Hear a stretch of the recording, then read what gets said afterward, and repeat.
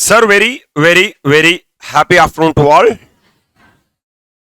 Sir, we are going to start a brand new topic or the subject called as indirect taxes.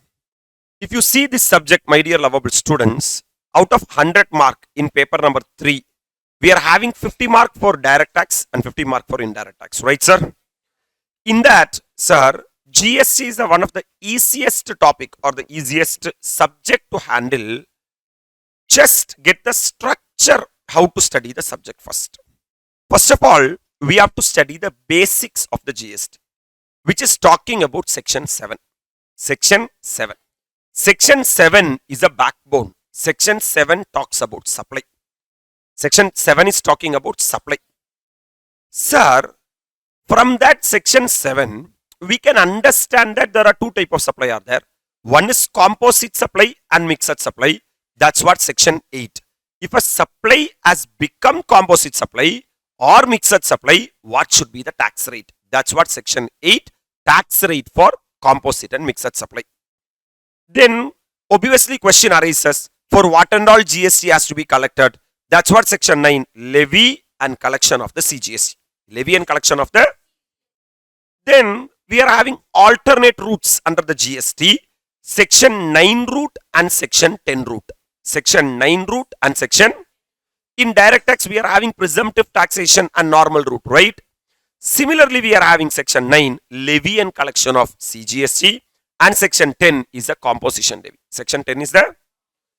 If you satisfy certain conditions, my dear lovable students, then you are liable to pay GST. Even though all the conditions to pay GST has been satisfied, for certain things, you are not liable to pay GST. That's what exemption, section 11. Exemption is section. This is what our basics of the GST, which is section 7, supply. Section 8, tax rate for composite and mixed supply. Section 9, levy and collection of CGST. Section 10, composition levy. Section 11, exemptions. This we can take it as part number 1, my dear lovable students. And we can proceed, start talking about what is the structure of section 7. Sir, section 7 is actually classified into 4 categories. 7 subsection 1, 7 subsection 1A, 7 subsection 2 and 7 subsection 3. This is the format or the body of section 7. In that section 7 subsection 1 again classified into 4 categories. 7 subsection 1 clause A, 7 subsection 1 clause AA, 7 subsection 1 clause B, 7 subsection 1 clause C. The hero is, for example, in accounts, if you say, we will say that there should be transaction. We have to journalize the transaction. This journal will be written in the ledger. Then we will take the trial balance. Then we will prepare the final accounts. This is the normal flow of accounts. The same way, in GST, my dear lovable students, you have to see first activities or transaction. First one is what? So there will be activities or transaction. If that activities or transaction satisfying certain condition, it will be treated as supply.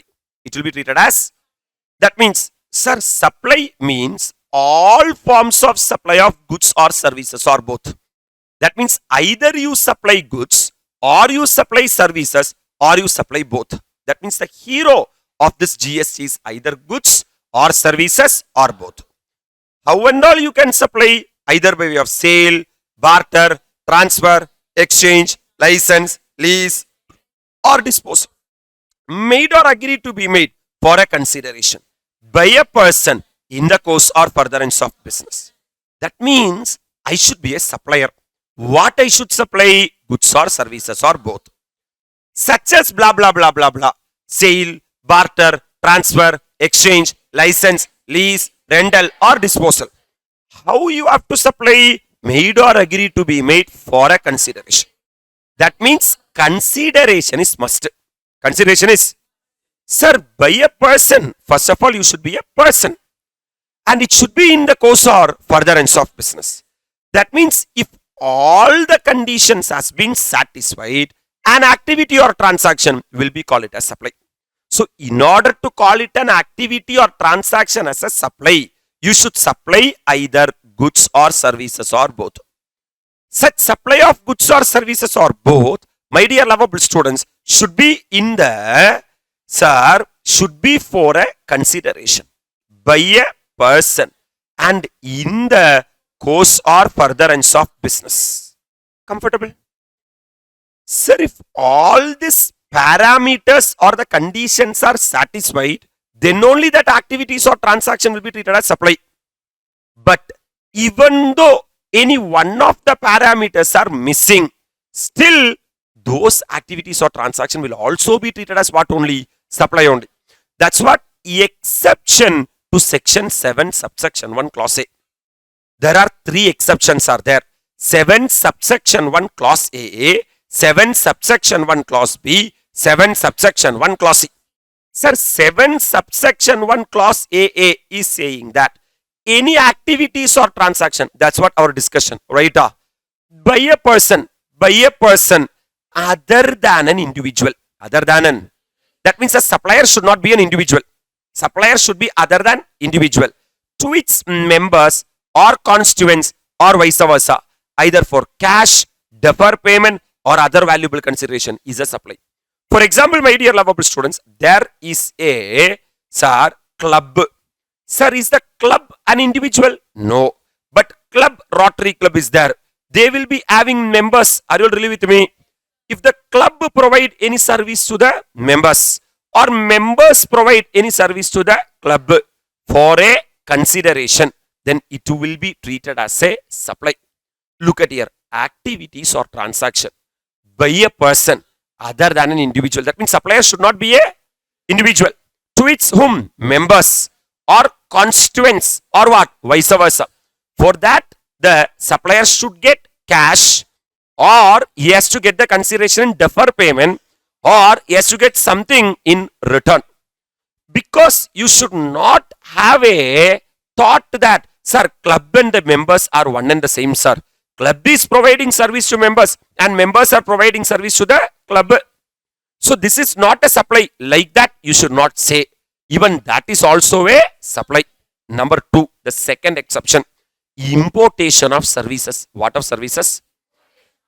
My dear lovable students, for the importation of services, service provider should be situated outside India and service recipient should be situated in India for a consideration, for a whether or not in the course or furtherance of business, whether or not in the, that means I am importing a services, that means service provider is situated outside India and service recipient is situated and I am paying consideration. There is no problem with consideration, but that import of services may be related to the business, may not be related to the business, still it will be treated as supply. That means if you import a service, it is a supply. The activity specified in schedule 1, as you all know that we are having 3 schedules, schedule 1, schedule 2, schedule 3. There are certain activities or transactions which are mentioned in schedule 1, made or agreed to be made without a consideration. So, there are certain activities or transactions which we said in schedule 1, even though there is no consideration for those activities or transaction, still those activities or transaction will be treated as supply. That's it. So, as per section 7, subsection 1, clause A, supply includes all forms of supply of goods or services or both. So, I should supply either goods or service or both, such as blah blah blah blah blah. Made or agreed to be made for a consideration. That means consideration is must. By a person is must. In the course or furtherance of business. It should be in the course or furtherance of business. But this section is having how many exceptions? One is section 7, subsection 1, clause AA. Look at here. Activities or transaction by a person. And that person should not be a. That means in section 7, subsection 1, clause A, we said that it should be by a person. The exception for the person. In direct tax, we call it person as the assessee. Are you all really with me?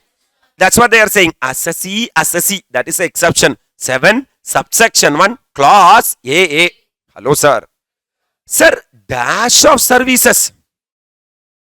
For a consideration, whether or not in the course or furtherance of That's why B stands for business. Are you all really with me?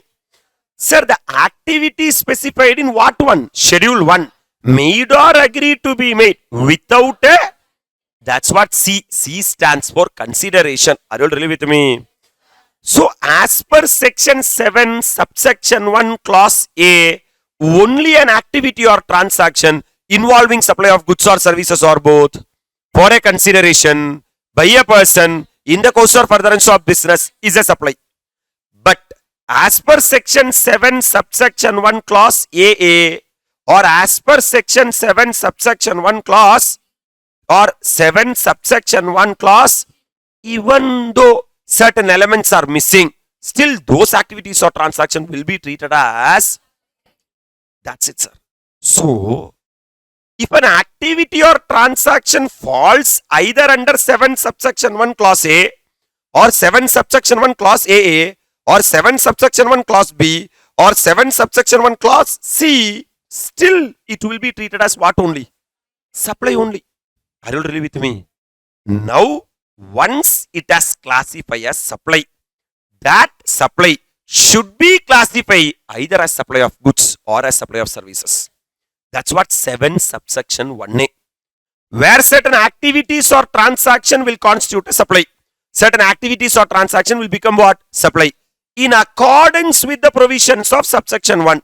Sir, inside this subsection 1, you are having clause A, you are having clause AA, you are having clause B, and you are having clause C. Right? So, once it falls under 7 subsection 1, then it shall be treated either as supply of goods or as supply of services as referred in schedule 2. As referred in. So, what is the story? Are you ready for the cumulative story? First one, what will be there? Activities or transaction will be there. Sir, if this activities or transaction falls under 7 subsection 1 clause A or 7 subsection 1 clause AA or 7 subsection 1 clause B or 7 subsection 1 clause C, it will be treated as supply. It will be treated as, for example, you are having only two options. Either these activities or transaction fall under this 4 section or these activities or transaction should not fall under this 4 section. It's like, my dear lovable students, sir, there is a object. This object should be classified into 2 categories. Either human being or monkey. Are you all really with me? If you are getting the answer as monkey, don't do research. Leave it. It is animal. It is wild animal. It is will be there in the forest, jungle, road, here, there. I am not interested. But if an activity or transaction is characterized as what being? Human being, I am having a doubt whether it is male human being or female human being. Are you really with me? The same way, if an activity or transaction falls under this 4 section, this will be called it as supply. Yes, sir. Once it is called it as supply, this has to be classified either as supply of goods or supply of services. Either as supply of goods or supply of services. Are you really with me? Sir, we have given a list for the supply of goods or supply of services.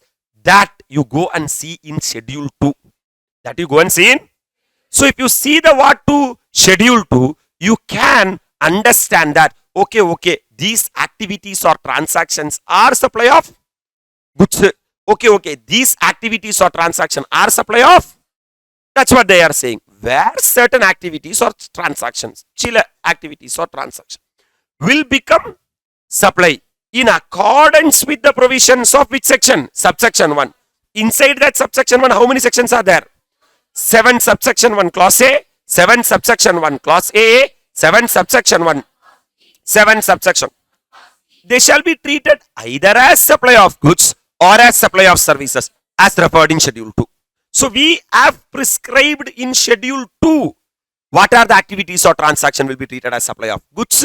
What are the activities or transaction treated as supply of?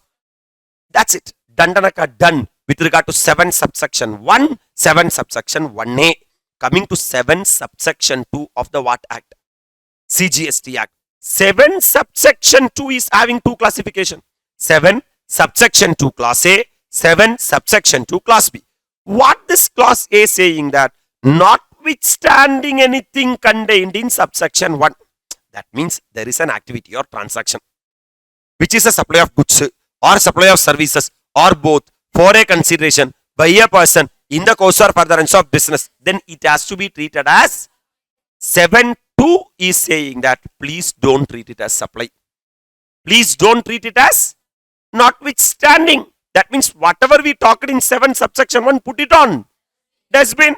Sir, activities or transactions specified in schedule 3. There is another schedule, new schedule called as schedule 3. In that we said certain activities or transaction. Are you really with me?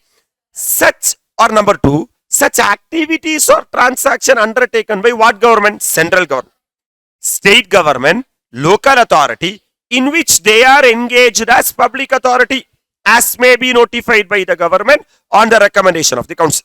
So certain activities or transaction will be undertaken by central government, state government, local authority, in which they are engaged as public authorities, as may be notified by the government on the recommendation of the, shall neither be treated as supply of goods nor be treated as supply of services. So certain activities or transaction we have specified in schedule 3, or such activities or transactions undertaken by the central government, state government, local authority, in which they are engaged as public authority, as may be notified by the government. Recommendation of the council shall neither be treated as supply of goods nor be treated as supply of. Now can we have a summary? The hero is the activities or transaction. That activities or transaction may fall in 7 subsection 1 or may fall in 7 subsection 2. If an activity or transaction falls in 7 subsection 2, then it is neither supply of goods nor supply of services. Leave it. This act, this subject will not be applicable. Are you really with me? Sir, if 7 subsection 1, my dear lovable students, if an activity or transaction falls under 7 subsection 1, it will be treated as supply. Right? Now, it's my basic responsibility to know that whether it is supply of goods or supply of service as specified in schedule 2. Am I right? That's what till now the discussion. Coming to 7 subsection 3 of the what act? CGST Act. What 7 subsection 3 is saying that you would have understood that 7 subsection 1. Yes sir, what and all are supply. 7 subsection 1A. Whether it is supply of goods or supply of services. 7 subsection 2. Neither supply of goods nor supply of. The government will do, sir, on the recommendation of the council. They will put a notification. They will put again one more notification. The transaction that are to be treated as supply of goods and not supply of what? Sometimes in schedule 2, my dear lovable students, they would have said that this activity or transaction is supply of goods now. But in future, they may put another notification saying that please don't treat this as supply of goods, treat this as supply of services. Number 2. And sometimes currently we would have said that this is supply of what? Services and not as supply of goods. Clarity? So for that, government is having power. For that, only 7 subsection 3 has been kept. Whatever sections we are talking, it is form part of the CGST Act. The parallel section has been kept in the IGST Act. That's what section 20 of the what Act? IGST Act. So provisions of section 7 of the CGST Act have also been made applicable to IGST wide section 20. Are you all really with me? One line summary of the entire discussion is supply includes. That means these items are supply. Supply excludes. These are not supply. Number 1, supply for a consideration in the course or what of business. Furtherance of business. 2 section. What are 2 section? 7 subsection 1 clause A. 7 subsection 1 clause AA. Comfortable. Importation of services for a consideration whether or not in the course or furtherance of business is also a supply as per section 7 subsection 1 clause B. There are supply without consideration. Which section? 7 subsection 1 clause C read with schedule 1. And activities to be treated as supply of goods or supply of services as specified in 7 subsection 1A read with schedule 2, my dear lovable students. Right, sir? And we are having negative list of services. That means these activities or transaction will neither be treated as supply of goods nor be treated as supply of services as per 7 subsection 2 read with schedule 3. Clarity? One line summary. Sir, in order to become an activity or transaction as an supply, it should be supply of goods or services or both. It should be for a consideration. It should be made by a taxable person and it should be made in the course or furtherance of business, and supply should be a taxable supply. If all the components are there for an activity or transaction, then you can say that, my dear lovable students, that activity or transaction is a fine. So as per section 7 subsection 1 clause A, supply includes all forms of supply of goods or services or. So you should supply either goods or services or both, such as sale, barter, transfer, exchange, license, lease, rental or disposal, made or agreed to be made for a consideration by a person in the course or furtherance of. So from section 7 subsection 1 clause A, I got 5 terms. What is goods? What is services? What is consideration? What is whose person? And what is the business? That's what we are going to discuss, my dear lovable students. This 5 definition we are going to talk about. Sir, goods means every kind of movable property. Goods means, is this calculator move from one place to another? So from the eyes of GST, calculator is a movable property. Hence these are goods. Is my specs, sir, goods? Is my watch goods? Is my chapel goods? Is land, building or both goods? No, sir, because it is not movable property. So every kind of movable property are what? Goods. And it includes actionable claim. And it includes, sir, you may ask a doubt that what is actionable claim? Sir, in IFOS, have you heard about casual income? Like lottery, betting, gambling, casinos, horse racing or online money gaming. These are what claim? So for the purpose of GST, that casual income item will be treated as goods. Are you really with me? That means for lottery, betting, gambling, we are having GST. Are you really with me? And growing crops, that means paddy, wheat, etc. or grass, pull and things attached to or forming part of land, that is wood, trees, etc. which are agreed to be severed. I am ready to going to cut that. I am going to use it as timber. Are you going to cut the tree for timber? It will be treated as goods. Are you agree with me? Sir, either before supply or under a contract of supply. So actionable claims are goods.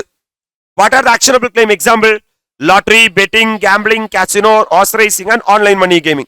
Comfortable? Sir, then growing crops, grass or things, chedi, maro are goods. So tomorrow if you are selling, sir, wood, the GST will be attracted. But it excludes what and what? Money and securities. Very simply money, simply shares and securities are not goods. That means for money and securities, what will not come? GST will not come. Are you really with me? That's it. This is what the definition of the goods. So what is goods? Goods means every kind of movable property. Goods includes actionable claims, growing crops or grass or things attached to or forming part of land, which is agreed to be severed before supply or under a contract of supply. And it excludes money and securities. Comfortable? Come on, man. Sir, you should supply either goods or services or both. Right, sir? I understood what is goods. Now question arises, what is services? Services means anything other than goods. Anything. So you tell me, is land, building or both goods? Is land building or both is goods? Then land building or both is a service as per GST. Because anything other than goods are services. Yes, sir. And it includes three things. Sir, actually these three things are not services, but for the purpose of GST, we are including in the definition. Number one, activity relating to what of money. If you are using the money and doing some transaction, it will be treated as services. Are you really with me? Or if you are converting the money from one form to another form. For example, money exchange dealers and all there, no. They will be converting the money from one form to another for a separate consideration. Then that will be treated as services and facilitating or arranging transaction in what? Securities. You are a share broker. You are a share dealer. You are helping to buy the share, sell the share. Then my dear lovable students, it will be treated as supply of services. But it does not include, sir, money and securities. That means even the definition of what also? Goods also and service also. Excludes what and what? Money and securities. So in exam question will ask, if you are selling shares, will GST attracted? No, sir. No, sir. If you are selling money, GST attracted? If you are converting money from one form to another, GST will get attracted. So two definitions done. What is the first one? Goods. Goods means every kind of movable property. Goods includes actionable claims, growing crops or grass or things attached to or forming part of land, which are agreed to be severed before supply or under a contract of supply, and excludes money and securities. Right, sir? What is services? Services means anything other than goods. Services includes activity relating to use of money or conversion of money from one form to another for a separate consideration, and facilitating or arranging transaction in securities, and excludes money and securities. Now, as a supplier, I should supply dash or dash or dash, goods or services or such as sale, barter, transfer, exchange, license, lease, rental or disposal, made or agreed to be made for a, sir, what is consideration, sir? Because you said that consideration is must. Consideration means payment in money or otherwise for the supply. Sir, I am providing you a supply. For that, either you give me cash or you can give a watch like this also. That is also a consideration under GST. So either payment in money or otherwise for the supply. And it includes monetary value of any act or forbearance for the supply. For example, I have provided one supply to you, but you are doing some activity to me. Adoda monetary value will also be treated as consideration by the recipient or any other person. That consideration can be paid either by you or by any other person. And it excludes subsidy given by dash or dash government. But any subsidy given by government, grant received from government will not be treated as consideration. Because who is paying consideration? Government. Sir, if you treat that as a consideration, again we have to pay back the GST to the government itself. Are you agree with me? That's what they are talking about, the consideration. So consideration may be in the form of money or it may be otherwise also. It includes monetary value of any act. That means you are doing something. Adoda enna value? Monetary value. Or forbearance for the supply. And it may be by the recipient or any other person. It can be paid. Consideration can be paid either by the recipient or any other person.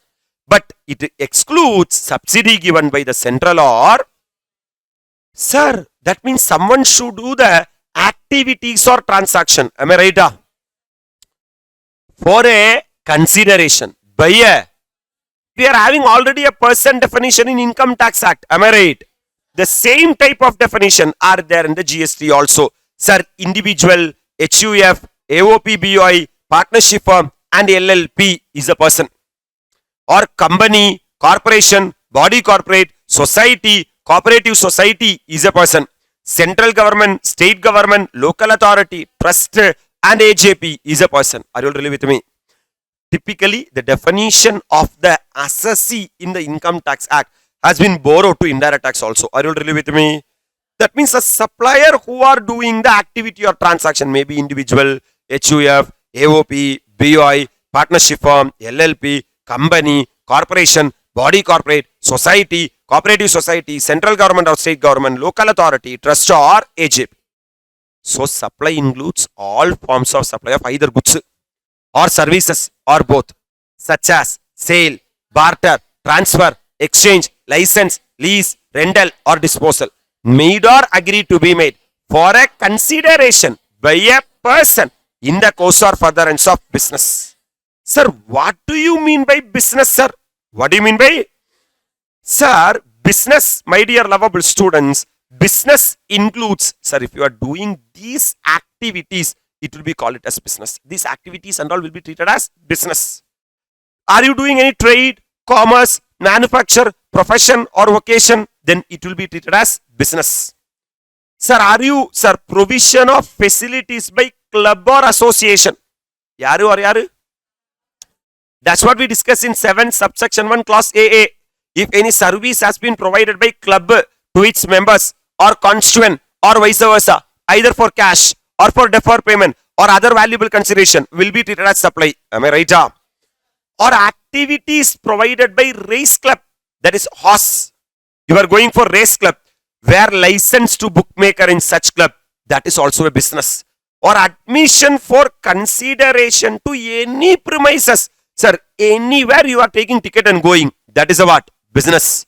Service as a what of office, holder of office. Tomorrow you are opening an office and you are providing service for a consideration, that will be treated as business. Any activity by government or local authority in which they are engaged as what authority? Even activities or transaction undertaken by government also will be treated as what? Business. And either supply or acquisition of goods, including capital goods and service in connection with commencement or closure of business. Either you are supplying the goods or you are acquiring the goods, it will be treated as business. That means, in order to become a supply, as per section 7, subsection 1, clause A, supply includes all forms of supply of goods or services or both, such as sale, barter, transfer, exchange, license, lease, rental or disposal, made or agreed to be made for a consideration by a person in the course or furtherance of business.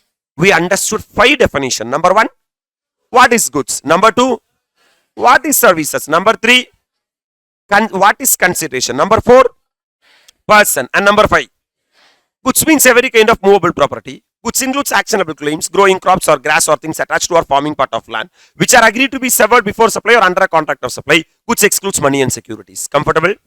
Service means anything other than goods. Service includes activity relating to use of money, conversion of money from one form to another for a separate consideration, and it includes facilitating or arranging transaction in securities, excludes money and securities. Comfortable? Consideration means monetary payment or otherwise for the supply, or you are doing any value of any act or forbearance for the supply. It can be given either by the recipient of supply or any other person, but it excludes government subsidy. Comfortable? Sir, $1 person, the definition of income tax, who is assessee, that is called as person. Correct? Sir, what is the business? Business means, are you supplying, sir, goods? It's a business. Are you providing service? It's a business. Is government is doing anything? It's a business. Are you doing trade, commerce, manufacture, profession? It is a business. Hello, sir. Are you going to any place by paying some consideration? It will be treated as a business. Comfortable? And supply should be a what supply? Taxable supply. Sir, an activity or transaction satisfied all the conditions, sir. But it should be a taxable supply. What supply? That means for a supply to attract GST, supply must be first of all taxable. That means it should not fall under section 11. What is section 11? Exemption. If it's fall under section 11, it is a supply but not a taxable supply. Then no need to pay the GST. That means taxable supply has been broadly defined and means any supply of goods or service or both which is leviable to tax under the what law? GST law. So first of all, supply should be a taxable supply. First of all, an activity or transaction should be a supply. Then it should be a taxable supply. Then only you are liable to pay the GST. And the supplier should be a taxable person. Supplier should be a. That means if you are going and drinking a tea in a normal, sir, tea shop, Kayendi Bhavan, are you liable to pay GST? No, sir. But Starbucks, That means a supplier should be a what person? So taxable person means a person who is registered or liable to be registered under section 22 or section 24. That means a supplier should be a registered person. Either he should take registration either under section 22 or under section 24. Because if the supplier is an unregistered person, my dear lovable students, sir, you are not liable to pay what at all. So even an unregistered person who is liable to be registered is a what person? Taxable person. Sir, actually I am liable to take registration, sir. Either under section 22, sir, or under section 24, sir. But I have not taken registration, sir. Still, you will be treated as a what person? Taxable person. Sir, whether you taken registration or not doesn't matter to become taxable person. Are you liable to take registration or not? If you are liable to take registration, you will be treated as a... Similarly, a person not liable to be registered at all. Actually, as per GST, you are not liable to register at all. But you voluntarily kept your head in the railway track. Gone and taken registration. But has taken voluntary registration. Got himself registered. Is also a taxable person. So, a person who are liable to take registration is a taxable person. Actually, no need to take registration. But voluntarily taken registration is also a... That means, sir, are you a registered person? Satyama solle. No, sir. You are going to Kayendivan and have a tea. Is the supplier registered person?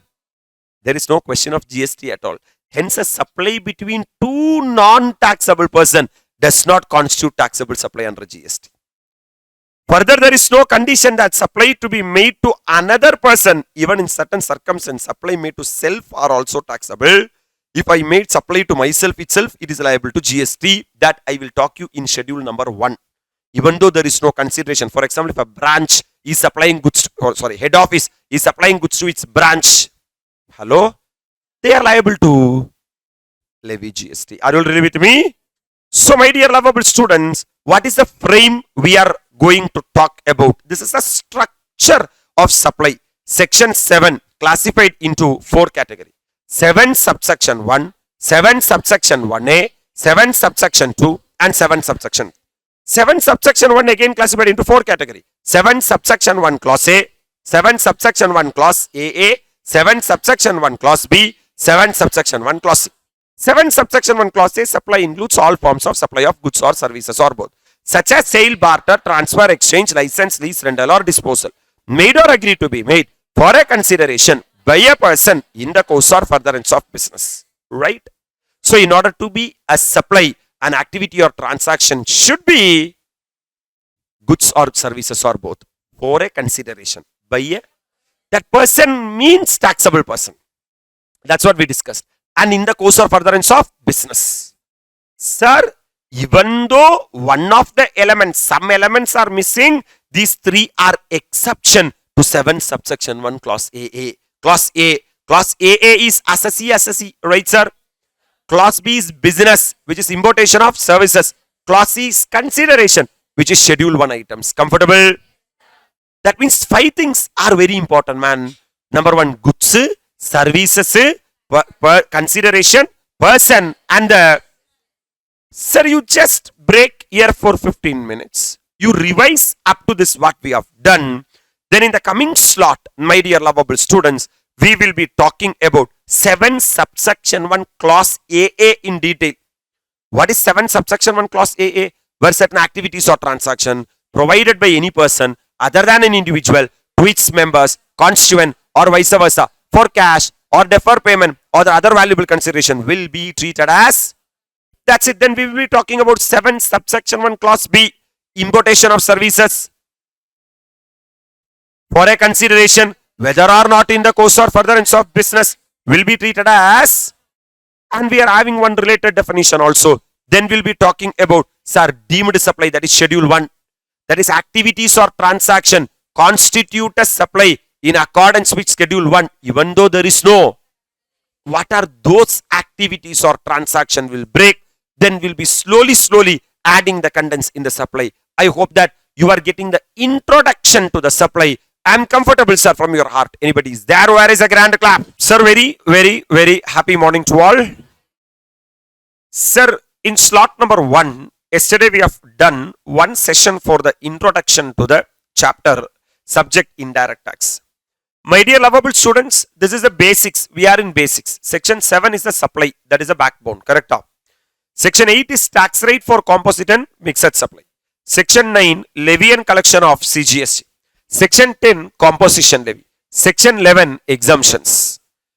So yesterday we started talking about supply. Section 7 is actually 4 subsections. 7 subsection 1, 7 subsection 1a, 7 subsection 2 and 7 subsection 3.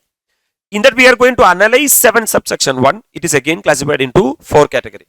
7 subsection 1 clause A, 7 subsection 1 clause AA, 7 subsection 1 clause B and 7 subsection 1 clause C. Right, sir? First of all, what was our understanding? There will be activities or transaction. Such activities or transaction, when we will call it as supply. Sir, supply includes all forms of supply of goods or services or both. That means in order to be a supply, either I should supply goods or services or both. These are the forms of supply, my dear lovable students. Made or agreed to be made for a consideration. It should be for a consideration. And it should be made by a person, and it should be in the course or furtherance of business. If these elements are satisfied, an activity or transaction will be treated as supply. As compared to yesterday, I've made one small 1 or 2 changes here, just realign to make it as smart notes.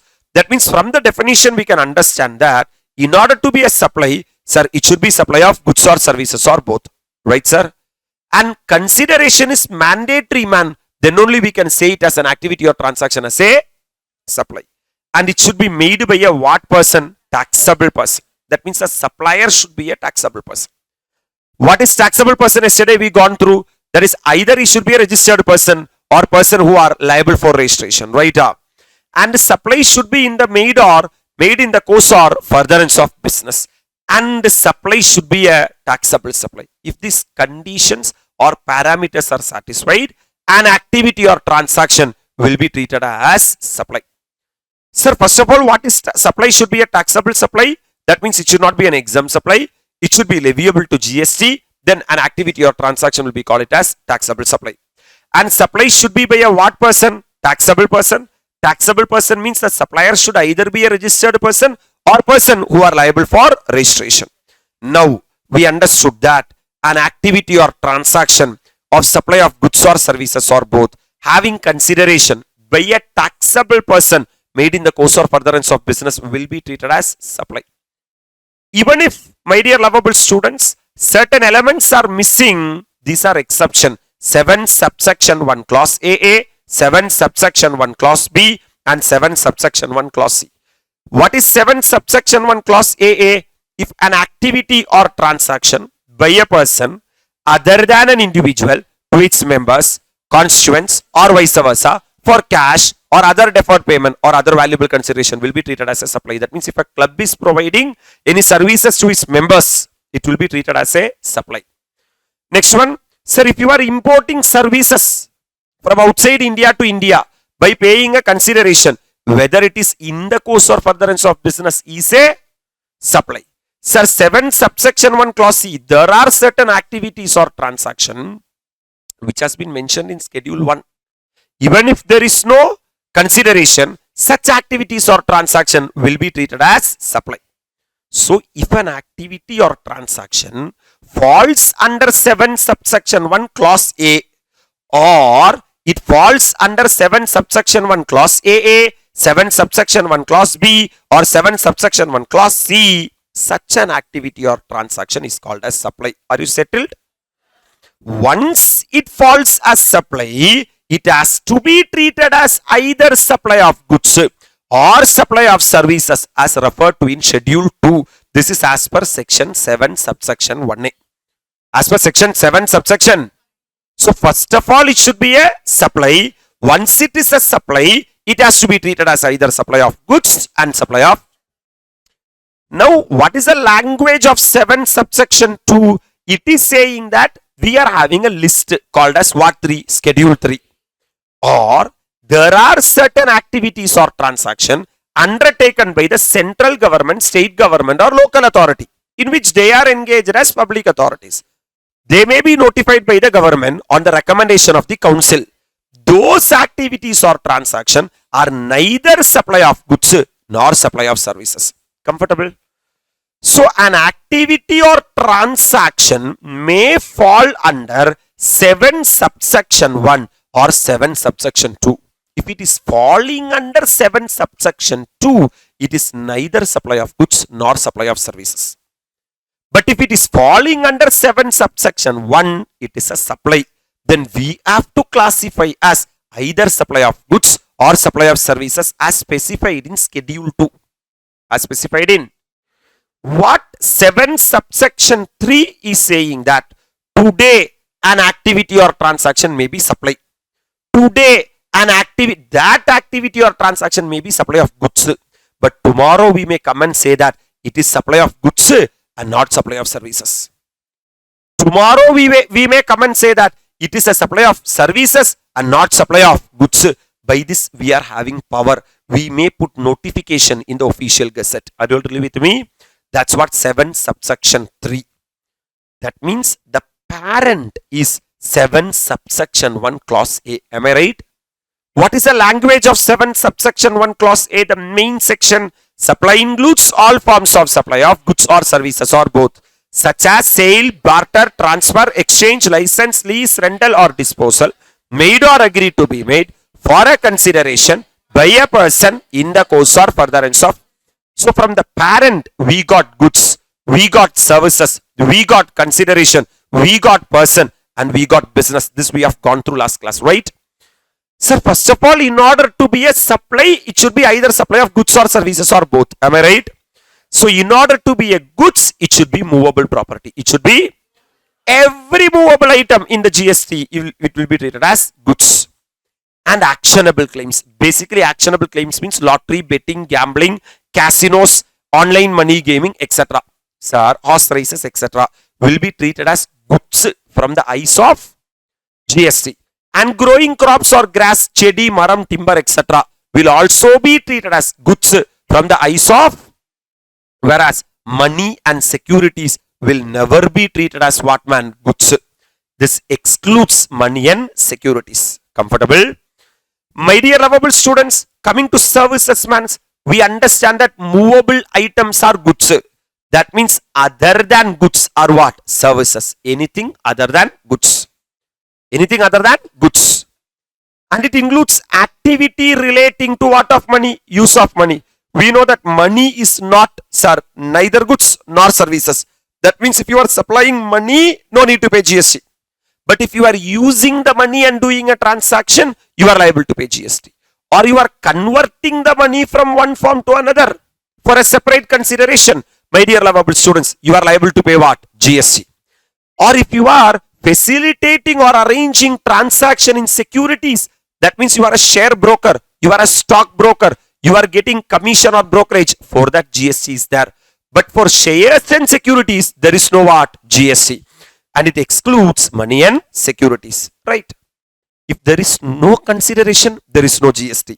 But if the activities or transactions are covered in N1, Schedule 1, even though there is no consideration, it will be treated as supply. So we are supposed to know what is consideration. Sir, consideration means payment in money or what for the supply. Otherwise for the supply. That means consideration may be in money or in kind. Are you really with me? Cash or in kind. Or you are not giving me any cash. You are not giving me any kind. But I have done one activity to you. You are doing some activity to me. For example, I am a doctor. I am providing you a service. You are a barber. You are cutting my hair. That is, if you cut a hair to some other person who have not provided services to you, you will be charging some consideration, right? That's what monetary value of any act. You have done some act, for that what is a monetary value? Or forbearance for the supply. For the supply which I have provided to you, what you have given back to me, that's its value. That is a consideration. Sir, you are studying from me, you are taking classes from me, sir, you have to pay me fees. Have you paid the fees or your parent paid the fees? Parents paid the fees. But is the service I provided to you or parent? To you. That means the consideration may be paid either by the recipient or by any other person. Even parents pays consideration will also be treated as consideration. and it excludes subsidy given by central and state government. Subsidy given by central and state government. Are you really with me? Sir, we understood that supply should be made by person.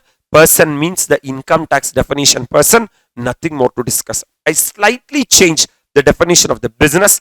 Business include ANM classes. Business include ANM is very famous for trade, commerce, manufacture, profession or vacation, my dear lovable students, or any activities incidental to or any activity of the same nature, whether or not there is volume or continuity. Or there is a club or association. If that club or association is providing any service to its members, that is also a business. Sir, if any license to bookmaker in a race club, in a horse club, you are taking a membership, they are also doing what? Business. They should not say that, sir, we are conducting for entertainment, sir. There is no business and all here, sir. Like that, they can't argue, sir. And admission for a consideration to any premises. Any place, if you are going and taking admission, then my dear lovable students, that is a business. Service as a N of office, holder of office, that is a business. Sir, even though the government is engaged as what authority? Public authorities. Then even that is also a business. Or supply or acquisition of the goods, including capital goods, that is also a business. Are you really with me? That's it. This is the maximum analysis of 7 subsection 1 clause A. I'm moving into 7 subsection 1 clause AA. The next one, very easy part. From here we will be continuing. I just gave a 10 minutes quick recap of what we have done yesterday. Come on. What is section 7 subsection 1 clause AA is saying? If any activity or transaction by any person other than an, that means a supplier should not be an individual. Supplier should be other than individual, right? To its members or constituents or what versa, vice versa, for either cash or defer payment or other valuable consideration is a supply. Understand? Supplier should be other than individual. Supplier should be. And recipients should be members. Members, that means take a club. Have you heard about Lions Club? Yes, sir. Have you heard about Rotary Club? Sir, they are providing service to its members. Correct? Or its constituents like branches, something, etc. Or vice versa. That means members or constituents are providing service to the club for a consideration such as cash or defer payment or other valuable consideration. It will be treated as a supply. It will be treated as a. Why this clause has come into existence in IDT, I will tell you. Sir, many people were having an argument that, my dear lovable students, we 10 people are starting a club. Every 10 of us are putting 1000 rupees in the club. So 1000 into 10 comes to 10,000 rupees are there.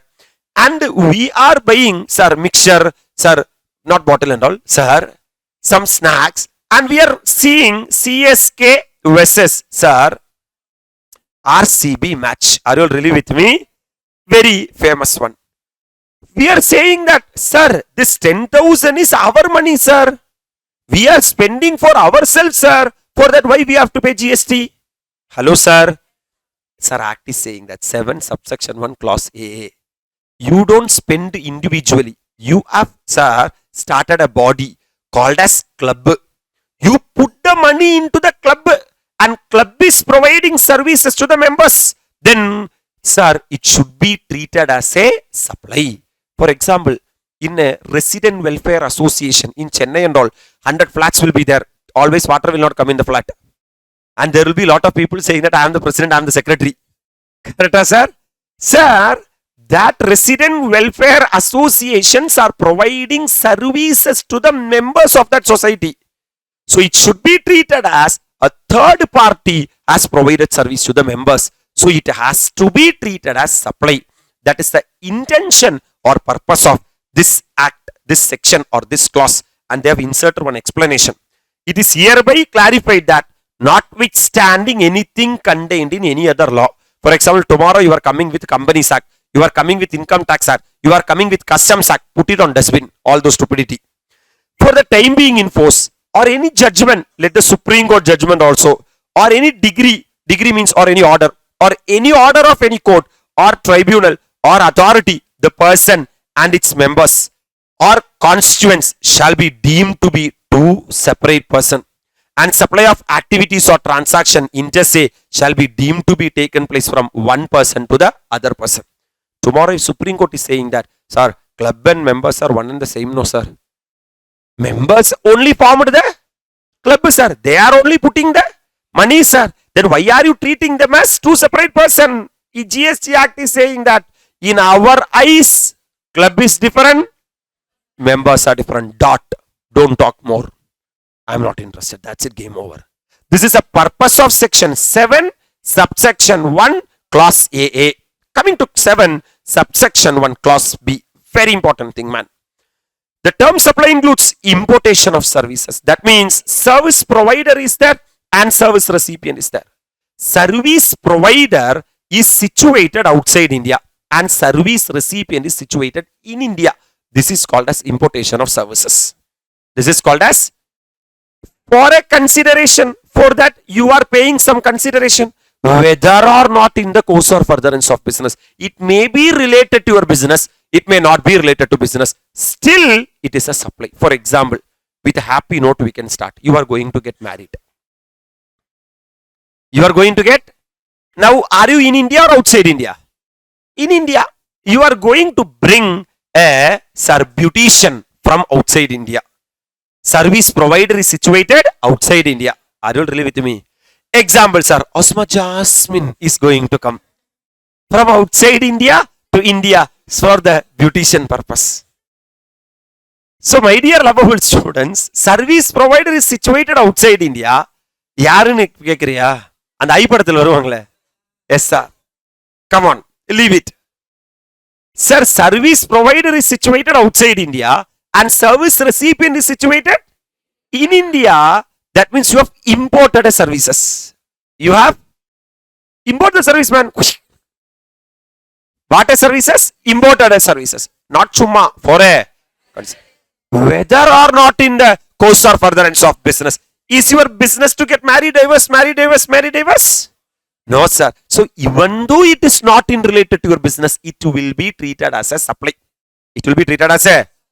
This you should understand, man. Import of services, man. It is applicable only for services and not for what? Goods. Because if you are importing goods, then Customs Act will be applicable. GST Act will not be applicable. Comfortable? And service should be provided for a consideration. Service should be provided for a. You should pay consideration because this is not schedule 1. Am I right? And service may be in the course or furtherance of business or not. That is, which may be related to your business, which may not be related to your business, still it will be treated as supply as per section 7, subsection 1, clause B. Can I proceed? You have to be very careful and you have to enjoy this exemption and understand very clearly, my dear lovable students.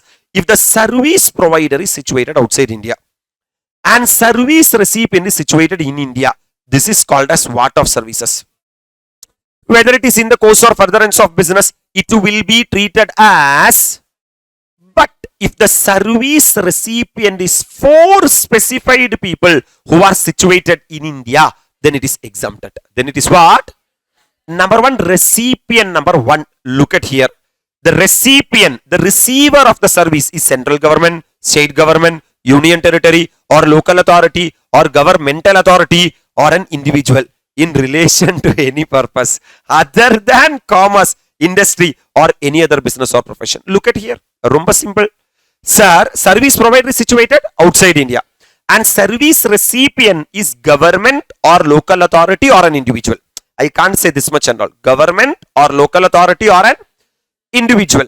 And they are importing services for any purpose other than business or profession. That means for their personal purpose, they are importing the service. It is exempt from GST. That's it. Game over.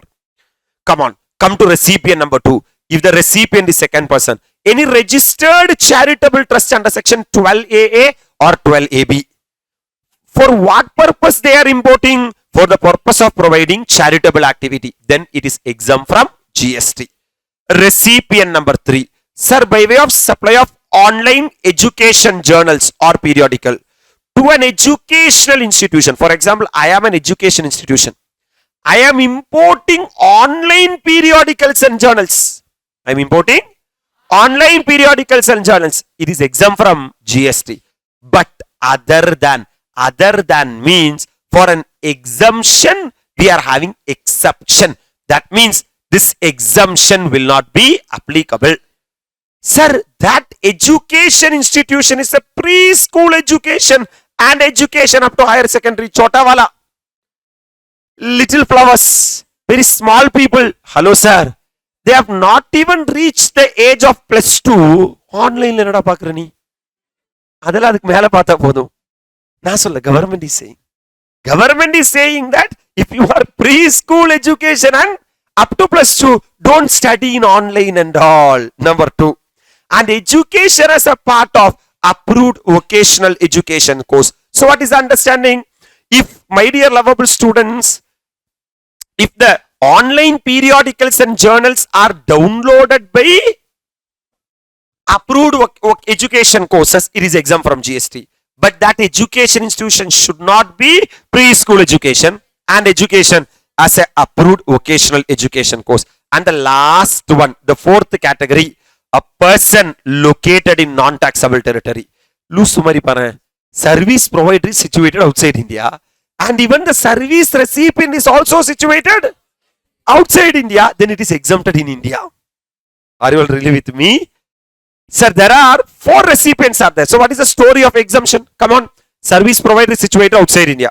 If the service recipient is a central government, state government, local authority or individual for any purpose other than the purpose of business or profession, it is exempt from GST. Number 2, if the recipient is a registered charitable trust under section 12A or 12AB, it is for the purpose of providing charitable activity in India, exempt from GST. Comfortable? If the service provider is situated outside India and service recipient is a education institution by way of supply of online periodicals and journal, it is exempt from GST. But this education institution should not be an institution where preschool education and education up to higher secondary or education as a part of approved vocational education courses. Comfortable? And the fourth one, if a person located in non-taxable territory, GST will not be applicable.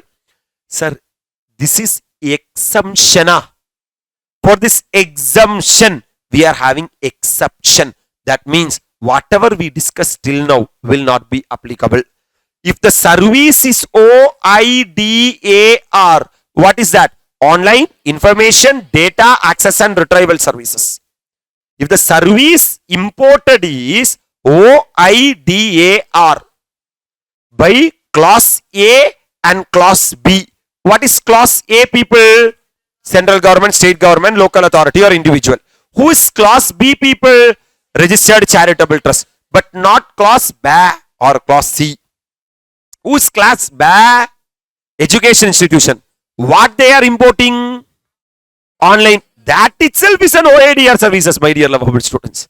After saying an exemption, if you are saying that this exemption is not applicable to B, then we have to see B. Are you really with me? That's why they stopped with entry number A and entry number B, and they have not came to entry number B.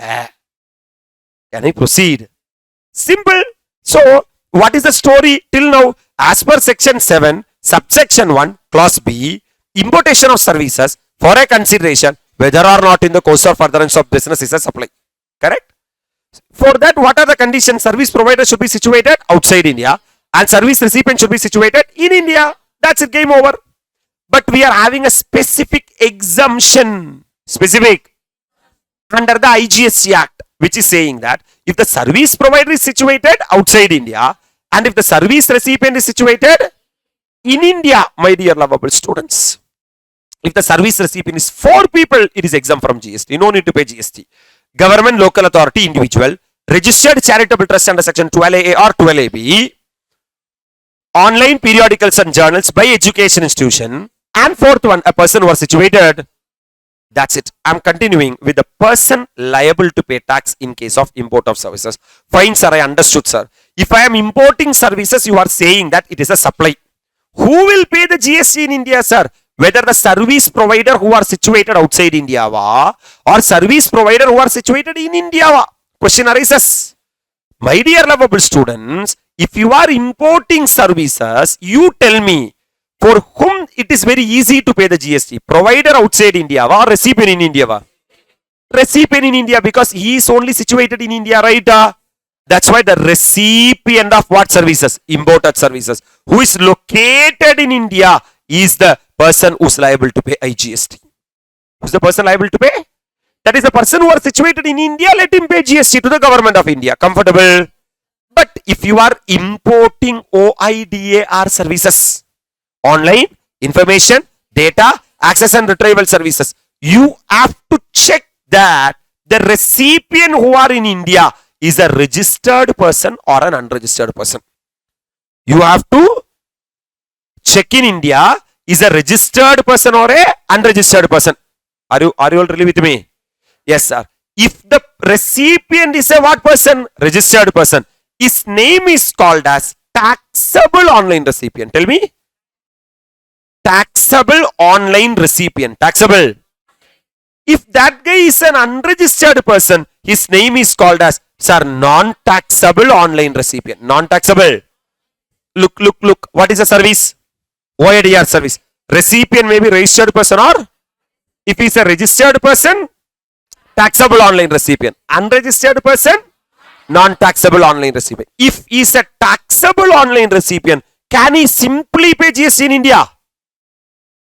Already has taken registration in India for GST registration. Can he simply pay? That's what they are saying. If the service provider is situated outside India, what service provider? OIDR service provider is situated and is providing to a taxable what recipient? Then service recipient, let him pay GST in India. Clarity. Whereas if he is providing to a non-taxable what recipient? Service provider who are situating outside India is liable to pay tax in India. Comfortable? But look at here. Generally, the service recipient who are situated in India is liable to pay GST.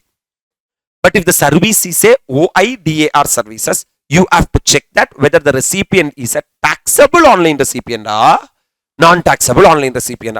If the recipient is a taxable online recipient, then recipient is a person liable to pay GST. If the recipient is a non-taxable online recipient, then service provider is a person liable to pay GST. Simple. In case if you are importing notified services through what commerce operator?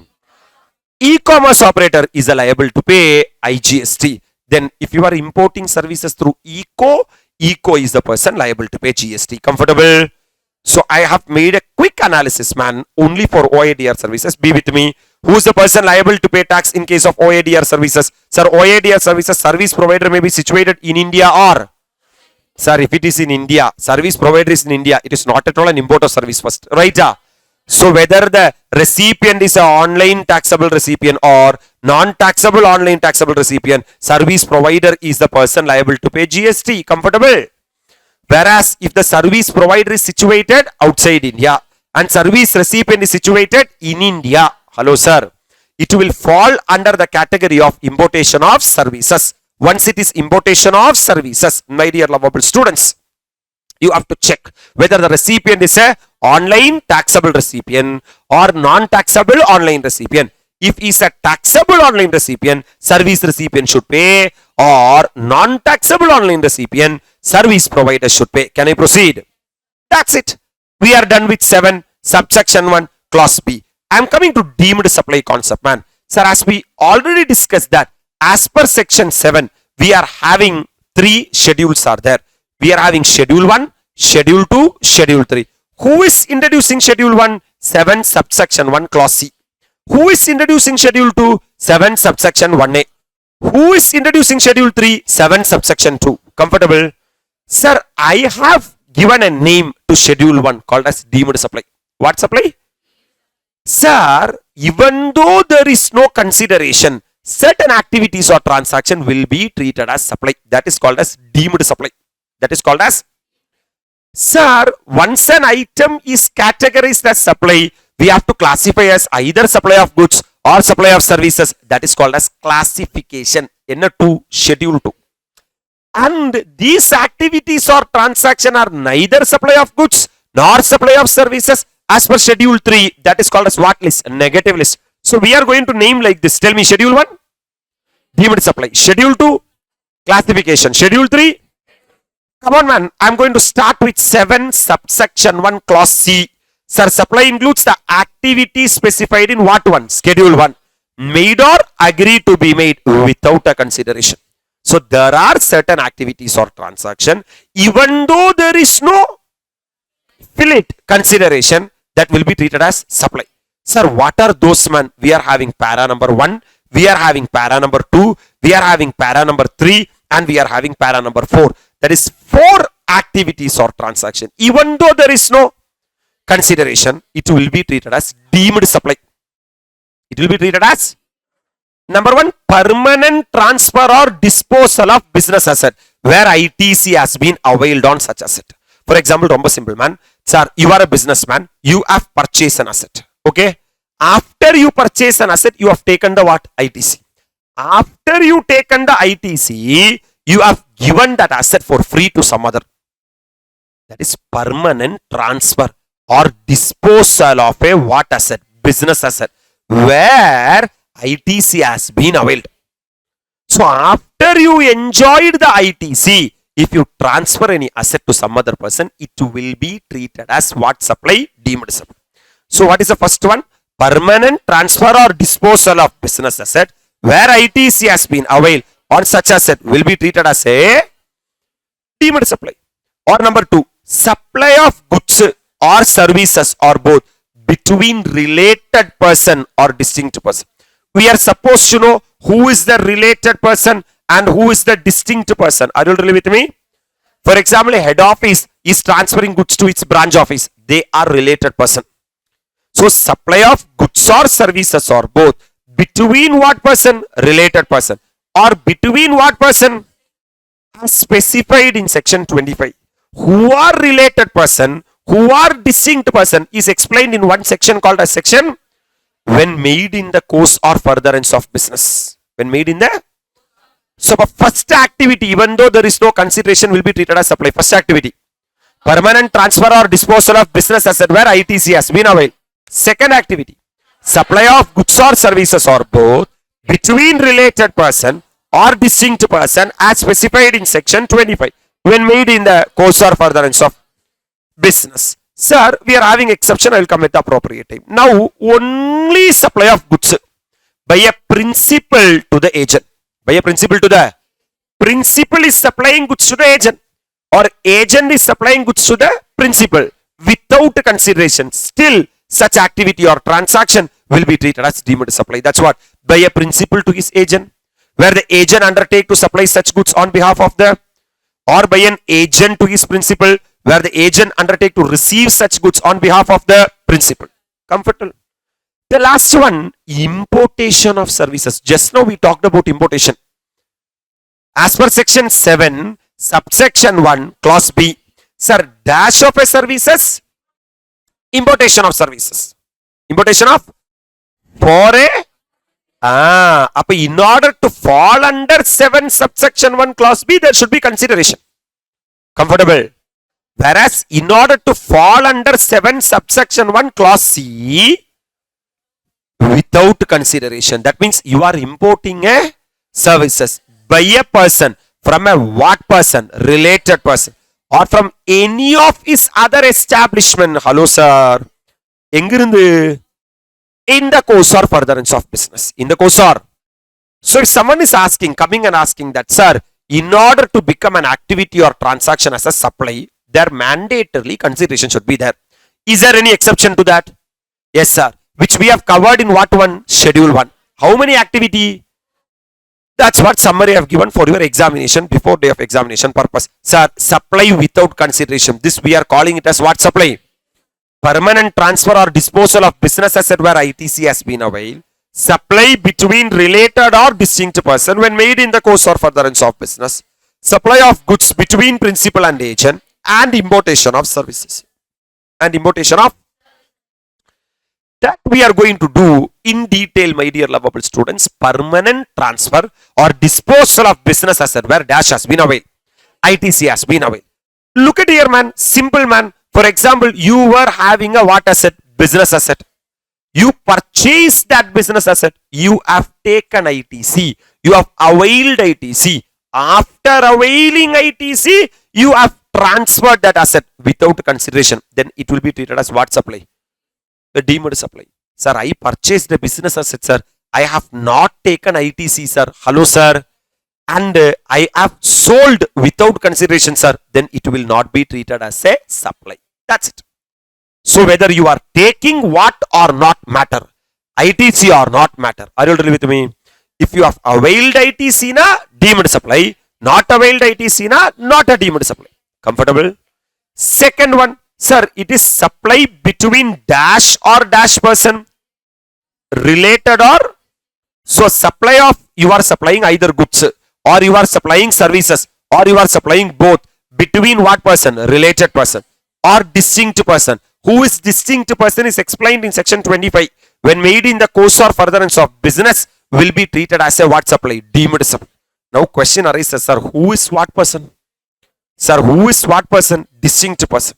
Distinct? GST Act is saying that these people are related person. For a company, officers or directors of one another's business are what person? Related person. For a partnership firm, legally recognized partners are what person? Generally, employer and employee are what person? And members of the same family, that is blood relationship, are what person? Related person. Sir, you are the sole agent of a principal, sole concessioner or sole distributor. Then you and your principal are what person? Related person. Based upon control. Sir, if one of them controls the other, one of them. For example, I am holding more than 51% stake in another company, then I can say that I am controlling the other, right? Or third person controls the other, third person. I am holding 51% or I am holding, sir, 30% in one company and they are holding some 20-30% in. So indirectly I am controlling the other. Or such person together controls the what? Other. 2% together controlling a third person. Then all of them are what person? Related person. Or third person hold more than or equal to 25% of voting stock of such person. Then we can say that they are related person. So tell me, number one, if you are officer or directors of one another's business, they will be called it as a related person. Legally recognized partners, then you partnership firm and partners are, or between partners itself, they are related person. Employer and employee are related person. Members of the same family are related person. Sole agent, sole distributor, sole concessioner are based upon control. If one person is controlling the other, they are related person. If third person controls the other, they are related person. Such person together controls the third person, they are related person. If third person is holding more than 25% of the voting stock, then also the term person also include what person? Legal persons. That means company also. Legal persons are also persons. Family means because, sir, members of the what family? Same family. What is the definition of family? Spouse and children of the person. For example, if I am an individual, my spouse and my children are my relatives. And parent, grandparent, brothers, sisters of the person of their wholly or mainly dependent on the said person. Can I proceed? Let me ask you a question. Is employer and employee are related person? Sir, for that we are having exception. Simple one exception. If any gift not exceeding how much? In value in a financial year by an employer to an employee shall not be treated as either supply of goods or supply of services. Because in direct tax 56 subsection 2 class 10 gift provision we have studied, correct? If an employer is giving gift to the employee where the value of gift does not exceed 50,000 in a financial year, sir, it will neither be treated as supply of goods nor be treated as supply of. This is what exception number 1. Exception number 2, employer will give lot of perquisite like rent-free accommodation, motor car, movable asset, medical facility, concessional loan, other perquisite. In salary chapter we have already discussed, right? Sir, why the employer is giving all that to the employee? Because it is on account of employment. Because it is on account of employment. So it will not be treated as supply of either goods or services. So this is the second exception. So even though employer and employee are what person? Related person, gift up to 50,000 is neither supply of goods nor supply of services. and any perquisite has been given by the employer to the employee will not be treated as either supply of goods or supply of services. Comfortable. What is the para we are talking about? Supply of either goods or services or both between related person or distinct person. Related person or? Till now we understood who and all are related person. Am I right? Now we are going to talk about who and all are distinct person. Who and all are? Sir, two people are distinct persons, sir. Section 25 than distinct person is explained. 25 subsection 4 is saying that separate registration make what person? For example, sir, I am ANM classes, my dear lovable students. I have taken in Tamil Nadu one registration and in Kerala another registration. In one state, one registration I have taken. Then separate registration one person taken. Now, even though both are ANM, will be treated as what person? Distinct person. Or establishment in another state is a what person? Separate person. I have not taken registration in Kerala, but I am having an establishment in Kerala. Still, I will be treated as distinct person. So, only two people will be called it as distinct person. Separate registration make distinct person. And also, establishment in another state is also a separate person. Are you really with me? So, what is the consequences, sir? Sir, because of this, sometimes my head office may be situated in Tamil Nadu and my branch may be situated in Kerala. Hello, sir. My dear lovable students, if you make any stock transfer or branch transfer from the head office to the what? Branch, it will be treated as deemed supply even though there is no consideration. That is a problem. That is a consequences. So, these two notes are very important for exam.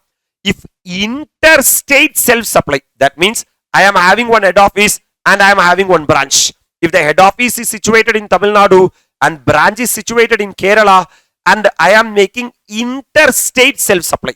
What state? That means goods are moving from one state to the another, such as stock transfer, branch transfer, consignment sale shall be taxable under what? IGST, even though such transaction may not involve payment of consideration. But if I am making intrastate self-supply, intrastate means, my dear lovable students, I am having a head office in Tamil Nadu, I am having a branch also in Tamil Nadu.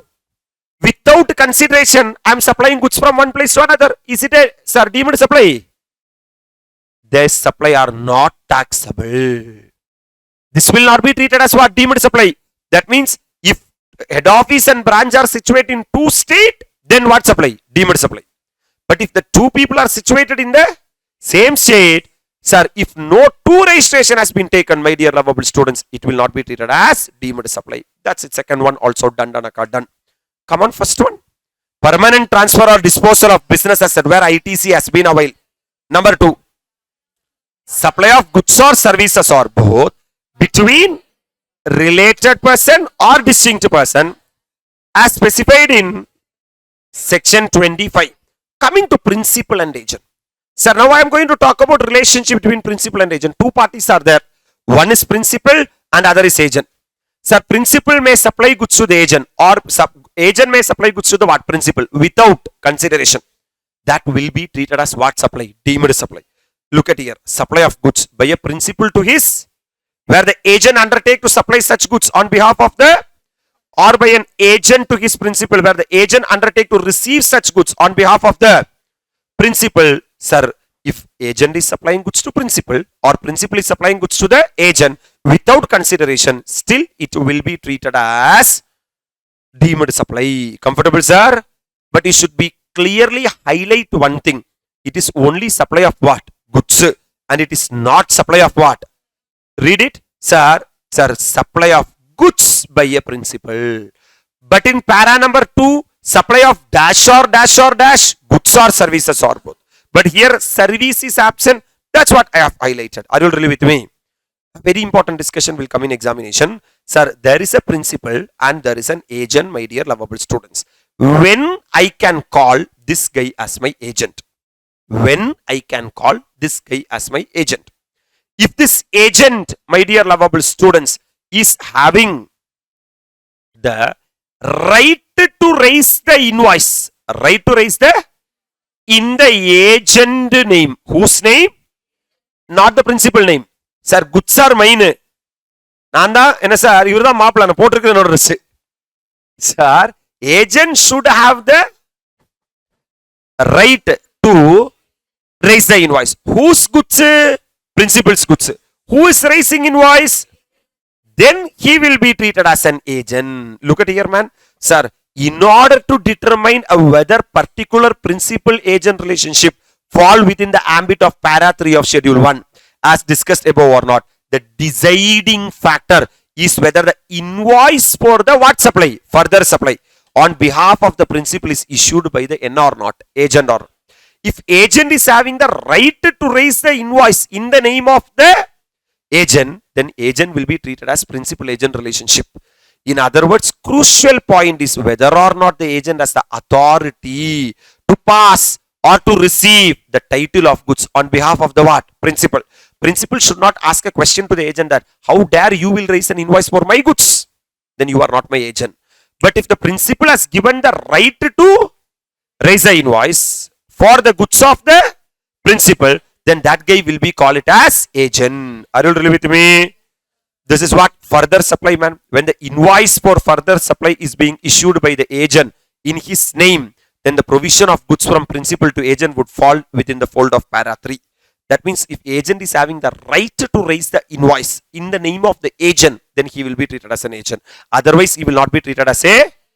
That's it. With regard to the third para also. What is para number 1? Permanent transfer or disposal of business asset where ITC has been availed.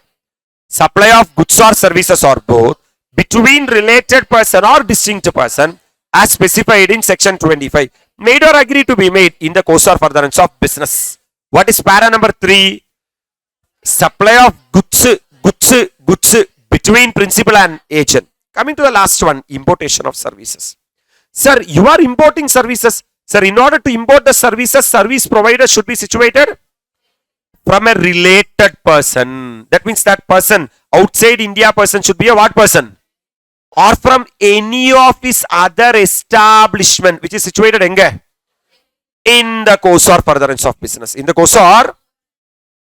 So, my dear lovable students, para number 4 is saying this many condition. Look at here. You should dash a services without a what? Consideration.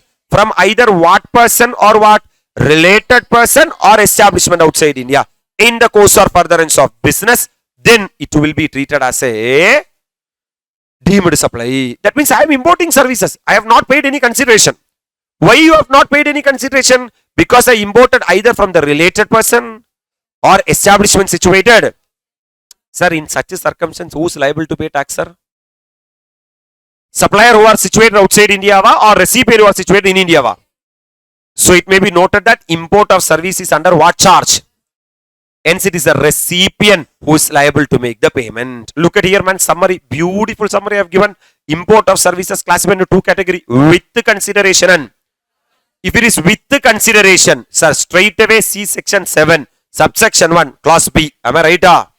If it is in the course of business, furtherance of business, it is a supply as per section 7, subsection 1. And it is also a taxable supply subject to conditions under section 6 of the IGST Act. Under section 6, we are having exemption. If the recipient is 4 people, it is exempt from GST. Just now we discussed, right? And if it is not in the course or furtherance of business, you have to check that whether it is OADR services or if it is OADR services, it is supply as per section 7, subsection 1, clause B. And it is a taxable supply subject to conditions under section 6 of the Act. If it is other than OADR services, man, supply as per, first of all, it is a supply, but it is not a taxable supply. Comfortable? Sir, if you are importing services without consideration, you have not paid any consideration. Hello, sir. You check it. Have you imported from related person or distinct person and it is in the course or furtherance of business? Then it is a supply as per section 7, subsection 1, clause C. Sir, other cases, it is not a supply. Comfortable?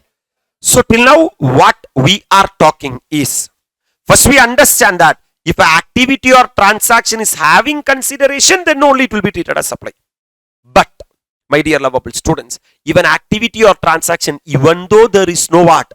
Consideration. 4 activities or transaction will be treated as supply. Number 1, permanent transfer or disposal of business asset where ITC has been availed. Supply between related or distinct person, which is supply of goods or service or both, made in the course or furtherance of business. Number 3, supply of goods between principal and agent, made in the course or furtherance of business. Importation of services from a related person or an establishment situated outside India without consideration, anyway without consideration only, in the course or furtherance of business will be treated as deemed supply. Right? Sir, in the coming slot, we will be talking about Schedule 2. What is Schedule 2? Classification. That means once an activity or transaction falls under the definition of the supply, it has to be treated as either supply of goods or supply of. In the coming slot, we will be doing that, man. Take a break of 15 to 20 minutes. Study and continue the lectures. Then you will be having a very level flow. Sir, once in the coming, we will be completing Schedule 2 part. Clear? I am with you, sir, from your heart. Anybody is there? Where is a grand clap? Sir, very happy afternoon to all. My dear lovable students, we are continuing with the revision of supply. Sir, first, always 5 to 10 minutes, I will be revising what we have done in the last slot on a cumulative basis. That will be helpful for you to get back into the track. Section 7 is talking about supply. Section 8 is tax rate for composite and mixed supply. Section 9 is levy and collection of CGST. Section 10 is composition levy. And section 11 is exemption, my dear lovable students. Sir, section 7, this is a structure we have done, classified into 4 categories. 7 subsection 1, 7 subsection 1A, you also join along with me. 7 subsection 2, 7 subsection 1 again classified into 4 categories. 7 subsection 1 clause A, 7 subsection 1 clause AA, 7 subsection 1 clause B, 7 subsection 1 clause C. What 7 subsection 1 clause A is saying that supply includes all forms of supply of goods or services or both, such as sale, barter, transfer, exchange, license, lease, rental or disposal, made or agreed to be made for a consideration by a person in the course or furtherance of business. So, in order to be a supply, 5 conditions should be satisfied. Supply should be of goods or services or both, for a consideration, made by a taxable person, made in the course or furtherance of business, and should be made by a. Sir, we are having exception to section 7, subsection 1 clause A, which are section 7, subsection 1 clause AA, 7 subsection 1 clause B, 7 subsection 1 clause C. Right, sir? What section 7 subsection 1 clause AA is saying that any activity or transaction made by any person other than an individual to its members, constituents or vice versa for cash, defer payment or other valuable consideration will be treated as a supply. As per section 7 subsection 1 clause B, importation of services for a consideration whether or not in the course or furtherance of business is a. As per section 7 subsection 1 clause C, activity specified in schedule 1 made or agreed to be made without a consideration will be treated as a. Sir, once an activity or transaction is designed as supply or fall under supply, it has to be classified as either supply of goods or supply of services as specified in schedule 2. Right, sir? Sir, even if all the elements are there, certain activities or transaction will not be treated as supply. That's what 7 subsection 2. Certain activities or transaction which are specified in schedule 3, or such activities or transactions undertaken by the central government, state government or local authority in which they are engaged as public authorities as may be notified by the government on the recommendation of the council shall neither be treated as supply of goods nor be treated as supply of. Today, certain activities or transaction we may set it as supply of goods, but tomorrow we will change into supply of. And today we may set that certain activities or transaction as supply of services, and tomorrow we may change into supply of. My dear lovable students, we are having 5 related definition. Number 1, goods, services, consideration, person and business. I will come to the discussion of this at the appropriate time. And we have talked about deemed supply, We are having 7 subsection 1 clause C, which is talking about schedule 1. In that schedule 1, there are 4 activities or transactions are there. Permanent transfer or disposal of business asset where ITC has been away. Supply between related person or distinct person made in the course or furtherance of business. Supply of goods between principal and agent and importation of, thus that will be treated as deemed supply is what our discussion. So in this slot, my dear lovable students, we are going to talk from classification.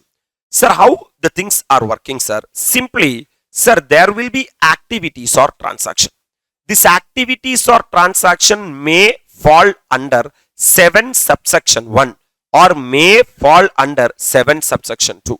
If an activity transaction is covered under 7 subsection 2, it is neither supply of goods nor supply of services, sir, that this discussion itself will not be applicable. Or if an activity or transaction falls under 7 subsection 1, it has to be treated as supply. Once it has been treated as supply, it has to be classified into either supply of goods or supply of services. Right, sir? Whether an activity or transaction is supply of goods or supply of services are covered in schedule 2.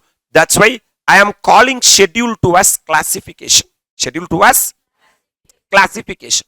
Because it's classify the supply into either supply of goods or supply of services. Right, sir?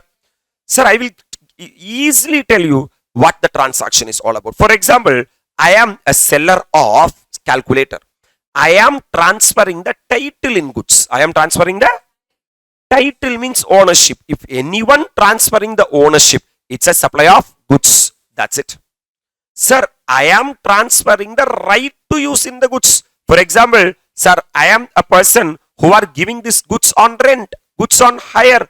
After usage, you have to give back to me. That means title is not transferring. Is it supply of goods? No, it's a supply of services. That's it.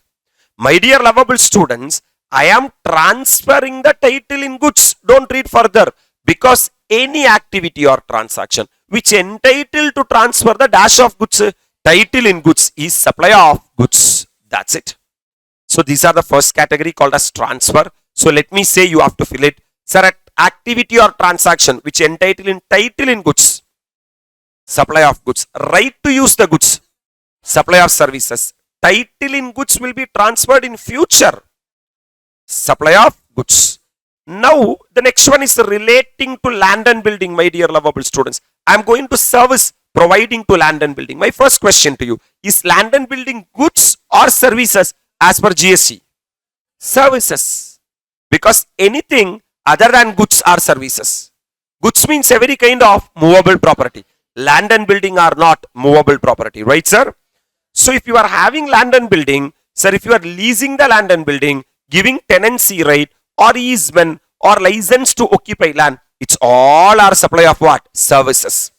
Sir, if you are having a building, with that building you are leasing the building, letting out the building, either wholly or partly of the building, including a commercial, industrial or residential complex for what or what? Business or commerce, is a supply of services. My dear lovable students, sir, anything you do relating to land is a supply of service. Anything you do relating to building is a supply of services. Are you totally with me? Now, sir, I am a principal. Sir, you are my job worker. That means I will send the goods to you and you have to do some job work. You know what is the job work? I will, sir, manufacture this calculator. I will send to you, you have to put this sticker called as ANM. That's it. That's a job work you are doing. So you are, sir, doing a work on my goods, right? Then it's a supply of services. If the job worker carried out any process on input belonging to other means principal, it will be carried out as services by him. Are you all really with me? So job worker is doing not supply of goods, is doing supply of services. Now I am coming to talk about the next area called as transfer of business asset. Transfer of, so I am a businessman, I will be having business asset. What are the two category of business asset? Fixed asset and current asset, my dear lovable students. I may sell the fixed asset, I may sell the current asset, right?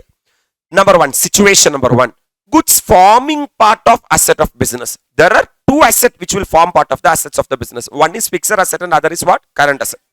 are transferred or disposed of under the direction of the person carrying on the business. I am the person who are carrying the business. I am the owner of the business. I am saying that you dispose these goods. You dispose these goods. You sell the goods. You transfer the goods. These goods are belonging to the business. These goods are belonging to the as no longer to form part of those assets. After that transfer, that asset is no longer to form part of the asset of the business. That means it's a permanent transfer or disposal of business asset.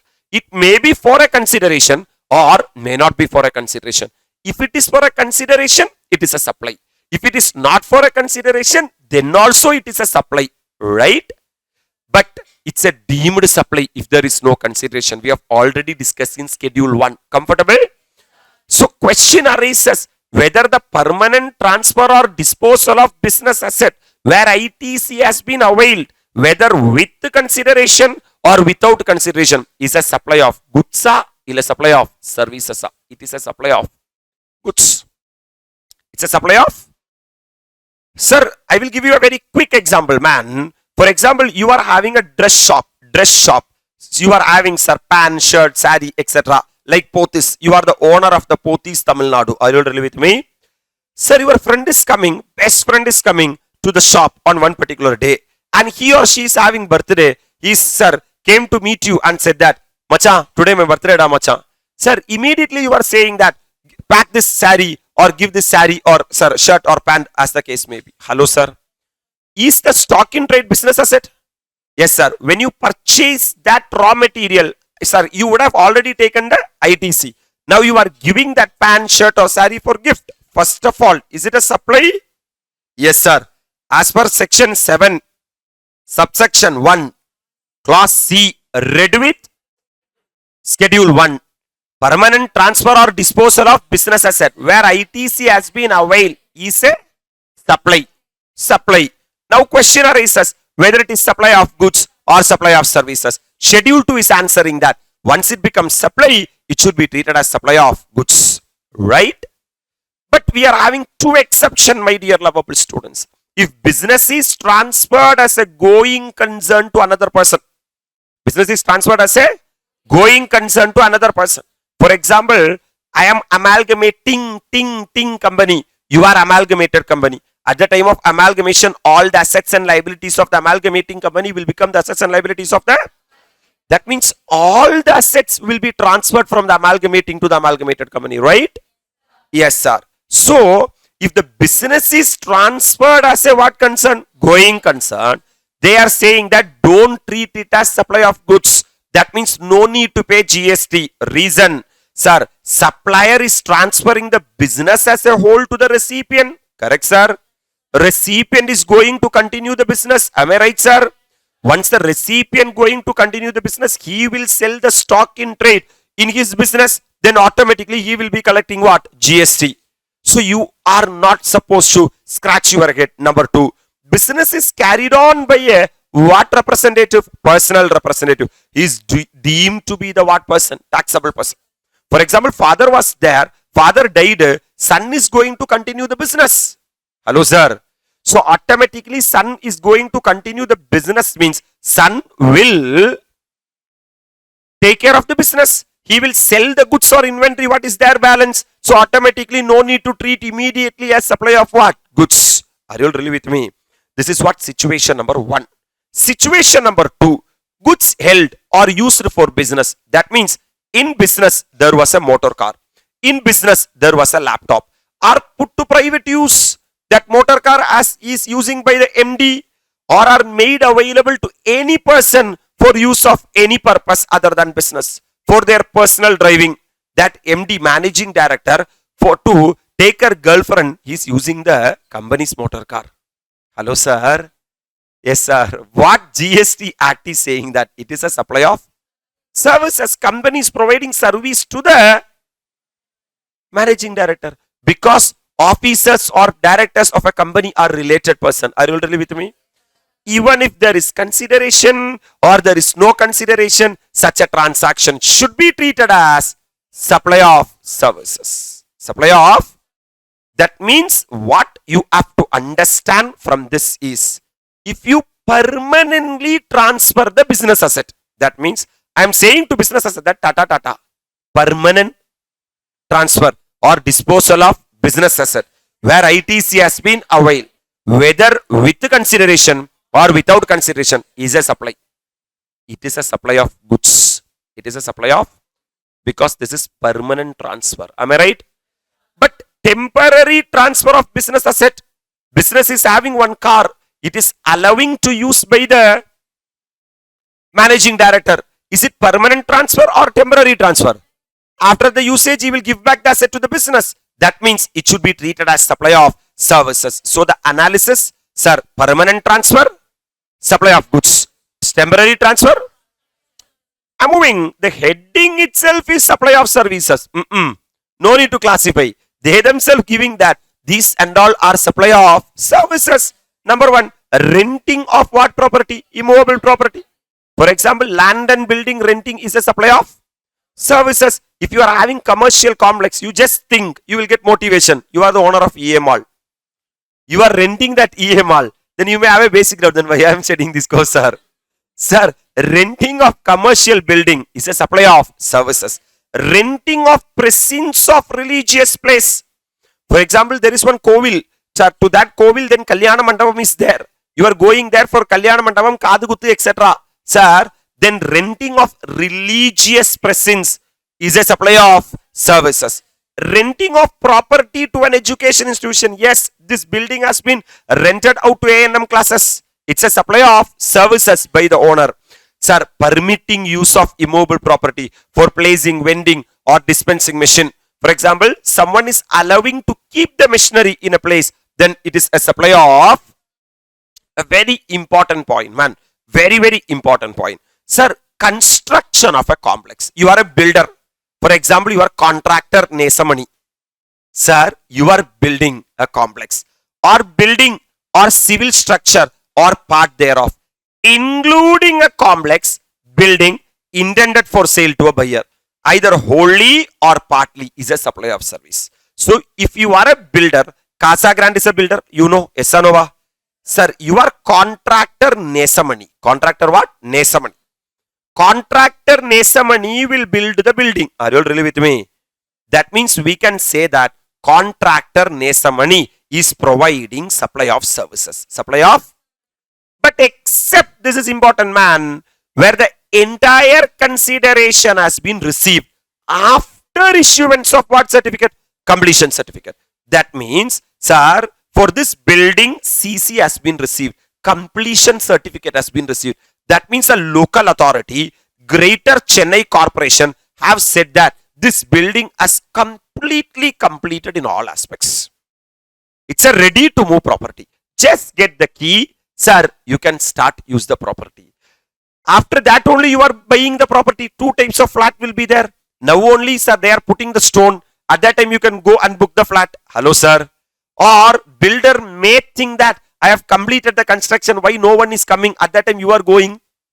Hello, sir. So if the property is 100% completed and after that you are going and paying 100% entire consideration, it will not be treated as supply of services. Or after it's what occupation? First occupation. You are saying that let me occupy for certain months, then I will pay the consideration. Whichever is earlier, then my dear lovable students, it will not be treated as supply of service. This is an exam prone area like accident area. Listen very carefully. Generally, a contractor is providing any service, it's a supply of services. Are you all really with me? Yes, sir. Sir, you have to analyze that when the consideration has been received.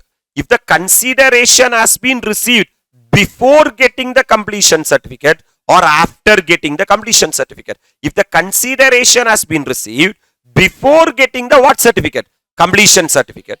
My dear lovable students, it will be treated as supply of services. If the consideration has been received after completion certificate, then it will not be treated as supply of. That's it. Construction means and all there. I'm moving into the fourth situation with regard to the immovable property.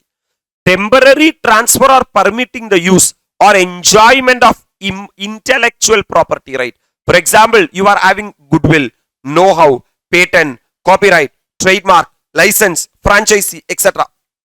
You know, sir, I am having the right to manufacture this calculator like this. This shape is I have find out.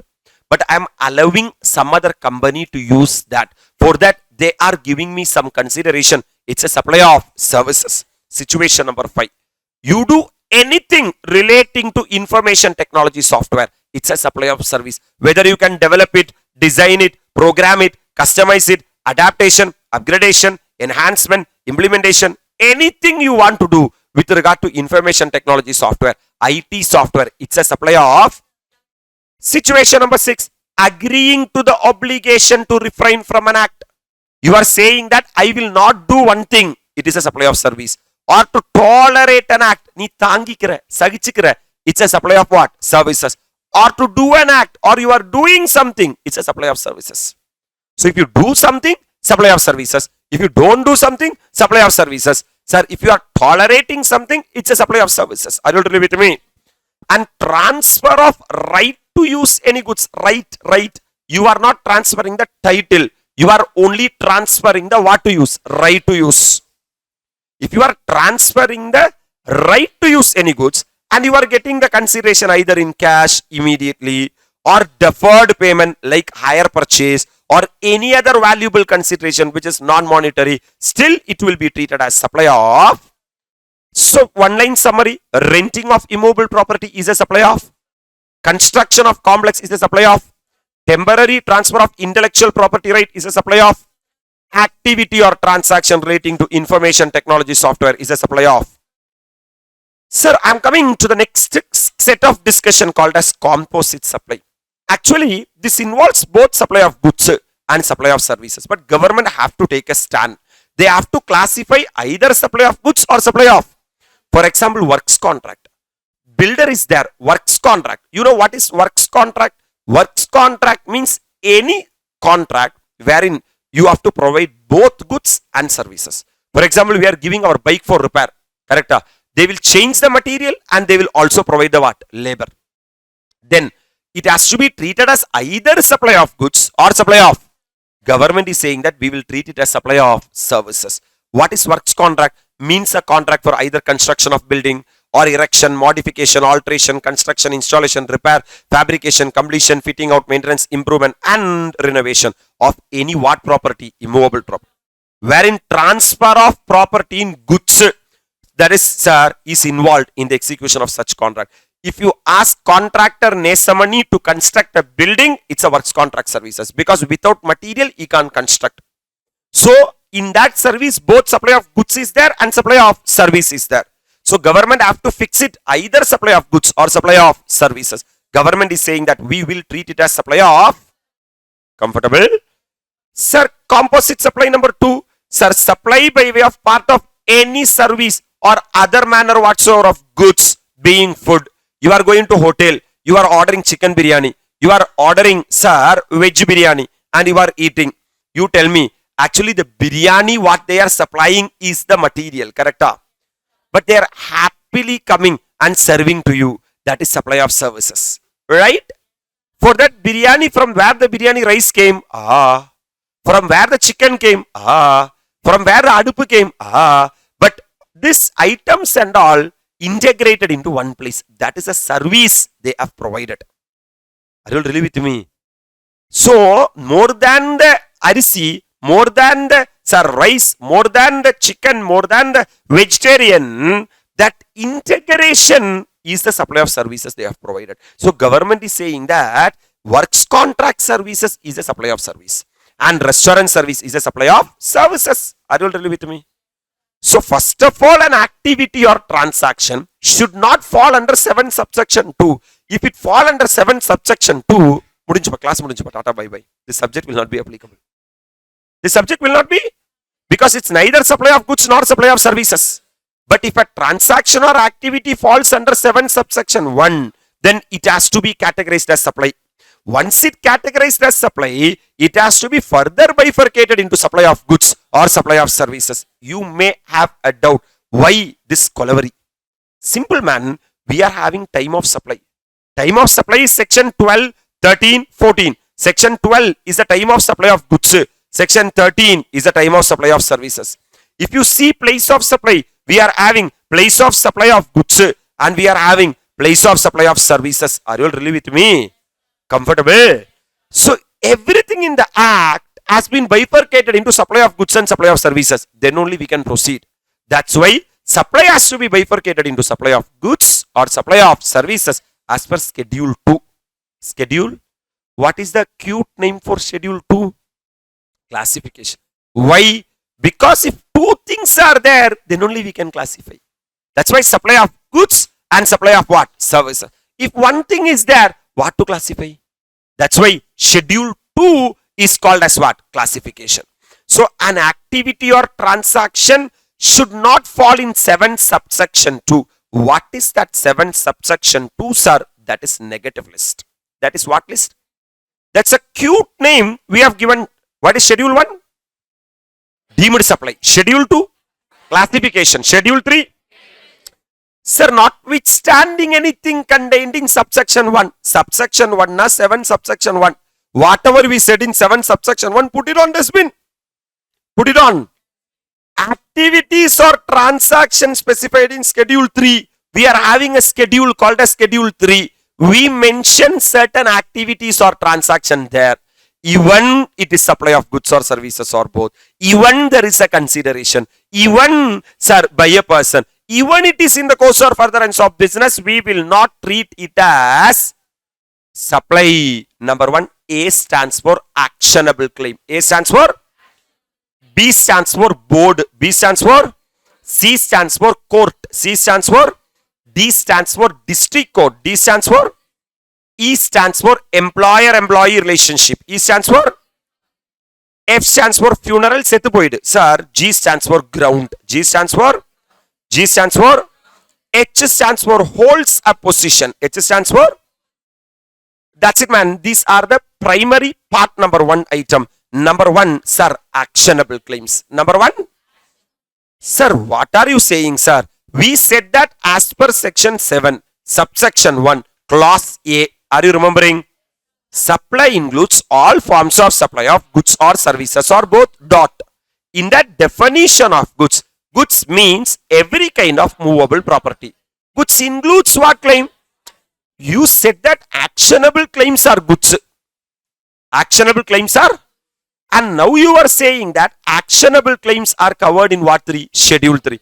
That means it is neither supply of goods nor supply of services. Then for what purpose they have treated actionable claims as goods? Question arises, sir, actionable claim other than what actionable claim? That means all actionable claims are goods. All actionable claims are goods. But all actionable claims are not there in schedule 3. Other than what? Specified actionable claim. Question arises, what are specified actionable claim? Sir, lottery, betting, gambling, horse racing. Sir, oh my God. Online, money, gaming. Are you all really with me? These are specified in a claim. Actionable claim. These items are not there in the schedule 3. That means these, if you supply this item, these are supply of goods. These are supply of. This will attract GST, my dear lovable students. Are you able to appreciate? So, actionable claim other than specified actionable claim. Specified?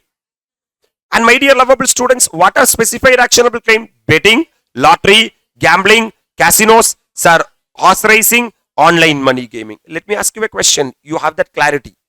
All actionable claims are goods. But all actionable claims have not been included in the schedule 3. Schedule 3 is saying that actionable claims other than specified actionable claims. Other than? What is other than specified actionable claims? Lottery, betting, gambling, casinos, horse racing and online money games. This is what A. What is A? Actionable claims other than? B stands for board. Functions performed by member of parliament, member of state legislature, member of panchayat, member of municipality and member of other local authorities. Members, MLA, MP, if they provide anything, it is neither supply of goods nor supply of. They are called as the representatives of the people. Hello, sir. So it is neither supply of goods nor supply of services by any court or tribunal. High Court, Supreme Court are there for the benefit of the people. So they are neither providing supply of services or supply of goods. And what do you mean by courts, sir? Court include even district court, even High Court and even Supreme Court. Don't think that court include only High Court and Supreme Court. Can I proceed? Sir, very important part. Service by an employee to an employer. Service by an... So two people are there. Services by employer to the employee is covered in Schedule 1. Because supply of goods or services or both by a related person or distinct person made in the course or furtherance of business will be treated as supply. In the definition of the related person, sir, we are having based upon relationship. We are having, sir, officers or directors of one another's business, legally recognized partner, employer and employee. That means if an employer is providing service to a employee, then it will be treated as supply. But it is having two exceptions. Gift in excess of 50,000 and perquisite. Are you remembering?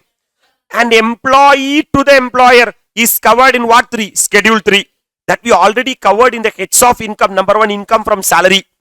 That is, employee is providing service to the employer, and for that employer is paying salary. For that salary, there is no GST. Are you all really with me? Sir, funeral, service of funeral, burial, crematorium or mortuary, including transportation of the deceased. செத்து போயிட்டடா sir, உயிரோடு இருக்கும் போதே 28% GST கட்டி செத்து போயிட்டேன் நான். At least after death நிம்மதியா போய் சேரு. There is no GST at all. So not only that, any service related to funeral, burial, crematorium and mortuary, including transportation of the deceased in ambulance, because they can travel by their own. So what government is saying that it is neither supply of goods nor supply of services. Are you really with me? And sale of land. If you are selling land, it is neither supply of goods nor supply of services. Why, sir? Because land is not goods. Land is not goods, but land are services. Anything other than goods are what? Services. So land is services. But Schedule 3 is saying that it is neither supply of goods nor supply of services. Are you really with me? And sale of building. When you are selling the building, you should know whether after fully completing completion NSR certificate received or before getting the completion certificate. If it is before getting the completion certificate, if you receive the consideration, it is a supply of service. After fully completion certificate has been received, it is not a supply of, it's subject to para 5B of the Schedule 3. Are you all really with me? Schedule 2. Are you all really with me? So you have to check that whether the consideration is before issuance of completion certificate or after issuance of completion certificate. If it is before issuance of what certificate? Completion certificate. It is covered in Schedule 2 and it is a supply of. If it is after issuance of completion certificate, it is covered in Schedule 3 and it is not a supply of services. Sir, I am holding a position. Hold like this. I am holding a position, two position. Position number 1 and position number 2. Duties performed by any person who hold any post in provisions of the Constitution in that capacity. As per Indian Constitution, I am the Governor of India. I am the Prime Minister of India, President of India. I am providing certain services. It is neither supply of goods nor supply of. Sir, the duties performed by any person as a chairperson. Sir, I am a chairperson. Or member or a director in a body established by central government, state government or what authority? Local authority. For example, Stalin government has formed a body. In that, I am the chairperson. Hello, sir. Sir, who is not deemed as an employee, but I am not an employee of that body. Before commencement of this clause, then my dear lovable students, the service which has been provided by the chair lokara person or member or director will neither be treated as supply of goods nor be treated as supply of. Comfortable? Sir, in order to line up with the Customs Act, which is a CA final topic, my dear lovable students, we are having related to goods. We are having entry number 7, entry number 8A and entry number 8B. What it is saying, sir? Simple. Supply of goods from a place in the non-taxable territory to another place in the non-taxable territory without such goods entering into India. For example, I am from India. I am going to outside India, Dubai. I purchased this calculator from Dubai. I sold this calculator in China and KAVC I come to India. Then it is neither supply of goods in India nor supply of service in India. Because where I purchased? Outside India. Where I sold? It is not supply in India. Nyayam. Sir, supply of warehoused goods to any person before clearance for what consumption? I brought this goods to India and I have put the goods in the customs warehouse. What warehouse? There is a place called as customs warehouse. In Chennai, customs station is there. There is a place called as what warehouse? Customs warehouse. I can keep my goods in the customs warehouse. Why are you keeping, sir? Because I am going to sell it outside India, or I will be clearing from the customs warehouse after 1 month. Hello, sir. During that time, one person came and saw the goods and said that, wow, this goods is really amazing. Supply of what goods? Warehouse goods to any person before clearance for what consumption? Home means India. Before I bring that goods to India, my dear lovable students, if you clear the goods from the what warehouse itself, customs warehouse itself, then it will be treated as neither supply of goods nor supply of. So if I went outside India, purchased outside India, sold outside India, neither supply of goods nor supply of services. I brought the goods to India, I kept in customs warehouse and I sold in customs warehouse, it is neither supply of goods nor supply of. The third one, man, supply of goods by the consignee to any other person by endorsement of document of title after the goods have been dispatched from the port of origin located outside India. For example, I went to Dubai, no, I purchased the goods. I have loaded the goods in the ship. Now goods is coming in ship to India. Hello, sir. During that time, when the goods are in ship, but before clearance for what consumption? Before unloading the goods into India, Nadukadalle, that goods has been purchased by some person. In that, sir, Nadukadal itself, someone said that, wow, I sold the goods. Neither supply of goods nor supply of services in India, because that goods has not reached India. Are you all really with me? This is what the structure of 7 subsection 2, my dear lovable students. Look at here. Notwithstanding anything contained in subsection 1. Whatever we studied in subsection 1, what is subsection 1? Activities are supply includes all forms of supply of goods or services or both, such as blah blah blah blah blah, for a consideration by a person in the course or furtherance of business. Put it on dustbin. 7.1a, put it on dustbin. 7.1b, put it on dustbin. 7.1c, put it on dustbin. Now look, 7 subsection 2. Any activity or transaction specified in what 3? Schedule 3.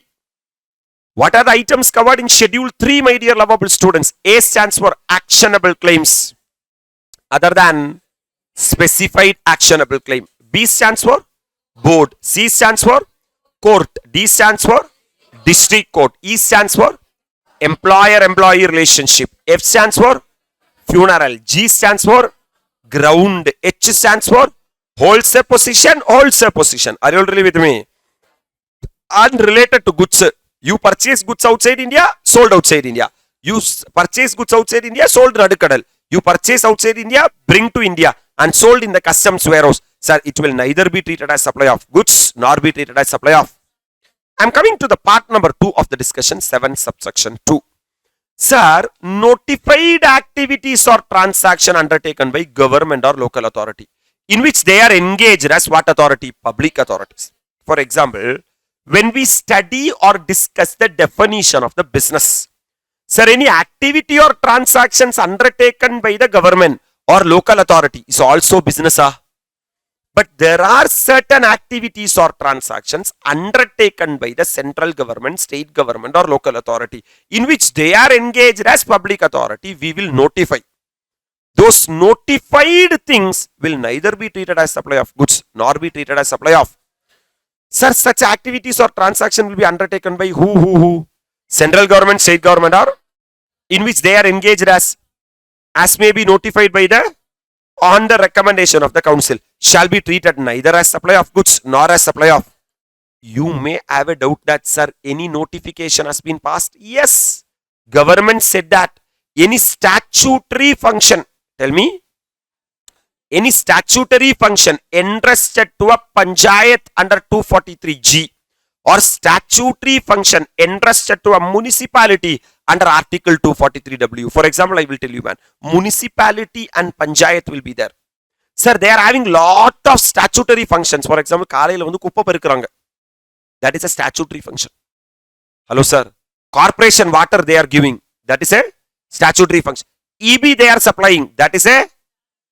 Sir, those functions performed by the government are neither supply of goods nor supply of services.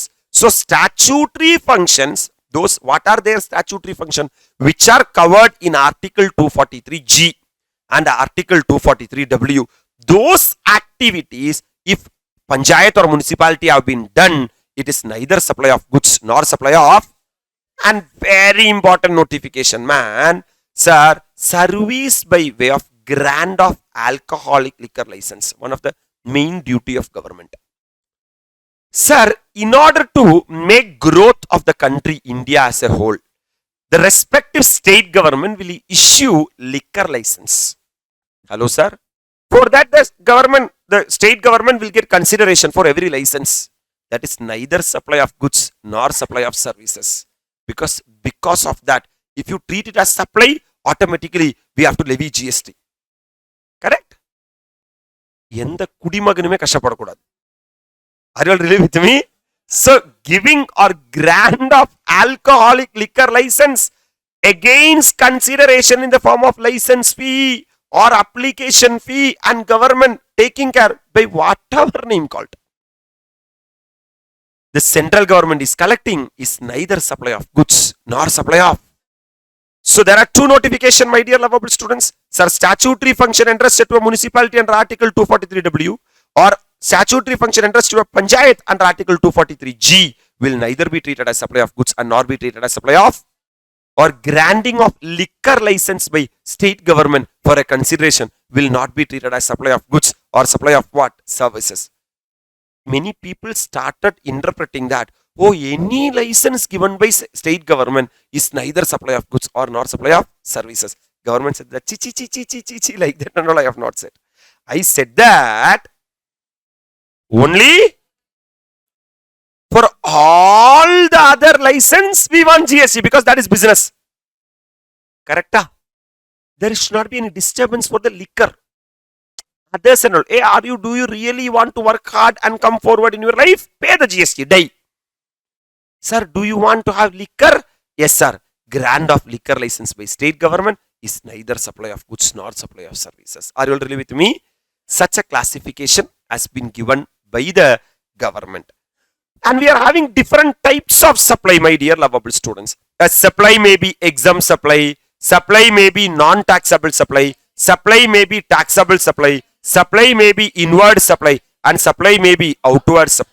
In this chapter, we will call sometimes, I may use throughout the act, hey, that supply is exempt supply da. That supply is non-taxable supply da. This supply is taxable supply da. This supply is outward supply. This supply is inward supply. Sir, what does this means? Sir, exempt supply means supply of any goods or service or both. You have to first supply either goods or service or what? Both. Which attract either nil rate of tax. Which attract either. So even nil rate is also a rate. How 0% is there, 12% is there, 18% is there, 28% is there. The same way, nil rate is also a rate. If any item which attract what rate? Nil rate, we will say as exempt supply. Or which may be wholly exempt from tax under section 11. We are talking about 7, supply. 8, tax rate for composite and mixed supply. 9, levy and collection of CGST. 10, composition levy. 11, or under section 6 of the IGST Act, we have studied one exemption from section 6. If the service provider is situated outside India and service recipient is situated in India, being government or local authority or individual for any purpose other than the purpose of business or profession. Registered charitable trust under section 12A, education institution by way of supply of online periodical journals and a person who are located in non-taxable territory. Are you remembering? And it includes non-taxable supply. Even non-taxable supply is also a exempt supply. Simple, my dear lovable students. Nil rate supply or exempt supply? Exempt supply or exempt supply? Non-taxable supply are. Immediately one question arises, what is non-taxable supply? Because that's the last word we have left.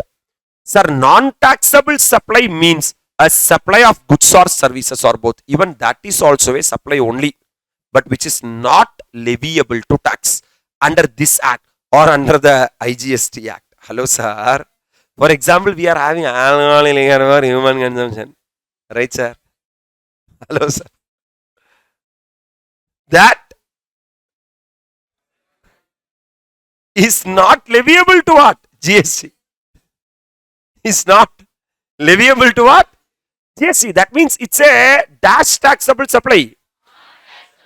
Petroleum products are there. Now petroleum is not covered under the what? GST. So it's a dash taxable supply. So in order to be a non-taxable supply, first of all it should be a supply. First of all it should be a. And the next one, sir, what is taxable supply? Sir, taxable supply means a supply of what or what or what? Which is leviable to tax under this act. So for anything GST is there, it is taxable supply. For anything GST is not there, it is non-taxable supply. Sir, I am selling this calculator. For me, it is outward supply. You are purchasing the calculator. For you, it is what supply? So inward supply in relation to a person shall mean a receipt of what or what or what? Goods or. You are receiving either goods, you are receiving either service. That means for you, it is a dash supply. Inward. You can either purchase or acquisition or other means with or without consideration. Either you can pay consideration or you cannot pay consideration. Anyone who are receiving goods or services, we can call it as inward supply, my dear lovable students. But what with regard to the what supply? Outward supply. Outward supply means supply of goods or services or both, whether by sale, transfer, barter, exchange, license, lease, rental or disposal or any other made. Made or agreed to be made by such person in the course or furtherance of business. Are you really with me? That means, sir, if I am selling, I can call it as outward supply. If you are purchasing, you can call it as. These are the 5 types of supply. Quick overview, man. Number 1, exempt supply. Nil rate supply are exempt supply. Exempt supply are exempt supply. Non-taxable supply are exempt. What is non-taxable supply? Any supply which are not leviable to tax. What is the opposite of non-taxable supply? Taxable supply. Any supply which are leviable to tax. Sir, if you are purchasing, it is called as inward supply. If you are selling, it is called as outward supply. Can I proceed? We are having composite and mixed supply. We are having, my dear lovable students, sir, if you are flying in an aircraft, Indigo flight you are going, so much height. Hello, sir. At that time, sir, beautiful hair hostess is coming and asking that, do you want ice cream? You said that, yes, I want to eat ice cream. Hello, sir. That means, sir, have you gone in Indigo flight to eat ice cream or saw the air hostess or to travel from one place to another? So your primary object, both are. All of the above. Okay, right. So my dear lovable students, sir, composite supply means dot. Composite supply means you will be getting multiple supply. You will be getting. So composite supply means a supply made by a taxable person. Is Indigo taxable person? They are registered person. They are registered. To a recipient, are you recipient? Consisting of 2 or more taxable supply of goods or services or both. Sir, you are getting transportation of passenger services plus the food services. Are you really with me? You are going to cinema theater, man. Sir, you will get film and also popcorn. Hello, sir. It's a composite supply. Right, sir? Or both. Or any combination thereof. Or any combination thereof means you make it goods plus goods. Or service plus service. Or goods plus services. Or service plus goods. any combination thereof, which are naturally bundled. Which are? Sir, when I am traveling in flight, I am having food. That is naturally bundled. Right, sir? Sir, supplied in conjunction with each other in the ordinary course of business, in that one of which is a principal supply. The main supply is transportation of passenger. Just to fly from Chennai to Palakkad, I have gone in a flight. But during that time, ice cream was so nice. I ate the food. So such type of supply is called as composite supply. This means that composite supply, sir, goods or service or both are bundled owing to natural necessity, and elements in a composite supply are depend on the what supply principles. Sir, what are the main components or characteristics of composite supply? It will be made by a taxable person. It will be made by to a recipient. It will be made by a taxable person to a recipient, consisting of 2 or more taxable supplies. In that, minimum 2 or more taxable supply will be there, which are what bundle, and it will be supplied in the ordinary course of business, and in that one of the supply will be principal supply. So this is a composite supply. Composite. So in composite supply, minimum 2 supply will be there. For example, sir, you all know that, sir, TR. Do you know TR? TR Rajendran, you know? Yes, sir. This katti, this vaitul kutti, ni yahan katti ratan siti. Yes, sir. TR. TR is situated in Tamil Nadu. Are you all really with me? He is having Silambaras and Simbu. Are you all really with me? So TR is there. He is in Tamil Nadu and Silambaras and Simbu. Sir, there should be minimum 2 supplies are there. Yes, 2 supplies are there. One is principal supply. Yes, Appa is the principal supply. TR is the principal supply. Comfortable? Sir, coming to the mixed supply, my dear lovable students. So we are going to mix it. Come on. Sir, you are going to EA Mall, and in that EA Mall, you are going to purchase a product where they are giving that, sir, one comp they are giving. This is one product you are getting, and one lipstick they are giving. Then one eyeliner they are giving. Hello, sir. One foundation, one inter and final. Right. Like that, multiple product in one package.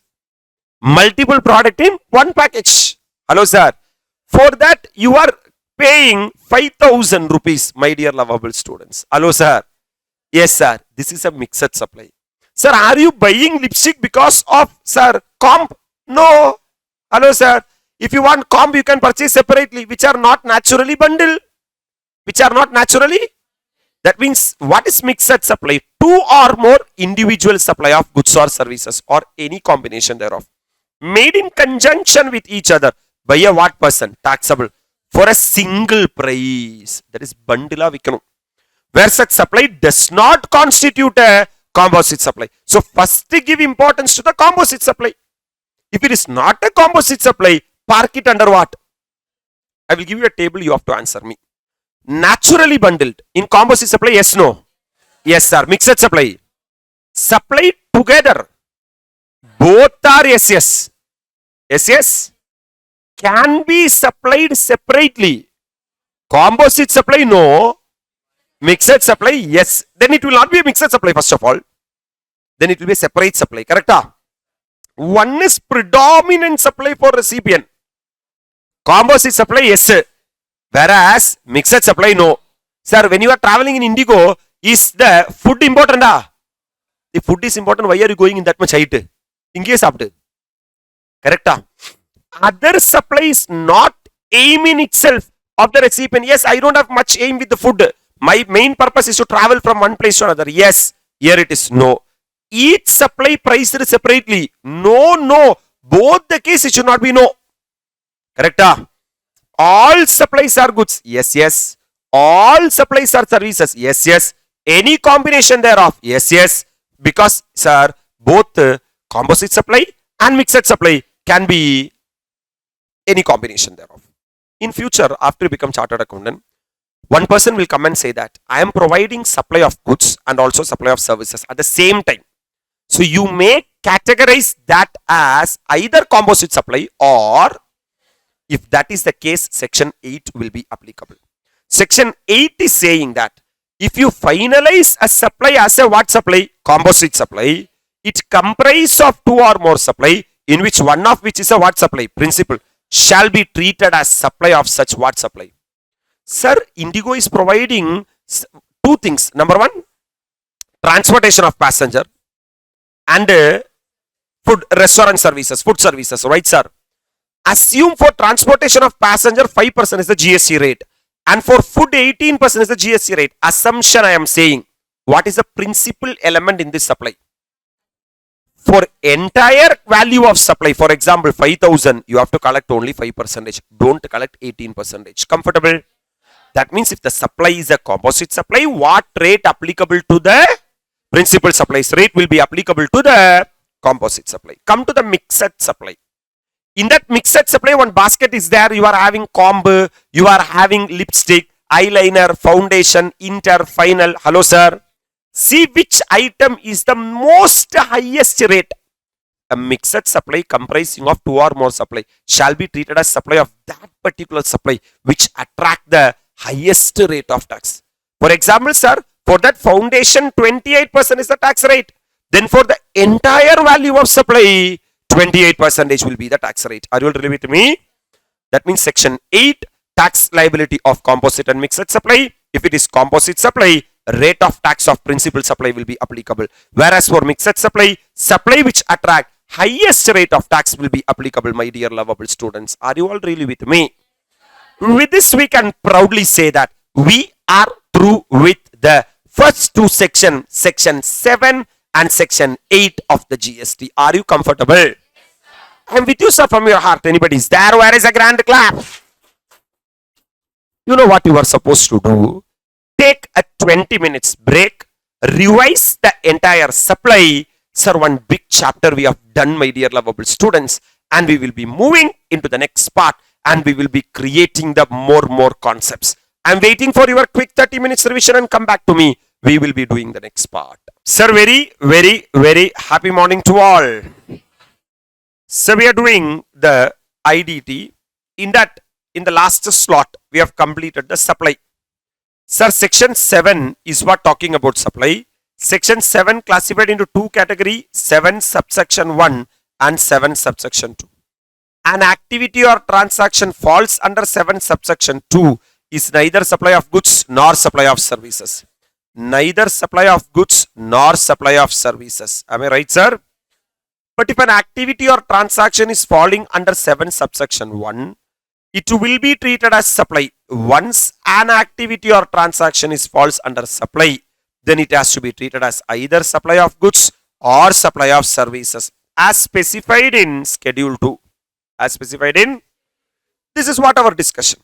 And as per section 7, subsection 1 clause A, my dear lovable students, supply includes all forms of supply of goods or services or both, such as sale, barter, transfer, exchange, license, lease, rental or disposal, made or agreed to be made for a consideration by a person in the course or furtherance of business.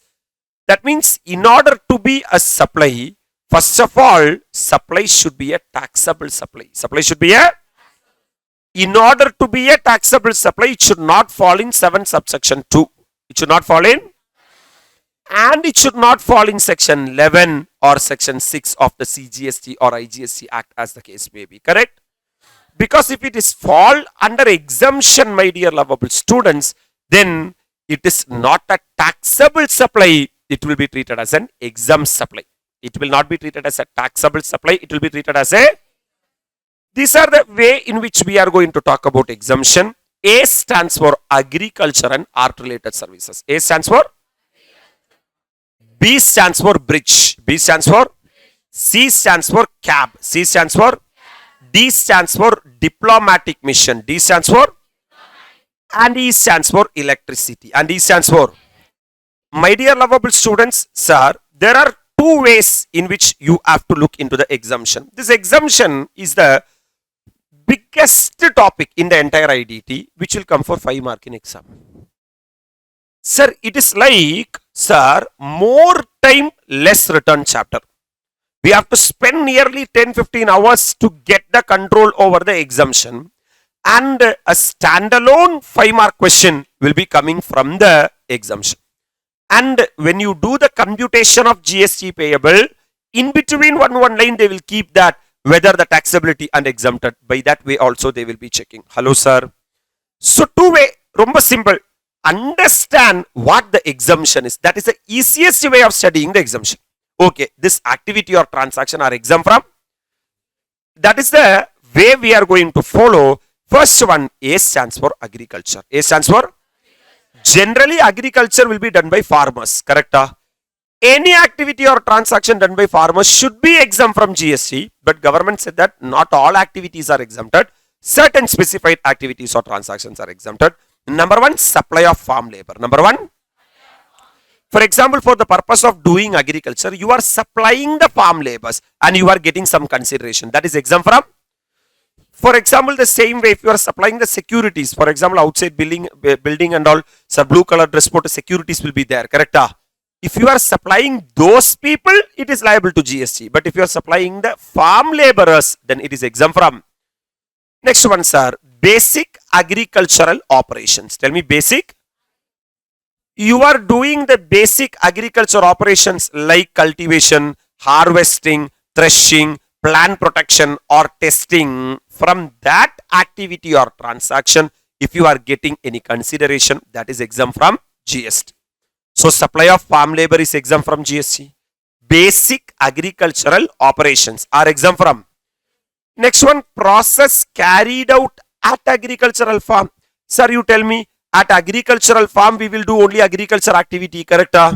Such as tending, pruning, cutting, harvesting, drying, cleaning, trimming, sun drying, fumigating, curing, sorting, grading, cooling or bulk package or such like operation. This is very important, which do not alter the essential characteristics of the what? Agricultural produce. That means after doing all this activity, tomatoes should be tomato. Tomatoes should not become tomato ketchup. Tomatoes should not become tomato. Then it is exempt from GST. Simple. So number one, supply of farm labor, basic agricultural operations, process carried out at agricultural farm. Number two, for the purpose of doing agriculture, you need machinery. I am renting the machinery or leasing of what machinery? Agro machinery. Or I am renting the vacant land either with or without a structure incidental to use. It is exempt from GST. So I am giving you rental, man. For example, take this machinery which will be useful for the agricultural produce. So renting, or I am giving you leasing of what machinery? Agro machinery. Or I am giving you vacant land for the purpose of doing cultivation. From that I am getting rental income. That is exempt from GST. Or done, sir, you have done the agriculture. Now agriculture produce came out, rice came out, paddy came out, wheat came out. Those things I am loading, unloading, packing, storage or warehousing. It is exempt from GST. And I am doing agricultural extension services. Agricultural extension services means teaching the farmers how to use the new technology. That is called as agricultural extension services. If I provide that service, that is exempt from GST. Are you really with me? Or service provided by any agricultural produce market committee called as APMC or any board, or service provided by a commission agent for either sale or purchase of agriculture produce is exempt from GST. Sir, I am a service provider, sir. I am providing these services relating to agriculture. It is exempt from GST. Number one, supply of farm labor, basic agricultural operations, process carried out at agricultural farm, renting or leasing of agro machinery or vacant land for the purpose of agriculture, loading, unloading, packing, storage and warehousing of agricultural produce, agricultural extension services, services provided by any agency for purchase or sale of agricultural. This is the part 1. I am moving to the part 2, the second set of exemption relating to agriculture.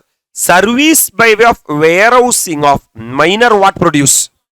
If you are warehousing, sir, minor forest produce, from that you are getting warehouse charges. It is exempt from GST.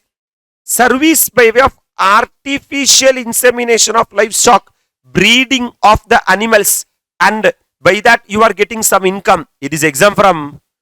Other than horses, because horse is a commercial item, not an agricultural produce. Hence, if you are breeding horses, from that if you are getting any consideration, then it is exempt from GST. Are you really with me? Then carrying out any intermediate production process.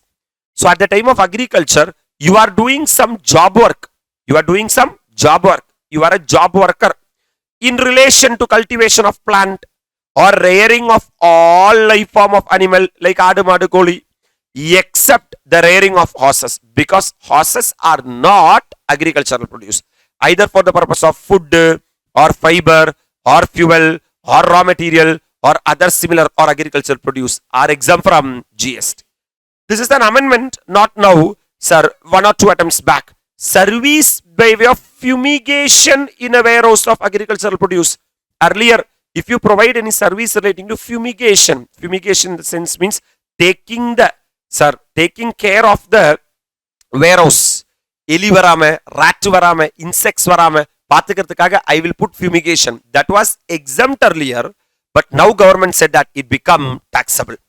Service by way of loading, unloading, packing, storage and warehousing of rice is exempt from GST.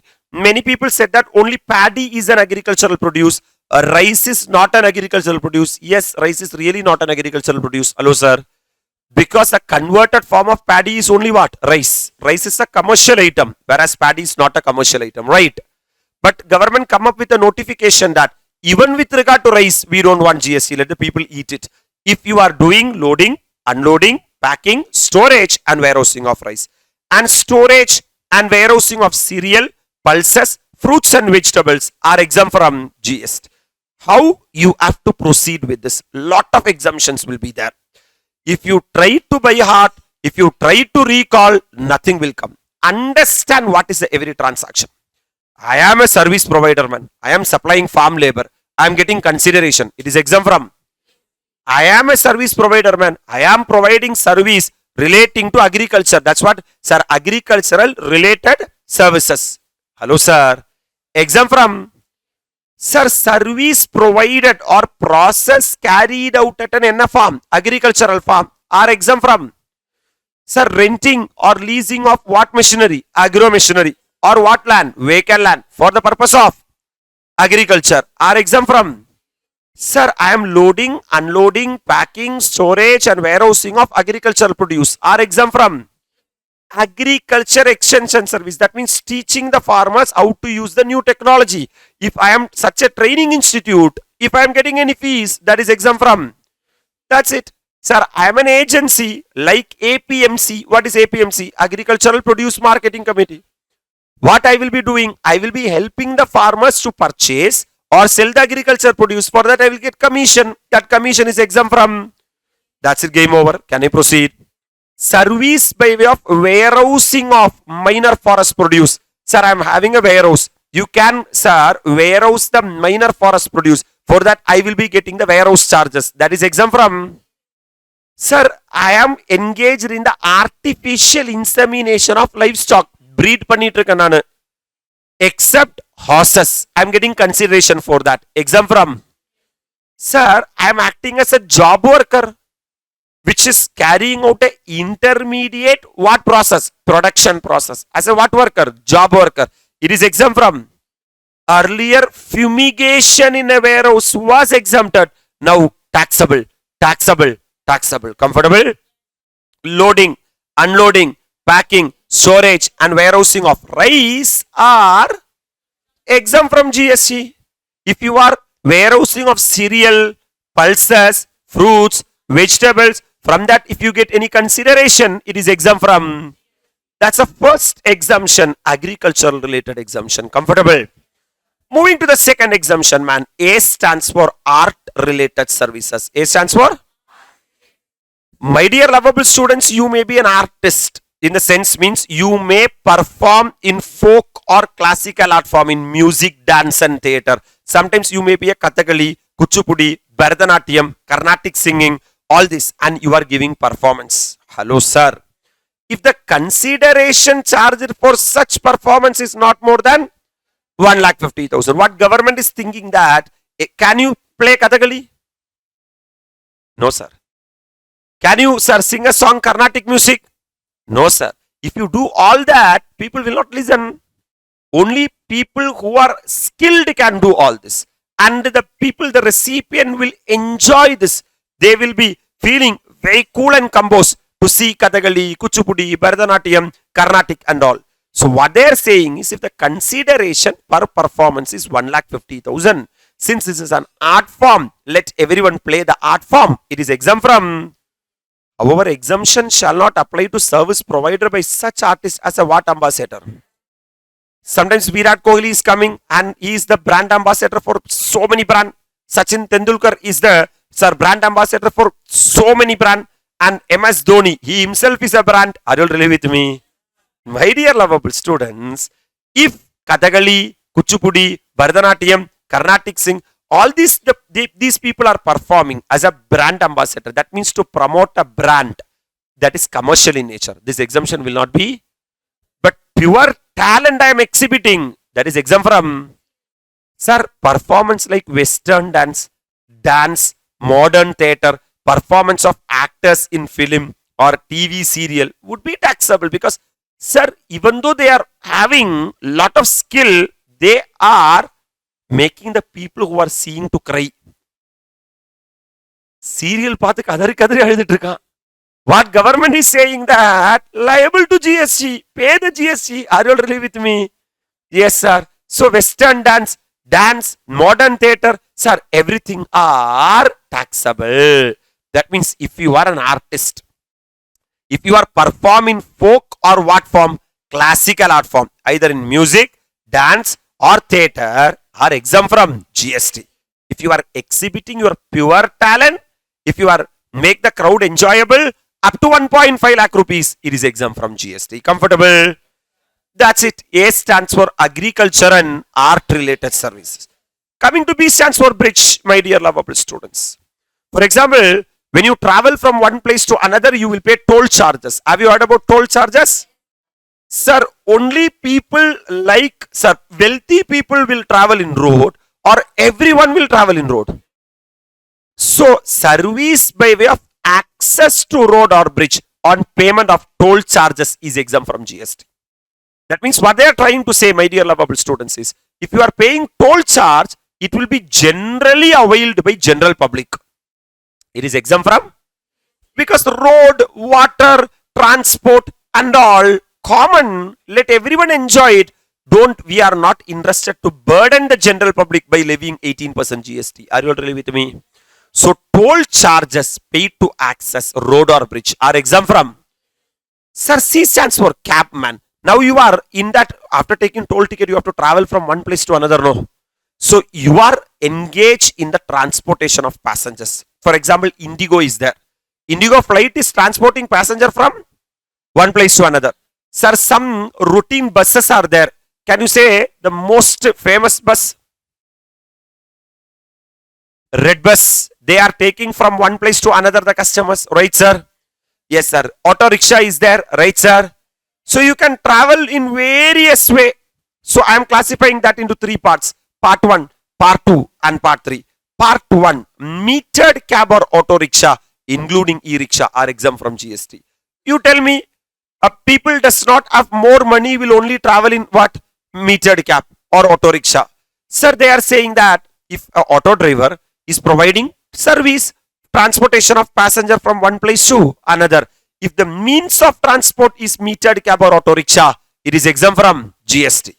Then railway generally exempt from GST other than first class and AC. Because in first class and AC, only wealthy people will travel. They are having lot of money. Let them pay GST and die. Are you really with me? But if you are going in sleeper class, then it is exempt from GST. So railway other than first class and AC. Comfortable? Sir, monorail, metro and tramway. Sir, generally all the people will travel in metro.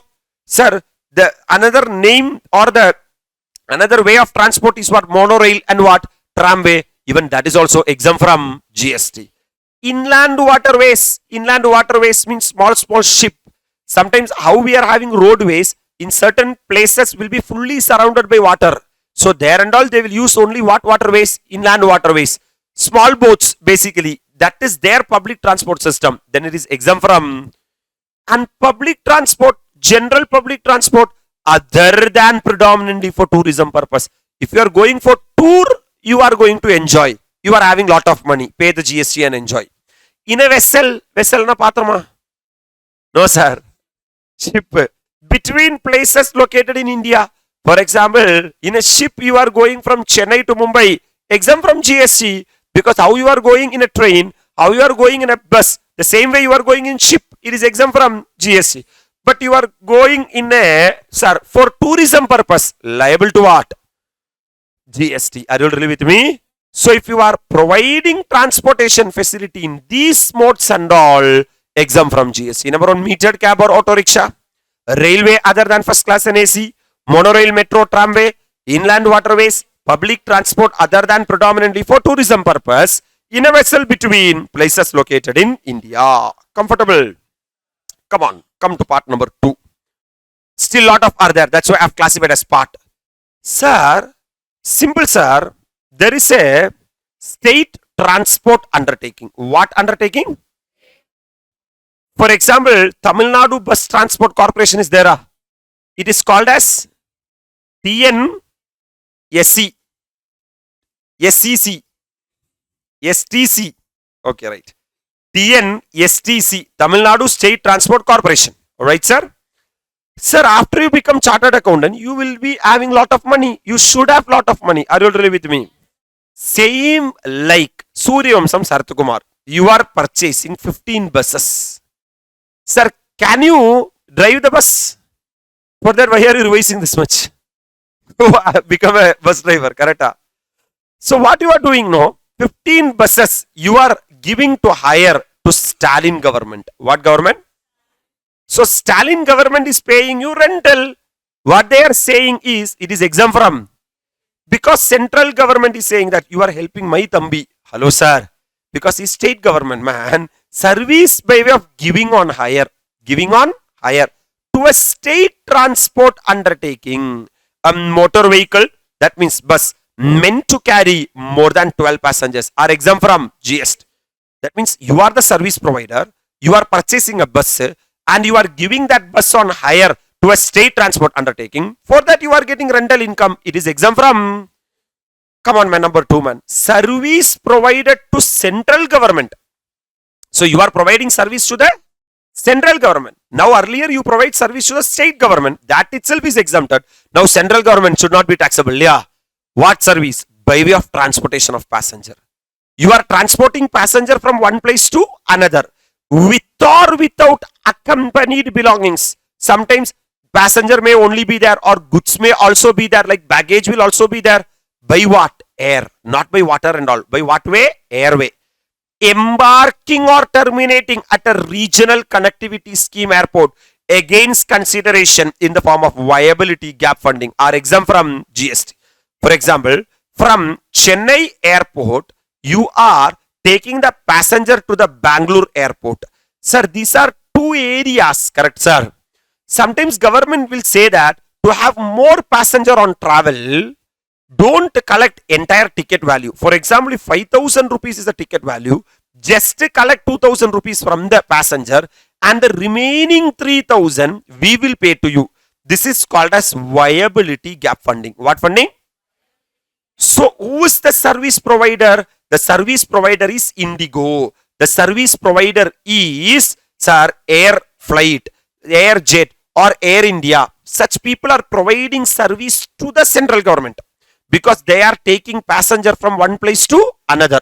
For that, the consideration is paid by the government by way of viability gap funding. It is exempt from, sir, service provided to the central government. So you provide service to the, by way of transportation of passenger with or without accompanied belongings by air, embarking from or terminating at a regional connectivity scheme airport.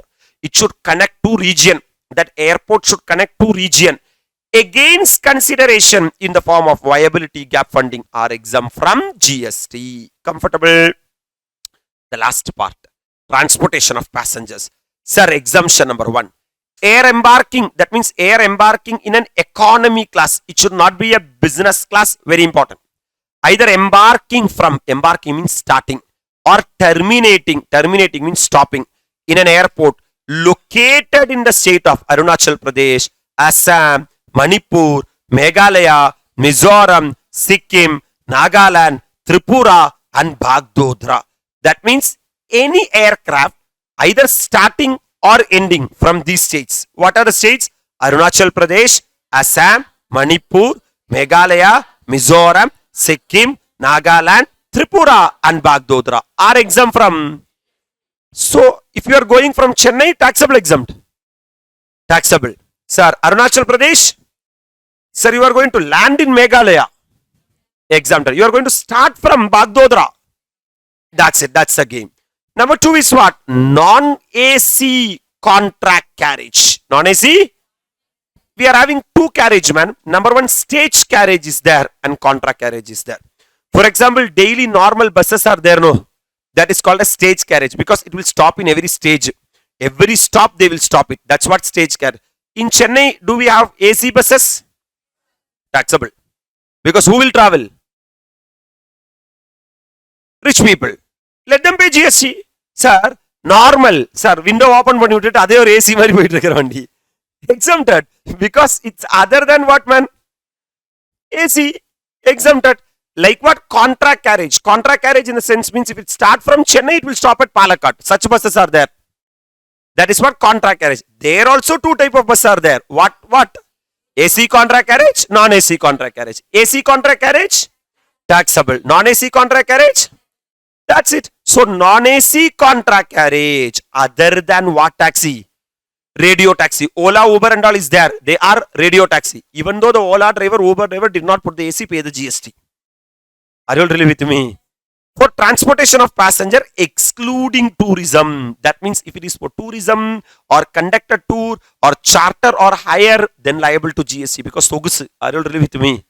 But normal people like me, if traveling in a non-AC contract carriage, are exempt from GST. Or non-AC stage carriage are exempt from what? GST. So carriage are of 2 types, my dear. Number 1, contract carriage and the stage carriage. Contract carriage, maybe non-AC contract carriage exempted, AC contract carriage taxable. Stage carriage, non-AC exempted and AC taxable. That's it.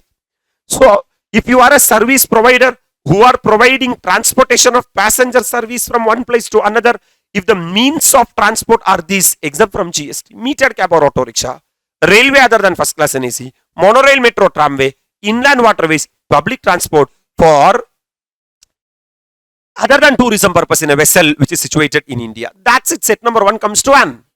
Sir, if you are providing services by, sir, part number 2, by giving on hire to a state transport undertaking, having a capacity of more than 12 passengers are exempt from GST. That means less than 12 passenger, taxable. More than 12 passenger, that's it. You are providing service to central government by way of transportation of passengers by air through regional connectivity airport scheme for which a consideration has been received by of viability gap funding are exempt from GST. Comfortable. Part number 3, air in economy class. That economy class is very important because business class is taxable because only rich people will travel in business class. Normal people will travel in economy class from the states either embarking or terminating from the states of Arunachal Pradesh, Assam, Manipur, Meghalaya, Mizoram, Sikkim, Nagaland, Tripura and Bagdodra are exempt from. Non-AC contract carriage are exempt from GST. Non-AC stage carriage are exempt from GST. Radio taxi, whether it is AC or non-AC, are liable to GST. That's it, man. Done with regard to A. A stands for agriculture and art-related services. B stands for bridge. C. D stands for diplomatic mission. That is foreign diplomatic mission. Foreign. Sir, have you heard about, sir, foreign embassies situated in India? Near to our institute, there is one embassy. Which embassy? US embassy. If you why that embassies are there in India? If you want to go to US, you have to go to embassy and get the visa. That visa will be issued by the embassy because the embassy will confirm that yes, you are a citizen of India, you are a resident of India, you are not a terrorist. Hello, sir. You are going to US for the purpose of enjoying US. Not for NSR destroying US. Hello. That Trump will not leave you. Hello, sir. Then, my dear lovable students, the same way Indian representatives will be there in US soil. Indian embassy will be there in US soil. So, if you see, I will tell you, we are having US embassy, the very next to our institute, right, sir? Or any embassy will be treated as foreign soil. Will be treated as, that is not India, that is actually US, United States. That place, that much security we will provide to those people. If anything happened there, that's it, India gali. Once something will fall in India, that's it. From US. The way only from there also. If anything has happened to Indian people who are in the embassy, something will go and fall there. Are you understanding? They will be providing lot of services to the Indian people. What government is saying that? We don't want GST. Sir, service provided by a foreign diplomatic mission located in India is fully exempted. So whatever service that foreign diplomatic mission providing, it is what? Exempted. So foreign diplomatic mission, service provided by foreign diplomatic mission is exempt from GST. Service provided to foreign diplomatic mission is taxable. Look at the exemption, man. Service provided by a foreign diplomatic mission. Service provided by a foreign diplomatic mission. That means service provided to a foreign diplomatic mission should be taxable. Are you able to appreciate? And in our list, the last one, man, service by way of transmission or distribution of electricity. Actually, when we put the switch, electricity is coming. Who is supplying electricity? Government. Those people are called as transmission or distribution utility. Those people are called as transmission or, so that KSEB, that is Kerala State Electricity Board, or TNEB, Tamil Nadu Electricity Board, right? These people are responsible to supply the electricity throughout Tamil Nadu. Sir, they will be raising the electricity bill. If you see the electricity bill, there is no GST because water, transport, electricity, common things which will be used by common people. So transmission or distribution of electricity by a transmission or distribution utility are exempt from. Who is that utility? Which is nothing but KSEB or TNEB, my dear lovable students. And the next one, man, service supplied by EDU. Who is EDU? Electricity Distribution Utilities. Electricity Distribution Utility. Just now we talked about TNEB or the KSEB. They will be sometimes construct, or they may erect, or they may commissioning, or they may installation of the infrastructure for extending the electricity distribution network up to the tube well of the farmer or agriculturist for agriculture use are exempt from. Sometimes, sir, this is a agriculture land, sir. This is a agriculture land, sir. Here only electric post is there. From here to here, I can't give the line. The distance between these two places are 50 kilometers, my dear lovable students. And here only the main transformer is there. So what this EDU will do, you know, they will be constructing a, sir, electric post here. And from here they will be supplying electricity to the tube well of the what? Farmer. They are saying that if they construct this electric post here, it may be either construction or erection or commissioning or installation of what? Infrastructure. For extending, yes, they have extended from here to here. Electricity distribution network up to the dash of the farmer, tube well of the farmer. For what purpose? Agriculture purpose. Are exempt from. That means these EDUs are helping the farmers by way of constructing, erectioning, commissioning or installation are exempt from GST. That's it. Done with the set number 1. You know, these are the primary alphabets, my dear lovable students. A stands for agriculture and art related services. B stands for bridge. C stands for cab. D stands for diplomatic mission. Diplomatic mission. E stands for, this is our step number 1. Can we quickly recall these parts?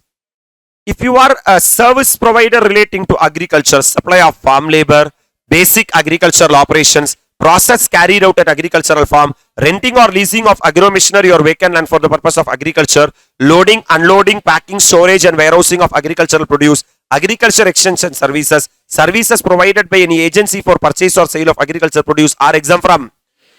If you provide these services, service by way of warehousing of minor forest produce, service provided by way of artificial insemination of livestock, carrying out intermediate production process as a job work, service by way of fumigation in a warehouse is taxable, taxable, taxable. Service by way of loading, unloading, packing, storage and warehousing of rice, storage of warehousing of cereal, pulses, fruits and vegetables are exempt from. That's it. If you are an artist, if you are performing in folk or classical art form relating to music, dance or theatre, is exempt from GST if the consideration does not exceed. But if you are acting as a brand ambassador, this exemption will not be. That's it, game over. Sir, B stands for bridge. Toll charges paid to access road or bridge are exempt from. C stands for cab. Lot of exemptions are there. We classified into three parts: part 1, part 2 and part 3. Part 1, metered cab or auto rickshaw, railway other than first class and easy, monorail, metro, tramway, inland waterways, public transport other than predominantly for tourism purpose in a vessel between the places situated in India. Right, sir? Part number 2 is very simple, man. Services by way of giving on hire to a state transport undertaking having a capacity of more than 12 passengers. Service provided to central government way of transportation of passengers by air through regional connectivity airport scheme for which the consideration has been received by way of viability. Gap funding is exempt from GST. Air embarking or terminating from the states of Arunachal Pradesh, Assam, Manipur, Meghalaya, Mizoram, Sikkim, Nagaland, Tripura, Bagdodra are exempt from GST. Non-AC contract carriage exempt from GST. Non-AC stage carriage exempt from GST. That's it. Done. Sometimes foreign diplomatic mission will be there. Service provided by a foreign diplomatic mission situated in India are exempt from. Transmission or distribution of electricity by a transmission or distribution utility are exempt from. Service provided by electricity distribution network just to construction, erection, commissioning or installation of the infrastructure just to extend till the tubewell of the farmer for the purpose of agriculture are exempt from. Are you able to appreciate the part 1 of the exemption?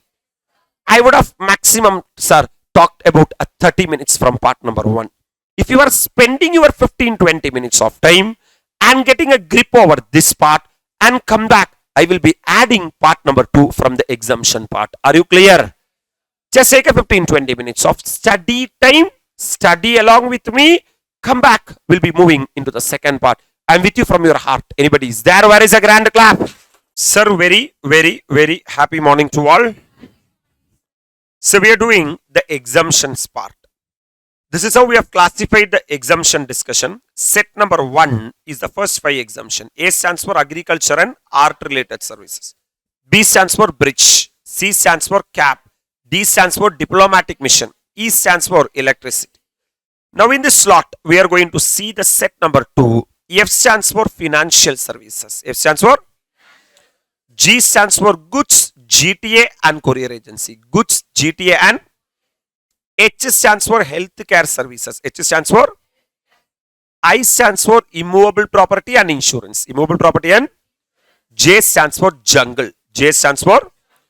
Okay man, financial services means bank related services. Financial services means if bank is providing these services, then it is exempt from GST. Listen, I already said the idea behind the exemption. Don't try to by heart, try to understand. For example, earlier service provided by RBI was exempted. Now, any service provided by RBI is taxable, taxable, taxable. That's it. Service number 2, my dear lovable students. You are putting deposit. You are putting. Sometimes if you are having lot of money, you will be putting FD. Am I right, sir? For that FD, bank will give you interest. Or we may take loan from bank. Either we put money in the bank or we take loan from the bank. That's what extending deposit. Loans or advances. In so far as the consideration is represented by way of what or what. Either we are paying interest or we are getting interest, my dear lovable students. That is exempt from GST. But other than credit card services. But if it is credit card services, taxable. So you are putting FD. For that, you will be getting interest from the bank. Or you may take a loan. You will be paying interest to the bank. That is exempt from GST. Or inter means in between.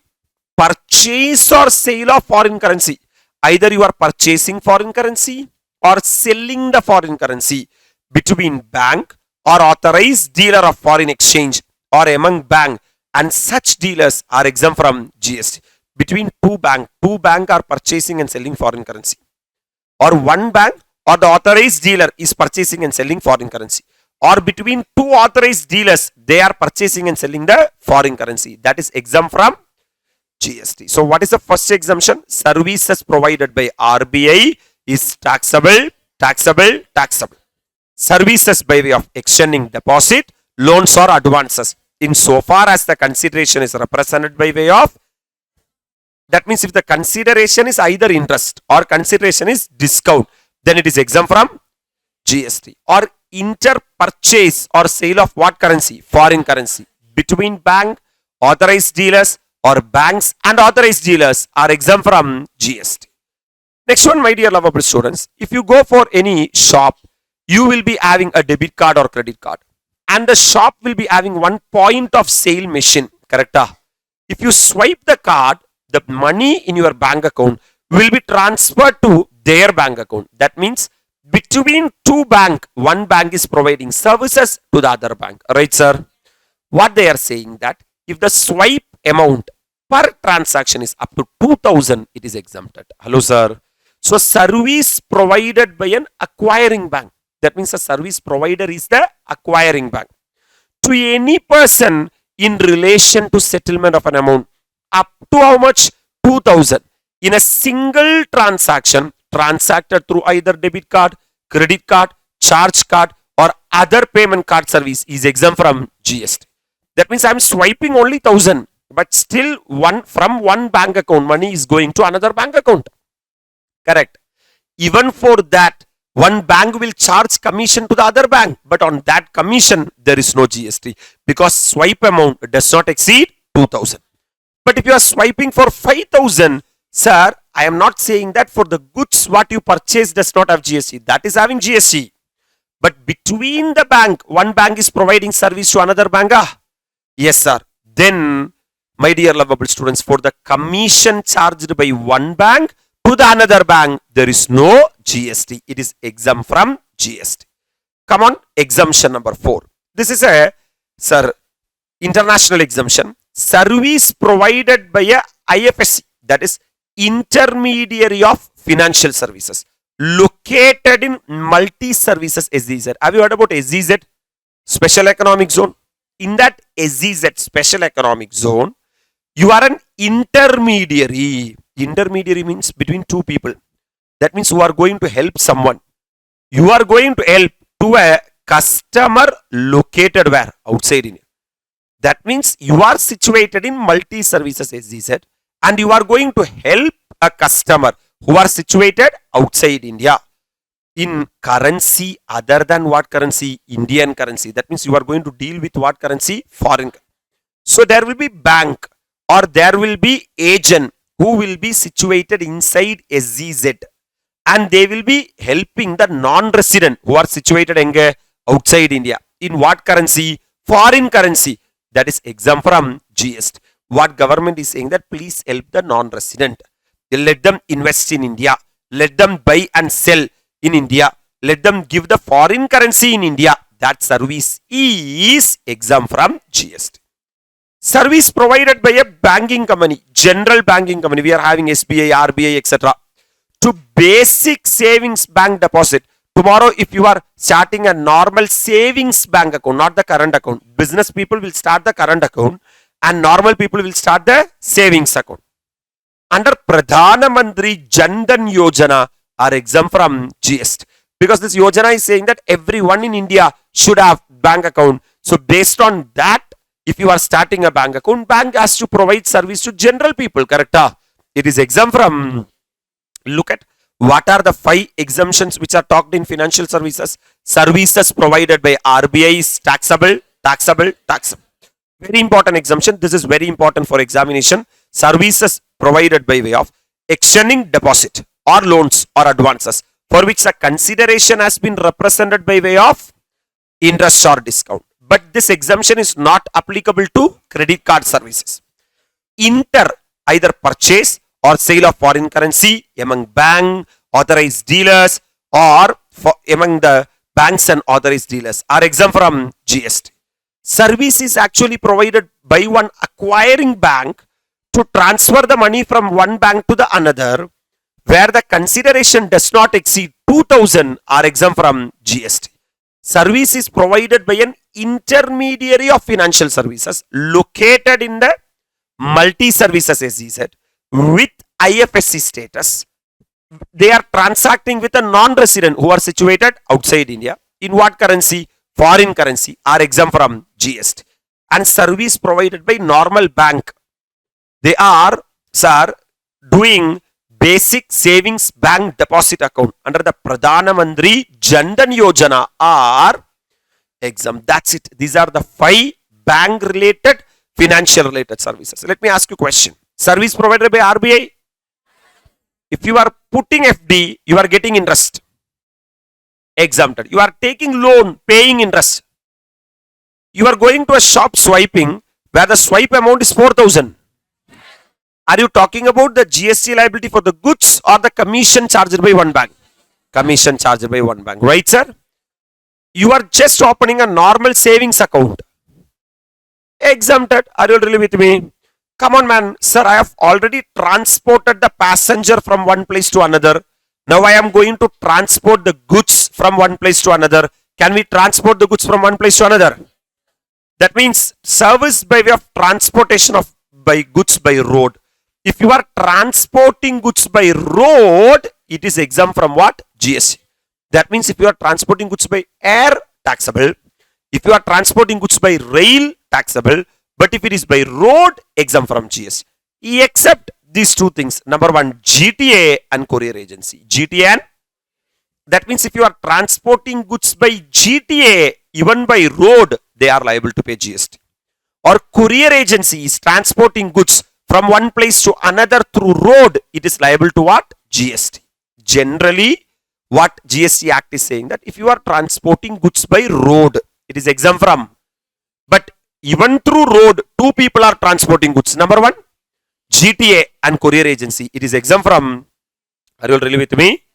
Then service by way of transportation of goods by inland waterways. Somewhere we heard this. Transportation of passengers. Even for transportation of, if you are transporting passenger by inland waterways, it is exempt from GST. If you are transporting goods by inland waterways, it is exempt from. Next one, man. Service by way of transportation of goods by air. Because we said that only by road it is exempted. That means by air it is taxable. But from a place outside India up to the customs station of clearance in India are exempt from GST. That means, my dear lovable students, you are taking the goods. You are taking the from outside India. And you are bringing the goods to where? India. It is exempt from GST. So, how and all you are transporting? Transportation of goods by road is exempt from GST except GTA and courier agency. Number 2, transportation of goods by inland waterways are exempt from GST. Sir, services provided by way of transportation of goods by air from a place outside India till the customs station of clearance in India are exempt from.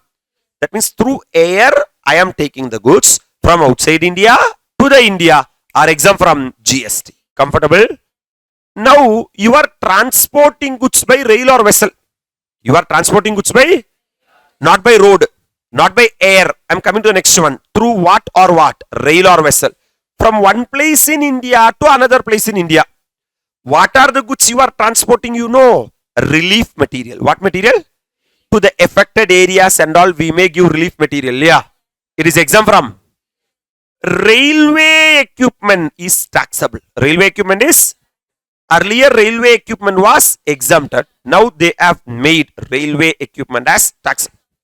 Defense or military equipment. Defense or, that means if you are transporting defense or military equipment from one place to another through rail or vessel within India are exempt from GST. Next one, agricultural produce. You are transporting agricultural produce from one place to another, like milk, salt and food grains, including flour, rices and pulses are exempt from GST. You are transporting organic manure. You are transporting newspaper or magazine. This will be tested in exam. Registered with the registrar of newspaper. If it is a registered newspaper, exempt from GST. That means simple, man. They are covering one by one. First they are saying that, my dear lovable students, are you going to transport goods from one place to another? By various mode I can transport. If you are transport goods by road, it is exempt from GST, except GTA and courier agency. But if you are transporting goods by GTA, transporting goods by courier agency, it is liable to GST. That's it. Number 2, are you going to transport goods by inland waterways? Exempt from GST. Are you going to transport goods by air? Yes, sir. Then transportation of goods by air from a place outside India till the customs station of clearance in India are exempt from. Sir, are you going to transport goods by rail or vessel? Then notified goods are exempted, like relief material, defense or military equipment, agricultural produce, milk, salt and food grains including flour, rice and pulses, organic manure, newspaper or magazine. But that newspaper or magazine should be. And the last exemption, man. Supply of service. You are providing a service associated with the what cargo? Transit to Nepal and Bhutan are exempt from GST. You are providing any service. For example, you are providing license, you are providing permit, you are giving, sir, permit to a lorry. That lorry is going to Nepal or what? Bhutan, through the land itself, through the road itself. All those services are exempt from GST. That means any services you have provided for transit cargo. That cargo is going to Nepal or Bhutan. Then it is exempt from. So various mode they said. If you transport goods by road, exempt from GST. If you transport goods by inland waterways, exempt from GST. If you transport goods by air from a place outside India till the customs station of clearance in India are exempt from GST. If you transport goods by rail or vessel are exempt from GST, but not all goods, only specified goods.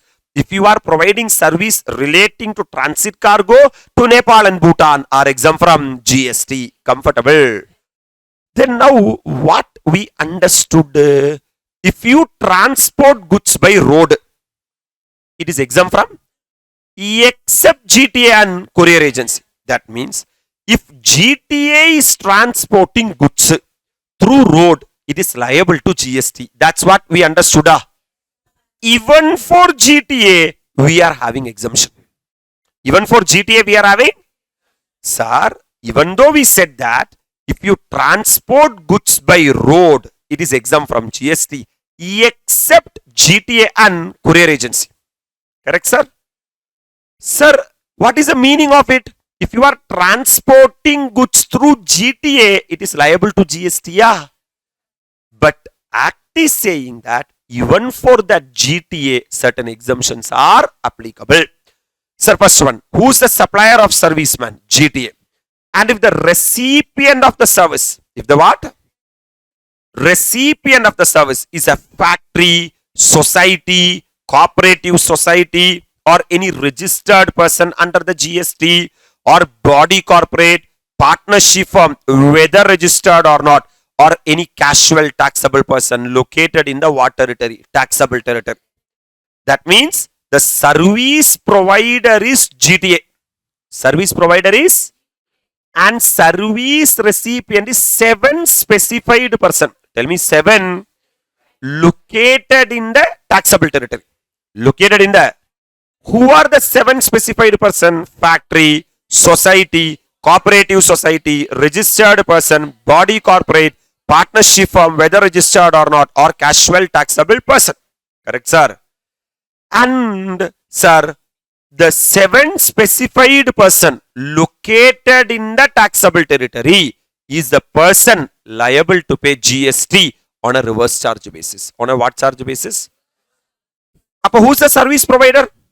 GTA. Who's the service recipient? 7 specified person located in the, then 7 specified person located in the taxable territory is the person liable to pay GST on a reverse charge basis. Comfortable? But if GTA is saying that we want to travel through FCM, we want to travel through That is forward charge mechanism. We don't want RCM. We don't want. Sir, but GT has given an option to pay GST at how much percent? And avail full ITC admissible under law. But GST Act is saying that GTA, do you want to travel through FCM? You can travel through FCM. If you are traveling through FCM, you should collect 12% GST. You should collect. If you collect 12% GST, you can take full ITC. Sir, if GTA charges GST at how much percent? Then the recipient is not liable to pay GST under what charge? Reverse charge. And the option 1 excise cannot be withdrawn during the remaining part of the what year? Financial year. Are you really with me? What is the story, sir? Simple, sir.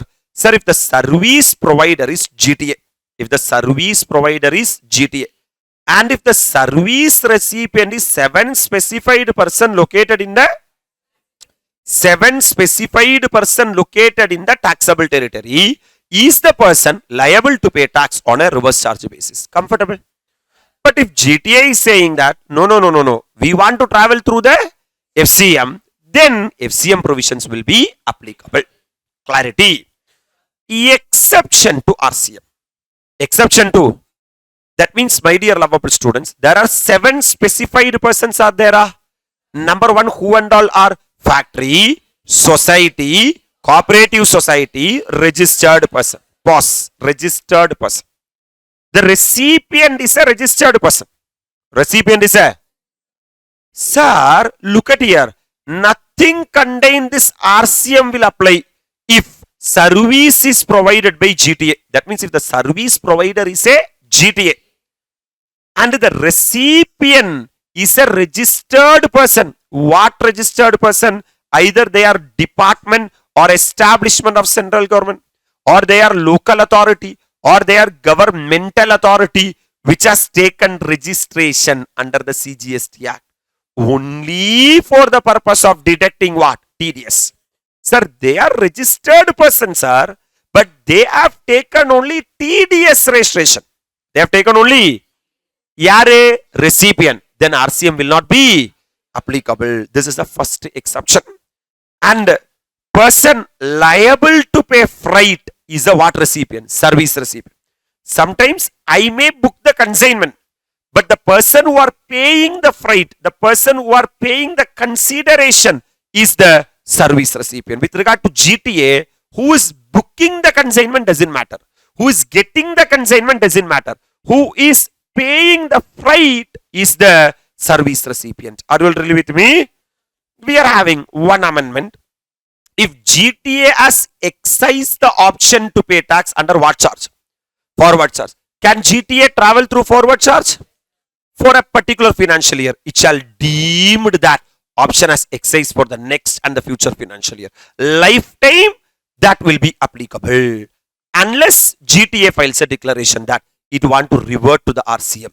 That means once GTA adopted FCM, lifelong it is FCM only. If they don't want to travel through the FCM, they can file a declaration that I want to travel through RCM. Year by year, again and again, no need to adopt RCM.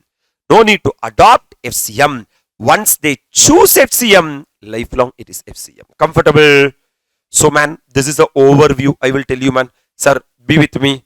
Service provider is GTA. Service recipient is 7 specified person located in the taxable territory. Then 7 specified person located in the taxable territory is the person liable to pay GST on a reverse charge basis. Comfortable? But if the GTA decided to travel through FCM, then provisions of RCM will not be applicable. Comfortable? This is a summary. Come on. Person liable to pay tax under GTA. If the recipient is one of the 7 specified person. Assume registered GTA excise the option to pay tax by themselves. GTA themselves saying that we want to travel through RCM, FCM. They can pay either 12% GST or 5% GST. 12% GST or 5%. If they are, sir, traveling through 12% GST, full ITC can be taken. Full ITC can be, that is called as what charge? Forward charge. and person liable to pay GST is the what? GTA. But if GTA is saying that we want FCM, but we will not collect 12%, we will collect only, still it is what charge? Forward charge. But full ITC cannot be taken, only restricted ITC can be taken. Only restricted ITC. That is not in our syllabus. Inter syllabus, what is the full ITC and restricted ITC is not there. Then the person liable to pay GST is the GTA. Hello. So GTA can adopt either 12% or 5%. If you are ready to collect 12%, whatever ITC you are having, you can enjoy. But if you are ready to collect only 5%, then you can't enjoy 100% of the ITC. You can enjoy only restricted ITC. That's it. But GTA does not exercise the option to pay tax at all. They are saying that, oh, yo, FCM and all headache for us. We will just deliver the goods on time. That's it. Then the GST will be payable at how much percent? At the N charge. And the person liable to pay GST is the recipient. That is 7 specified person located in the taxable territory. Who is that recipient? The person who are paying the freight is the recipient. Not the person who are booking the consignment. Not the person who are receiving the goods. The person who are paying the freight is the recipient. You should understand from where all the story is coming. The story is like that, my dear lovable students. We are talking about transportation of goods. What GST Act is saying that if you are transporting goods by road, it is exempt from GST. Except GTA and courier agency.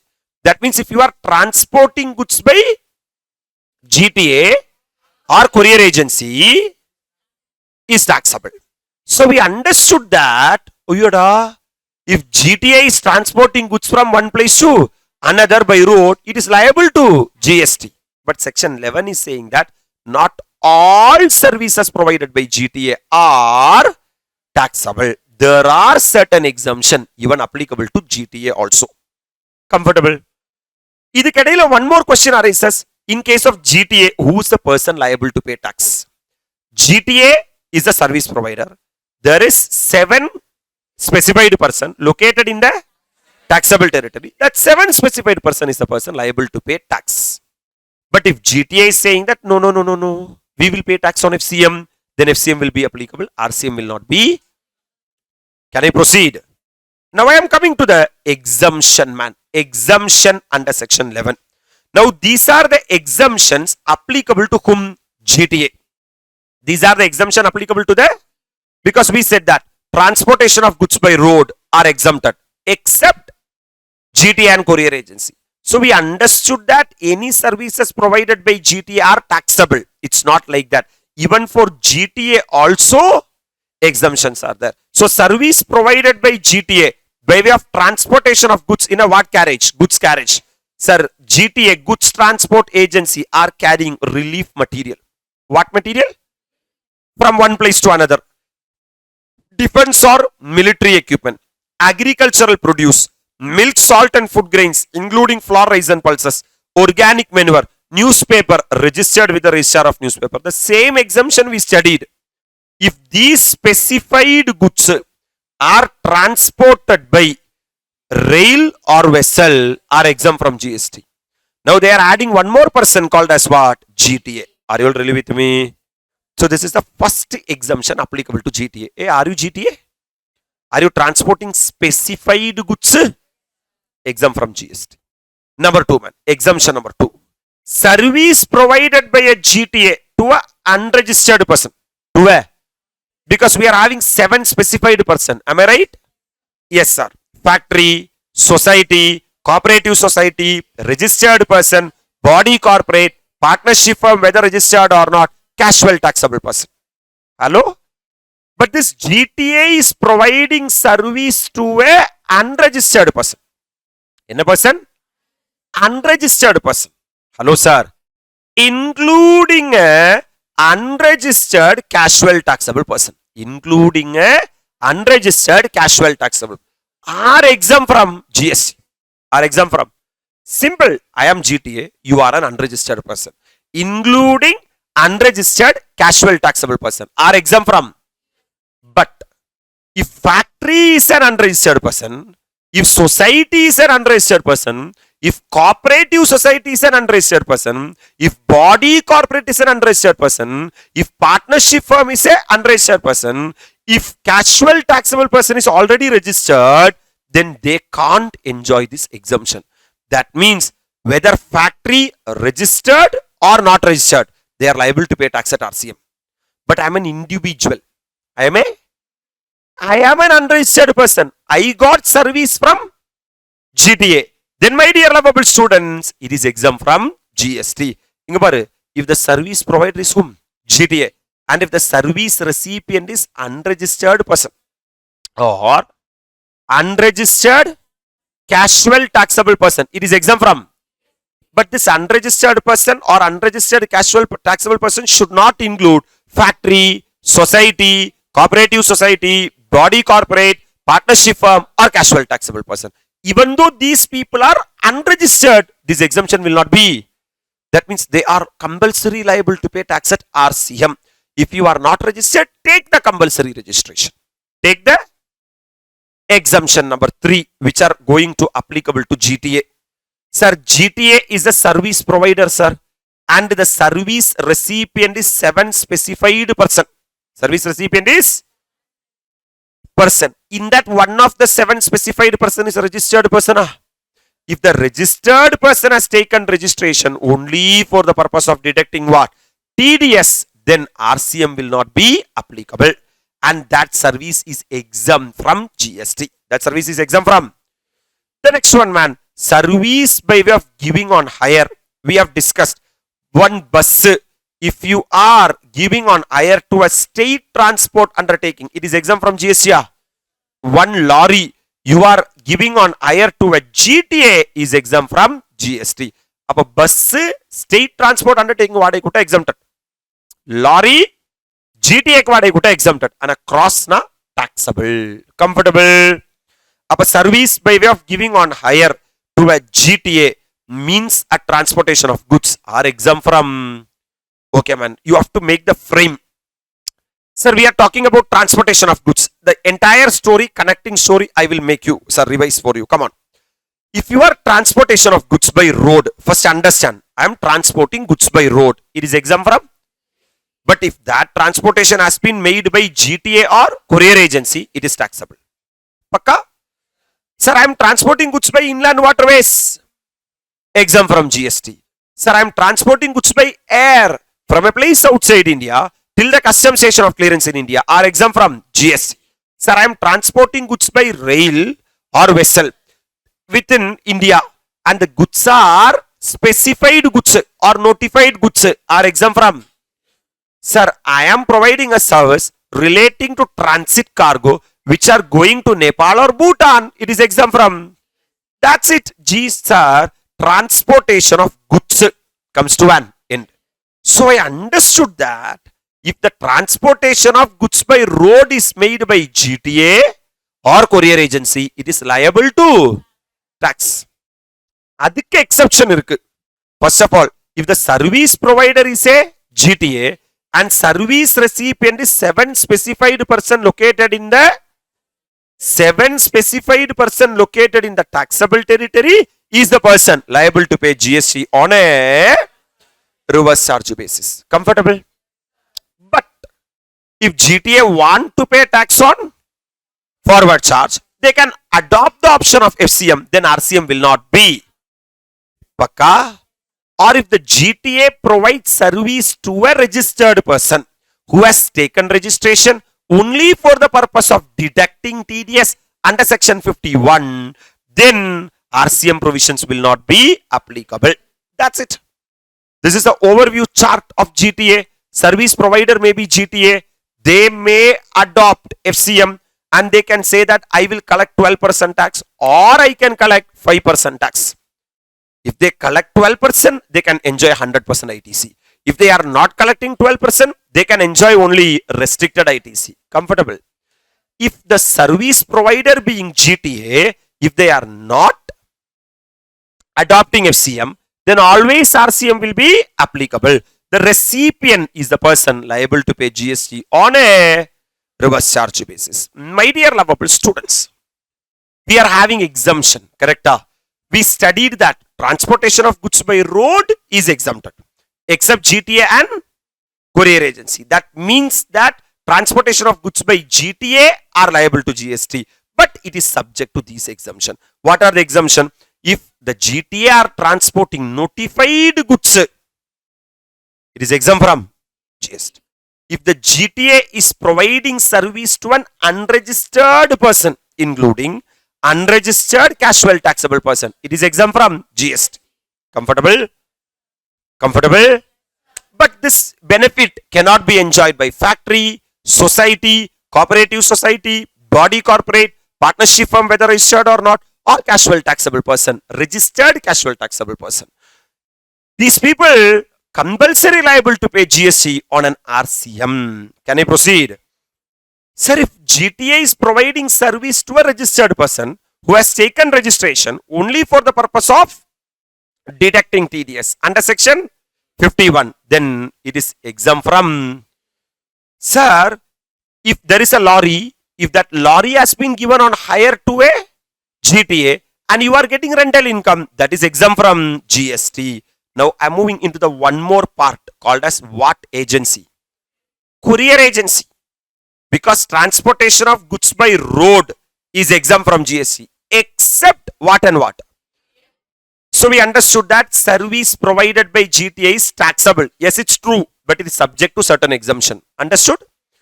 Now one more understanding we are having. Service provided by courier agency are taxable, and there is not even one exemption for the courier agency. That means any services provided by courier agency are taxable. Sir, what is courier agency? Means any person engaged in door-to-door transportation of time-sensitive document. I will say that I have to get the document within 2 days. That's what courier. But if it is GTA, varumbo varum. லாரியில வந்துட்டே இருக்கு. Are you really with me? Yes, sir. Sir, goods or article utilizing the service of person, either directly or indirectly, to carry on accompanying such documents, goods or article. For example, if there is any document to be spent, for example, your certificate has to be sent from your home to your place where you are residing. You will not send the consignment in GTA.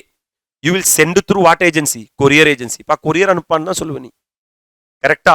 So it's time sensitive document. Within this time, they will say that within 2 days you will get. But GTA means they will be transporting goods from one place to another. Are you all really with me? There is no exemption applicable for the courier agency. So F stands for financial services. G stands for goods, GTA and courier agency. Are you all really with me? Coming to the H stands for healthcare services. H stands for, these are the healthcare services, man. A stands for ambulance services. A stands for example, sir, after you become chartered accountant, you are purchasing 10 ambulance. And you are, sir, helping the patients to travel from one place to another.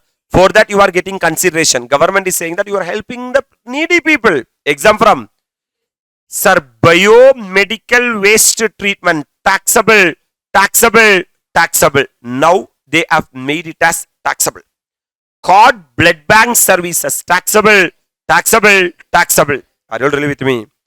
Or healthcare services provided by clinical establishment, that means hospital, or authorized medical practitioner, that is doctor, and paramedics like sir, beautiful nurses are exempt from GST. Sir, veterinary clinic in relation to healthcare of birds and animals are exempt from GST. Recognized rehabilitational professionals are exempt from GST. This is what we are going to talk about. Exemption number 1. Service by way of healthcare services. What service I am going to provide? By a clinical establishment. Whose clinical establishment? Hospital. Authorized medical practitioner. Yaru? Doctor. Paramedics. Nurses or such people are exempt from GST. So, healthcare services provided by these 3 people are exempt from GST. But we are having a superb exemption will be tested in exam. However, above exemption shall not apply. For example, I am a hospital. I am providing services. Service provided by a clinical establishment by way of providing room போட்டு தரேன் நான். Other than ICU, CCU, ICCU, NICU, having room charges exceeds how much per day to a person receiving healthcare services. Sir, if you go to hospital and all now, they will be in the hospital itself. We can take room and get the services, right? In a general ward, you can, and sir, 50, 100 people will be there. In room, na, sir, you'll be alone. What they are asking is the, my dear lovable students, room is ICU, CCU, ICCU and NICU, then don't see the list at all. It is exempt from GST. Because only people who are waiting for ticket will stay there. Exempt from GST, irrespective of the amount you are paying. But other rooms, normal room, 5,000 per day, exempted. More than 5,000 per day, taxable. So, taxable. Are you all really with me? Sir, look at here, man. Ambulance. Is ambulance exempted? Sir, after you become chartered accountant, you are having an ambulance. It is exempted. Sir, even you are buying an ambulance and you are giving to the general public. It is exempted. Or if the ambulance has been given by clinical establishment, authorized medical practitioner or paramedics, sir, normally it is what? Taxable. Healthcare services, it is what? Exempted. Because this clinical establishment or authorized medical practitioner or paramedics is using normally ambulance. Chumma avangaloda bus mari use பண்றாங்க. Taxable. It should be used for the purpose of healthcare services. Then it is exempted. Right, sir? Sir, service provided by way of transportation of patients in an ambulance, even other than the clinical establishment, authorized medical practitioner or paramedics. That means even tomorrow, even we are also buying an ambulance. Exempt from. This is very important, man. In hospitals and all, human waste after operations will come. Blood, this human parts, body parts, etc. That has to be properly disposed. That has to be, hospital will not dispose that. They will appoint some agents, some people. They will collect the waste and they will dispose in a proper way. Earlier, it was exempted. Now, it has become. So, service provided by operators of common biomedical waste treatment to a clinical establishment by way of treatment or disposal of biomedical waste or process incidental thereto. Now, taxable, taxable, taxable. Comfortable? Sir, service provided by cord blood bank, Topil Kodi. Munadi preservation of Topil Kodi was exempted. Now, government is saying that only people who are having lot of money will do that. Any one of your cord blood is preserved? Monthly 50,000, 1 lakh rupees has to be paid. Anyone? Yearly. Anyone? No, sir. If you preserve the Topil Kodi, sir, that is taxable. Are you all really with me? Now, services by veterinary clinic in relation to health care of what and what? Birds and animals are exempt from what? GST. Not only for human beings, even for birds and animals are also exempt from GST. Sir, animal doctor are exempt from GST. Human doctor are exempt from GST. Are you already with me? Service provided by rehabilitation professionals. Some people will be so much addicted to liquor, drugs, sex. All these people, sir, they need counseling. They will get counseling. These counselors are providing, sir, recognized under the rehabilitation professional. By way of rehabilitation, they will give therapy, they will give counseling, they will give such other activity as covered by said act, either medical establishment or education institution, or rehabilitation center established by central government, state government or union territory. Then these are rehabilitation professionals. They are like doctor or more than doctors. Exempt from what? GST. Are you all really with me? So these are the H stands for healthcare services. A stands for ambulance services are exempted. B stands for biomedical waste treatment are taxable. Taxable. C stands for cord blood bank services are taxable. Taxable. Taxable. D stands for doctor. What doctor will do? Healthcare services he will do. So healthcare service provided at clinical establishment or authorized medical practitioner or paramedics are exempt from. Sir, we அடுத்து ஈன் கேட்காத veterinary clinic, that is hospitals relating to animals and birds are exempt from GST, and recognized rehabilitation professional service are also exempt from what? So in the start, sir, slot A stands for agriculture and art related, B stands for C, D stands for E stands for. This is what our part number 1.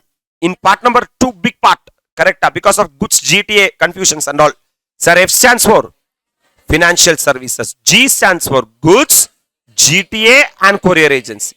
H stands for healthcare service. I stands for immovable property and insurance services. And J stands for jungle. Hello, sir. Yes, sir. We'll be talking about the insurance, immovable property and jungle, and I'll be revising the second part once again. By that time, if you revise and come, we will be completing the second part, because the third part is a cakewalk, my dear lovable students.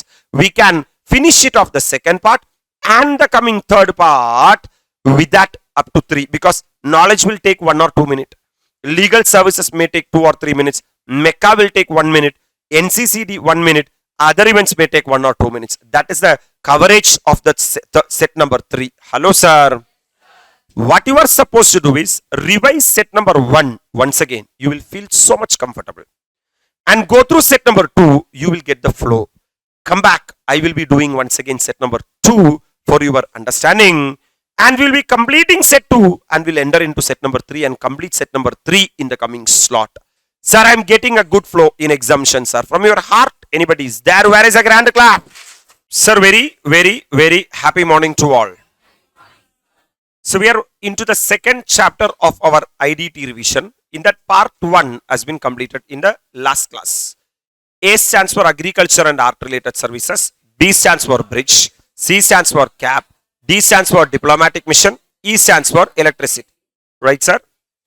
Sir, we'll have a very quick go through of the A stands for agriculture art related services, supply of farm labor, basic agriculture operations, process carried out at agricultural farm, renting or leasing of agro-machinery or vacant land for the purpose of agriculture, loading, unloading, packing, storage and warehousing of agricultural produce, agriculture extension services, services provided by any agency for purchase or sale of agricultural produce are exempt from, service provided by warehousing of minor forest produce are exempted, by way of artificial insemination of livestock other than horses are exempted, carrying out intermediate production process relating to as a job worker are exempted.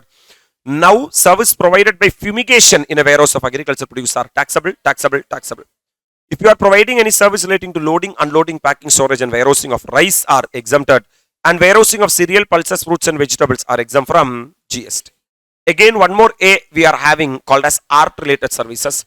So, if you are an artist, if you are providing performance in folk or classical art form in relation to music, dance and theatre, where the consideration per performance does not exceed 1,50,000 is exempt from. Whereas, my dear lovable students, sir, this exemption will not be applicable if the performance has been provided as a brand ambassador. It is fully taxable. That's it. Then the next exemption is toll charges paid to access road or bridge are exempt from GST.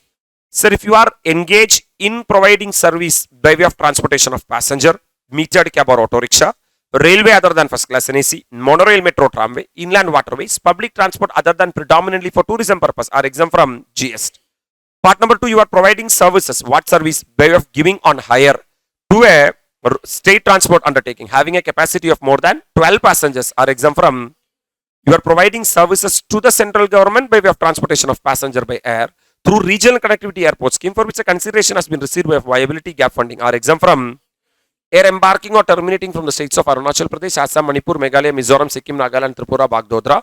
Non-AC contract carriage other than radio taxi and non-AC stage carriage are exempt from. Service provided by foreign diplomatic mission situated in India are exempt from GST. Transmission or distribution of electricity by a transmission or distribution utility are exempt from GST.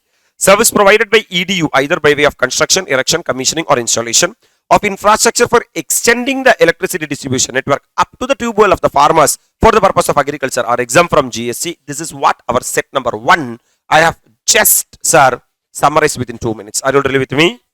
I'm coming to the part number 2, set number 2. Yesterday we have done with the F stands for financial services. Financial services in the sense means bank. That means any services provided by RBI is taxable, taxable, taxable. Are you really with me? Sir, you are providing a service by way of extending deposit or taking a loan for which the consideration has been represented by way of interest or discount are exempt from inter purchase or sale of foreign currency between bank or authorized dealers. Banks and authorized dealers are exempt from. Sir, you are paying, sir, money which is consideration from one bank to another bank. Actually, the money in one bank is transferring to the another bank. So, one bank is providing service to the another bank. Where the swiping amount is less than 2000, it is exempt from, or up to 2000 rupees, it is exempt from GST. If you are an intermediary of a financial services, if you are located in multi-services SEZ, and if you are providing service to a customer who are situated outside India in foreign currency, it is exempt from general bank who are allowing to open savings bank account for which, my dear lovable students, Pradhana Mantri Jan Dhan Yojana are exempt from. That is what the F stands for, financial services, bank related services, right? Now you are engaged in transportation of goods. Are you transporting goods from one place to another by road? Exempt from GST, except GTA and courier agency. Are you transporting goods by inland waterways? Exempt from GST. Are you transporting goods by air from a place outside India till the customs station of clearance in India? Exempt from. Sir, if you are transporting specified or notified goods by rail or vessel, the notified goods are, sir, for this and all GST is there or GST is not there? GST is not there. That means they are giving some relief in GST. That's why it is what material? Relief material. Are you really with me? If you are transporting defense or military equipment, it is exempt from GST. If you are transporting, sir, agricultural produce, it is exempt from.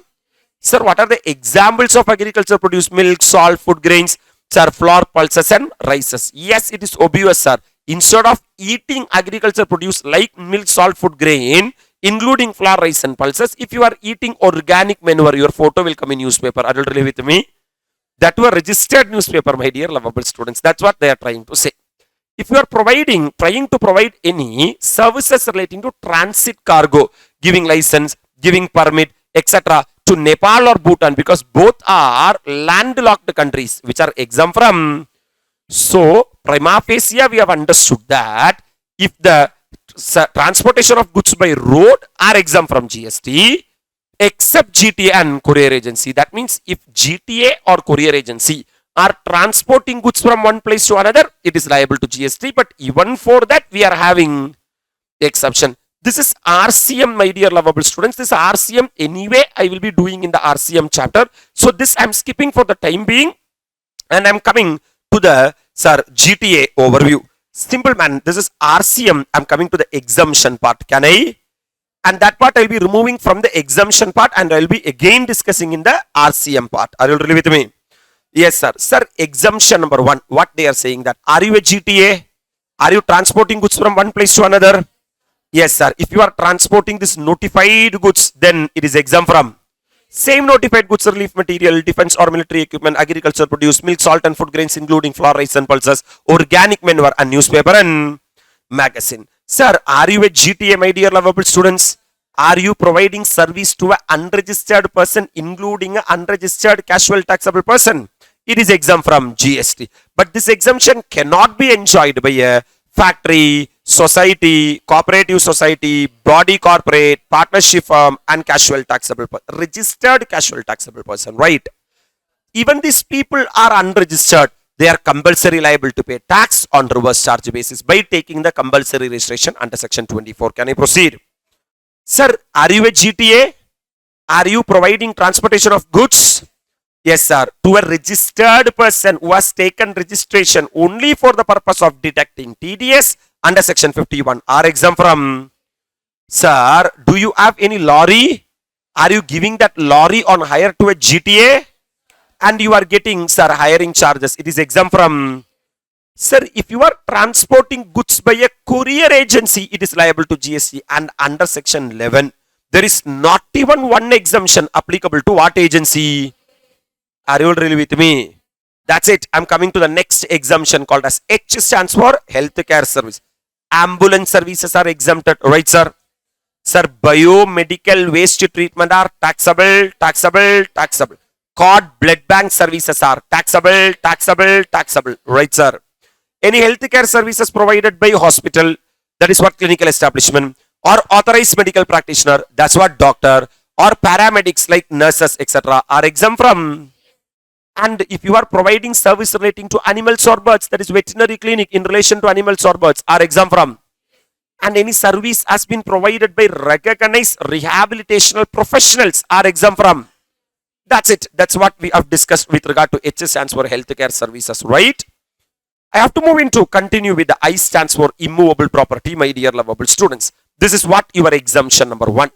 Service by way of renting of residential dwelling. Renting of what? Renting of residential dwelling means house property. What property? For use as residence. For use as what? So, veedu veeda vaadai kuttirukka. It is exempt from what? GST. Except where the residential building is rented to a registered person are exempt from what? GST. So, there is a residential house property called as residential dwelling. If you have let out to a residential purpose to other than registered person are exempt from.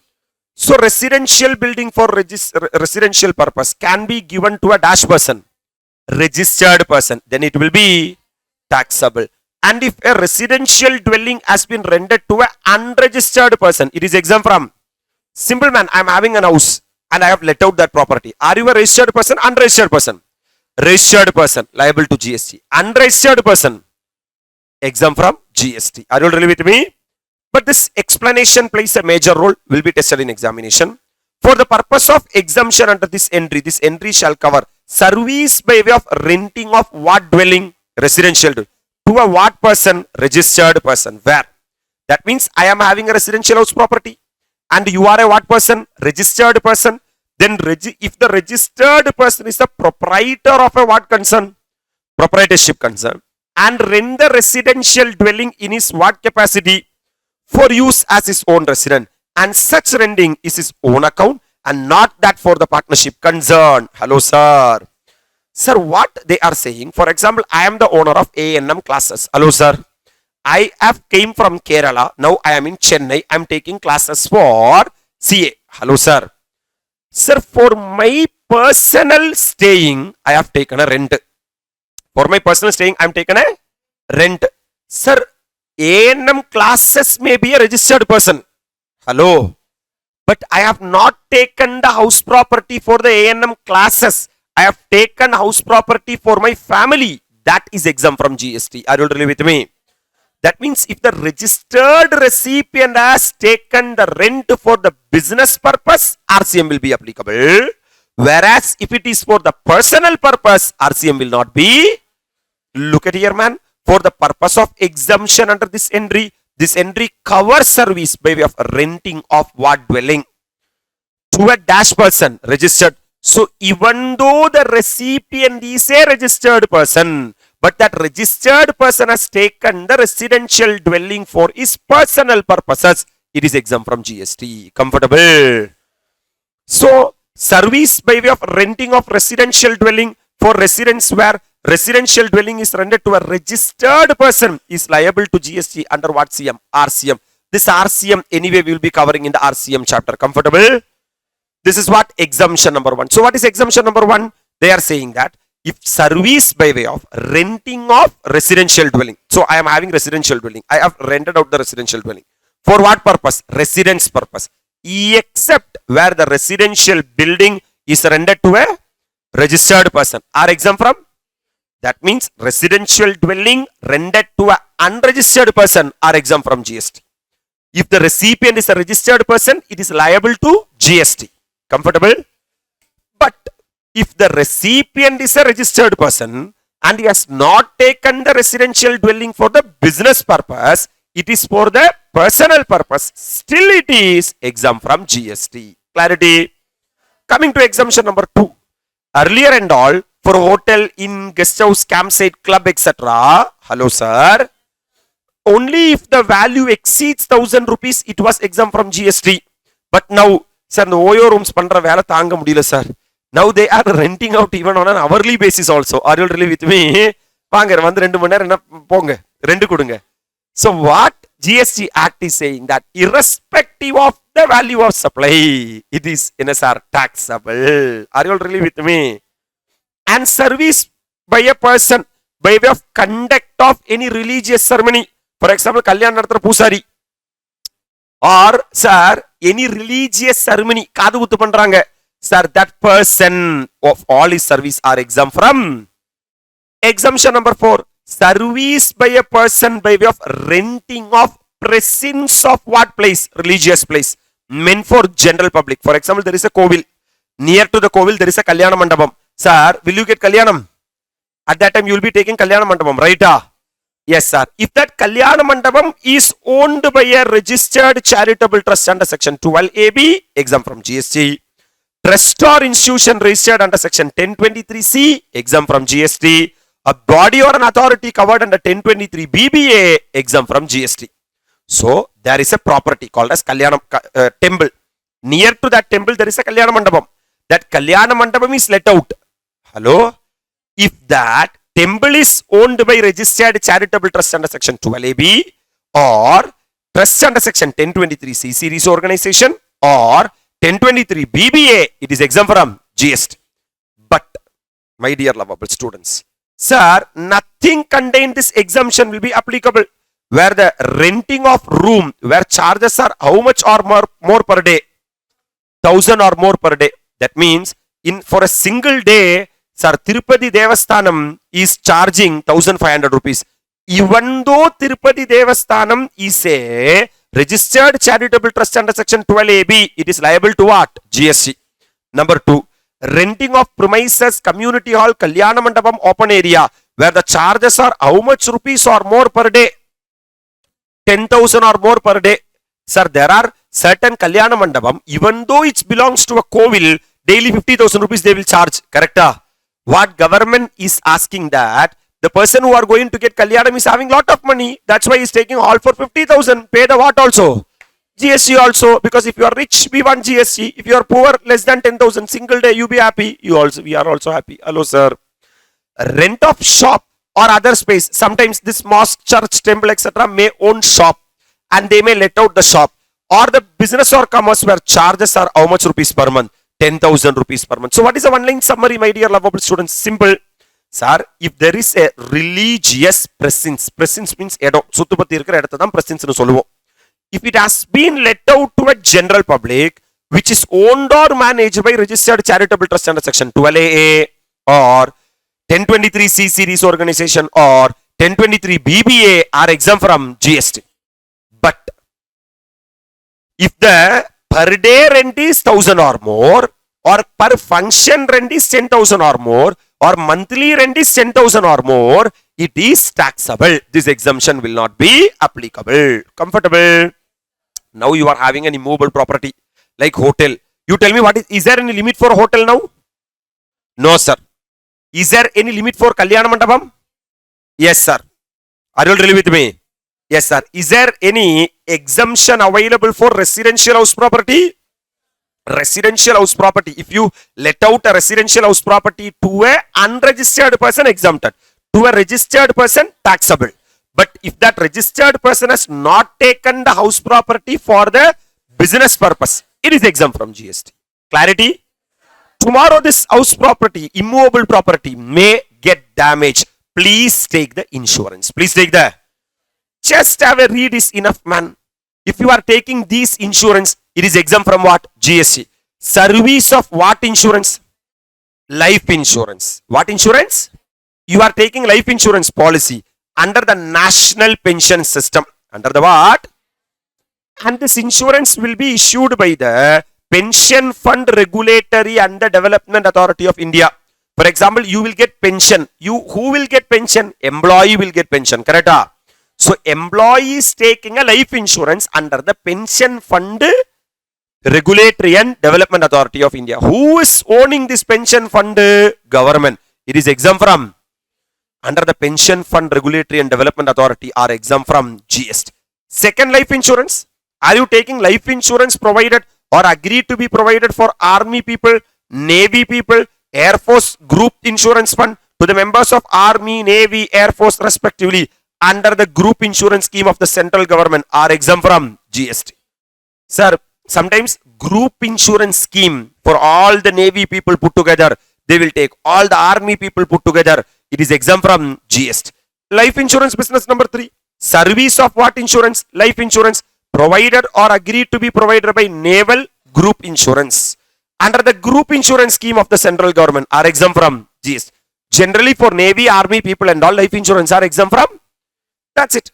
Life insurance business number 4. Service of life insurance provided or agreed to be provided for central armed police forces, for the police people. Central government may take life insurance, exempt from GST. Again, group insurance fund to their members under the group insurance scheme of the concerned central armed police forces are exempt from. And sir, life insurance scheme under the following schemes, this scheme, if life insurance name is this Jayashri Bima Yojana, Aam Aadmi Bima Yojana, life insurance micro insurance product where the amount does not exceed how much lakh? 2 lakh. And Varshida Pension Bima Yojana, Pradhana Mantri Jeevan Jyoti Bima Yojana, Pradhana Mantri Jan Dhan Yojana, Pradhana Mantri Vayila Yojana. Sir, anything which are ending with Yojana are exempt from GST. Are you all really with me? Don't think, man.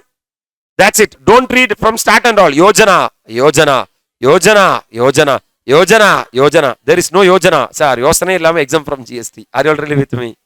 That's what government is saying. So if you are taking life insurance, basically, simple. No need to take away anything for exam. Simple.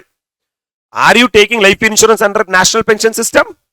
Exempt from GST. For the people of Army, Navy, exempt from GST. Sir, for the naval group insurance fund, exempt from GST. For the police, exempt from GST. Vailavanda Yojana, exempt from GST. Are you all really with me? The general insurance, that means other insurance, other than life insurance. That is, sir, insurance relating to agriculture. For the cattle insurance you are taking, for the Adu, Madu, Koli, exempt from GST. Hello, sir. Agricultural pump set and failed well insurance. Sir, after you put a bore, there is a huge chance that water will not come, only Katu will come. Insurance company will compensate you. That is exempt from GST. Restructured weather-based crop insurance scheme. Weather-based crop means, sir, for next 6 months only this crop will grow. Once the weather changes, this crop will be swaha. So there is a huge risk to the farmer. Government is saying that, sir, any insurance scheme taken by the farmer, it is exempt from what? GST. Pilot scheme on seed crop insurance. Pilot scheme in the sense means, I am going to test it. I am going to put the seed. I don't know whether this seed will grow in India or not. But still I am testing. But there is a huge chance of failure. Who will test it? You will test it. No. Who will test it? Farmer. So if a farmer is taking insurance, it is exempt from GST. Central sector scheme on the water insurance, cattle insurance, Adu Madu Koli, central sector scheme. So tomorrow there is a huge chance that, sir, the cow or buffalo may die after purchase for 1 or 2 lakh. So there is a huge risk to the farmer. For that he is taking an insurance. For that there is no need to collect the GST. Coconut palm insurance scheme. Sir, you are, sir, having a tenga topu. Nalike tenga varam and manga vara vaipu irukku. They are saying that it is exempt from GST. Other than agriculture, man, like hut insurance scheme, sir, it is not RC weed hut. Naliki because of the Gaja Puyal, that hut top may fly. Are you really with me? Exempt from GST. Scheme for insurance of tribal, for the tribal people, for JBeam, you are taking an insurance, exempt from GST. Janata personal accident policy and Grameen accident policy, group personal accident policy, Premia collector on export credit insurance, Jan Arogya Bima policy, Pradhana Mantri Fasal Bima Yojana, Yojana anything exempted, Universal Health Insurance Scheme, sir, Rashtriya Swastha Bima Yojana, then what? Pradhana Mantri Suraksha Bima Yojana, Nirmala Sitaram, Nirmaya Health Insurance Scheme implemented by Trust, and Bangala Shashya Bima are exempt from GST. These and all will not be tested, man. Any word, if you are not able to read it properly, exempt from GST. Anything which are ending with Yojana are exempt from GST. And agriculture related are exempt. Other than agriculture, like miscellaneous, are also exempt from. One insurance company is reinsuring with other insurance company. That is also exempt from. Whatever we discussed, man, reinsurance of the insurance scheme are also exempt from. That's it. This is what I stands for, immovable property. And if you are having an immovable property, please insure the immovable property. That's what I stands for, insurance and immovable property. Can I proceed? Now we are going to the jungle. J stands for what? You are service provided by way of admission to. Are you remembering? By paying consideration, if you are getting an admission, it is a business as per the definition of business. Are you recalling? But they are saying that. Are you going to museum, national park, wildlife sanctuary, tiger reserve or zoo is exempt from GST. You are taking ticket by paying consideration to see the animals. Hello sir. Or see the old things in where? Museum. Or what man? National park. There are a lot of tiger national parks and all there, right? They will say that, sir, before 10 years your tiger was there. And they will show the full card. Nothing will they will show. And the wildlife sanctuary. Hello sir.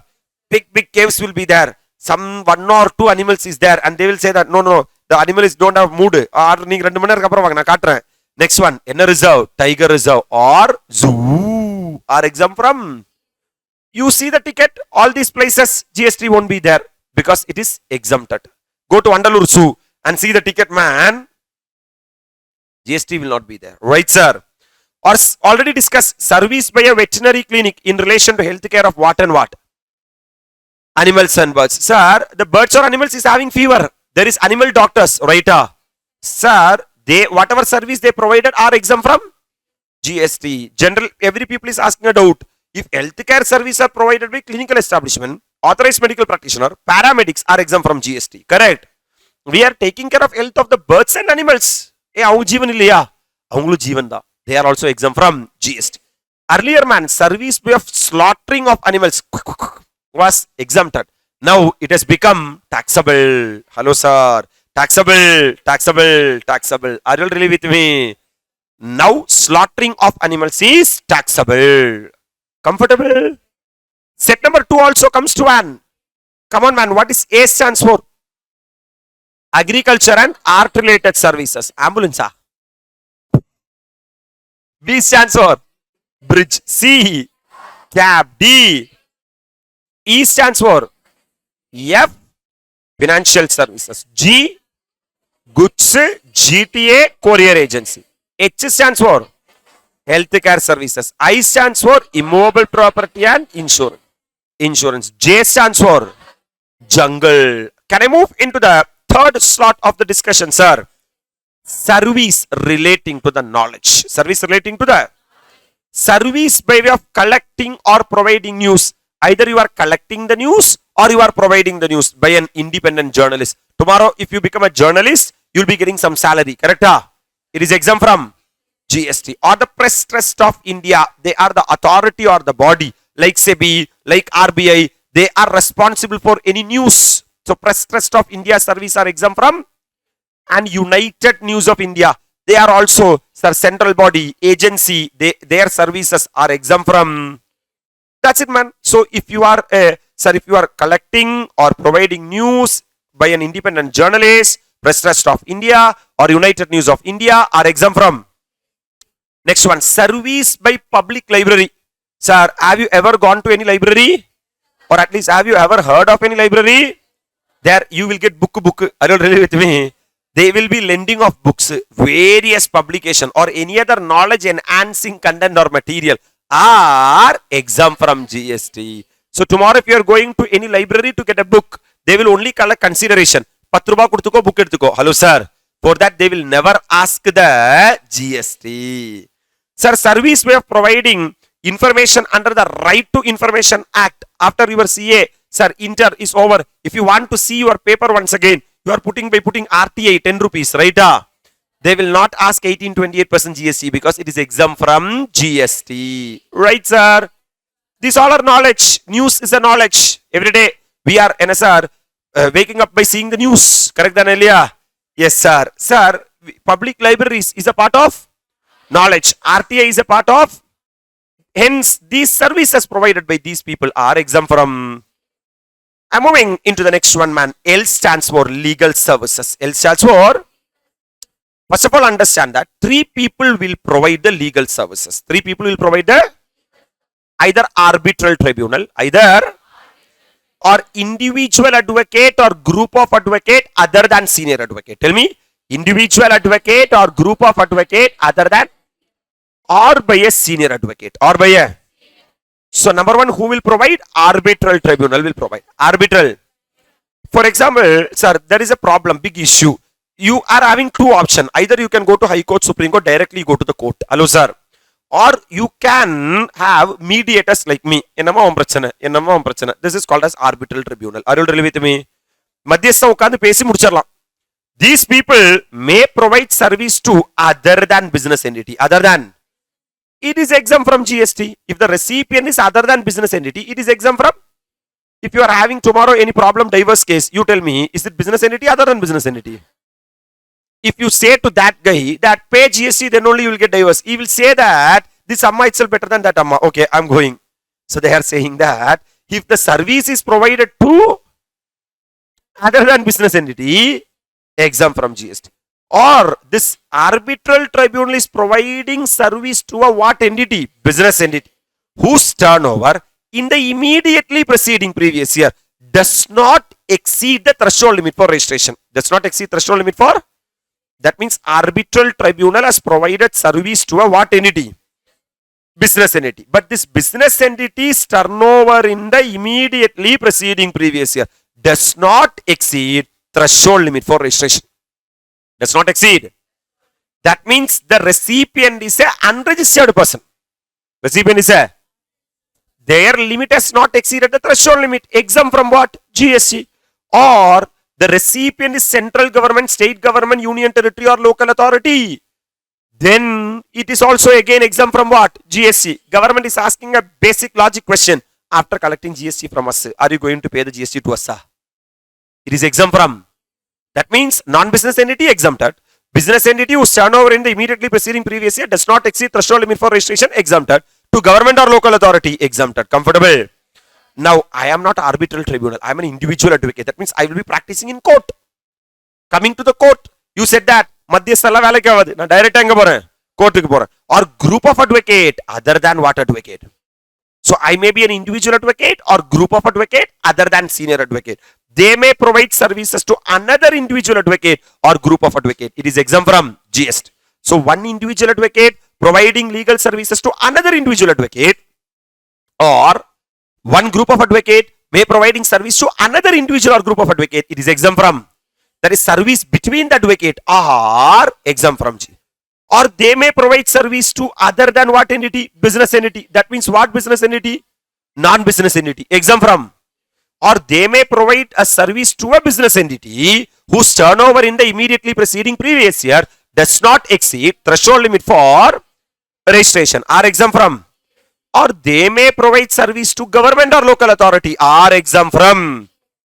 That means whether the legal service is provided by arbitral tribunal or by individual advocate or group of advocate other than senior advocate, to a non-business entity exempted, business entity whose turnover does not exceed threshold limit for registration exempted, to government or local authority exempted. Coming to the what advocate? Senior advocate by way of legal service to other than business entity, non-business entity exempted, business entity whose turnover in the immediately preceding previous year does not exceed threshold limit for registration exempted. Hello sir. Central government, state government exempted. That means one thing is missing in the senior advocate. If a senior advocate providing service to another senior advocate, taxable. Are you really with me?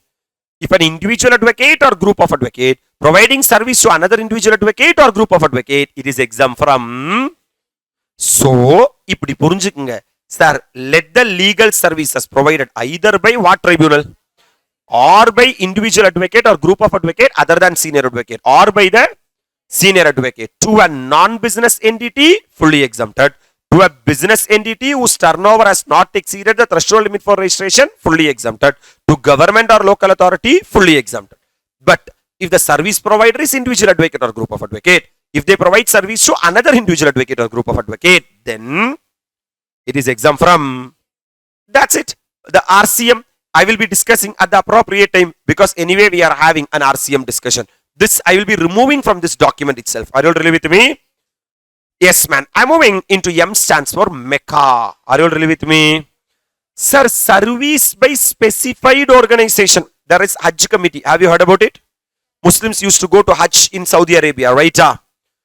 Sir, specified organization means Kaumun Mandal Vikas Nigam Limited. This is a government of Uttarakhand undertaking, or a committee or a state committee as defined in the Hajj committee. These two people basically will take care of the religious pilgrimage. They will say that, do you Muslims, do you want to go to Hajj? Hajj committee will take care. Sir, this Uttarakhand undertaking, Kaumul Mandal Vikas Nigam Limited.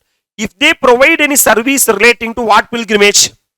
Religious pilgrimage. For example, tomorrow you are going to Kasi. For that, this Kaumun Mandal Vikas Nigam Limited is helping you. Hello, sir. They are giving you the ticket. They are giving you the accommodation. They are giving you the food services. For that, there is no GST. Facilitated by the government of India under bilateral agreement are exempt from. That means the specified organization may provide service to the religious people. Then it will be exempt from. N stands for NCCCD. Service provided by National Center for Cold Chain Development. For example, if you manufacture agriculture produce, it has to be stored in a respective place for so long years, not to get decay, for so long period, at a particular temperature. That's what this National Center for what chain development. They are under the Ministry of Agriculture, Cooperation and what welfare? Farmers welfare. By way of cold chain knowledge dissemination, for how much period you have to keep, at what temperature you have to keep, what is the knowledge if these people will provide. Yaru? National Center for Cold Chain Development. It is exempt from. Comfortable. I am coming to the last one in the other events, man. Sir, service by way of right to admission to A. If you go to jungle, like museum, national park, wildlife sanctuary, tiger reserve or zoo, it is exempt from. You are going to circus. Have you heard about circus? Jumbo circus, Appu circus, right, sir? Sir, you are NSR dancing. That itself is like circus. Come on. Or theatrical performance including drama or ballet. Hello, sir. Or you are going to award function, or you are going to concert, pageant, musical performance, or any sporting event other than recognized sporting event. Or you are going to recognized sporting event. They are saying that other than recognized sporting event. In the very next point, they are saying that recognized sporting event. What is the relevance, sir? Paithyam, Varna. And planetarium. Have you heard about planetarium? To these places and all you are going, where the consideration for right to admission to events or place as referred above is not more than 500 per person are exempt from GST. Per person ticket is 500 rupees. It is exempt from GST. 1000 rupees you are paying and go to award function. Taxable. To a circus, sir, 1200. Varun 200. Exempted. To see the dance, you are paying 750. 250.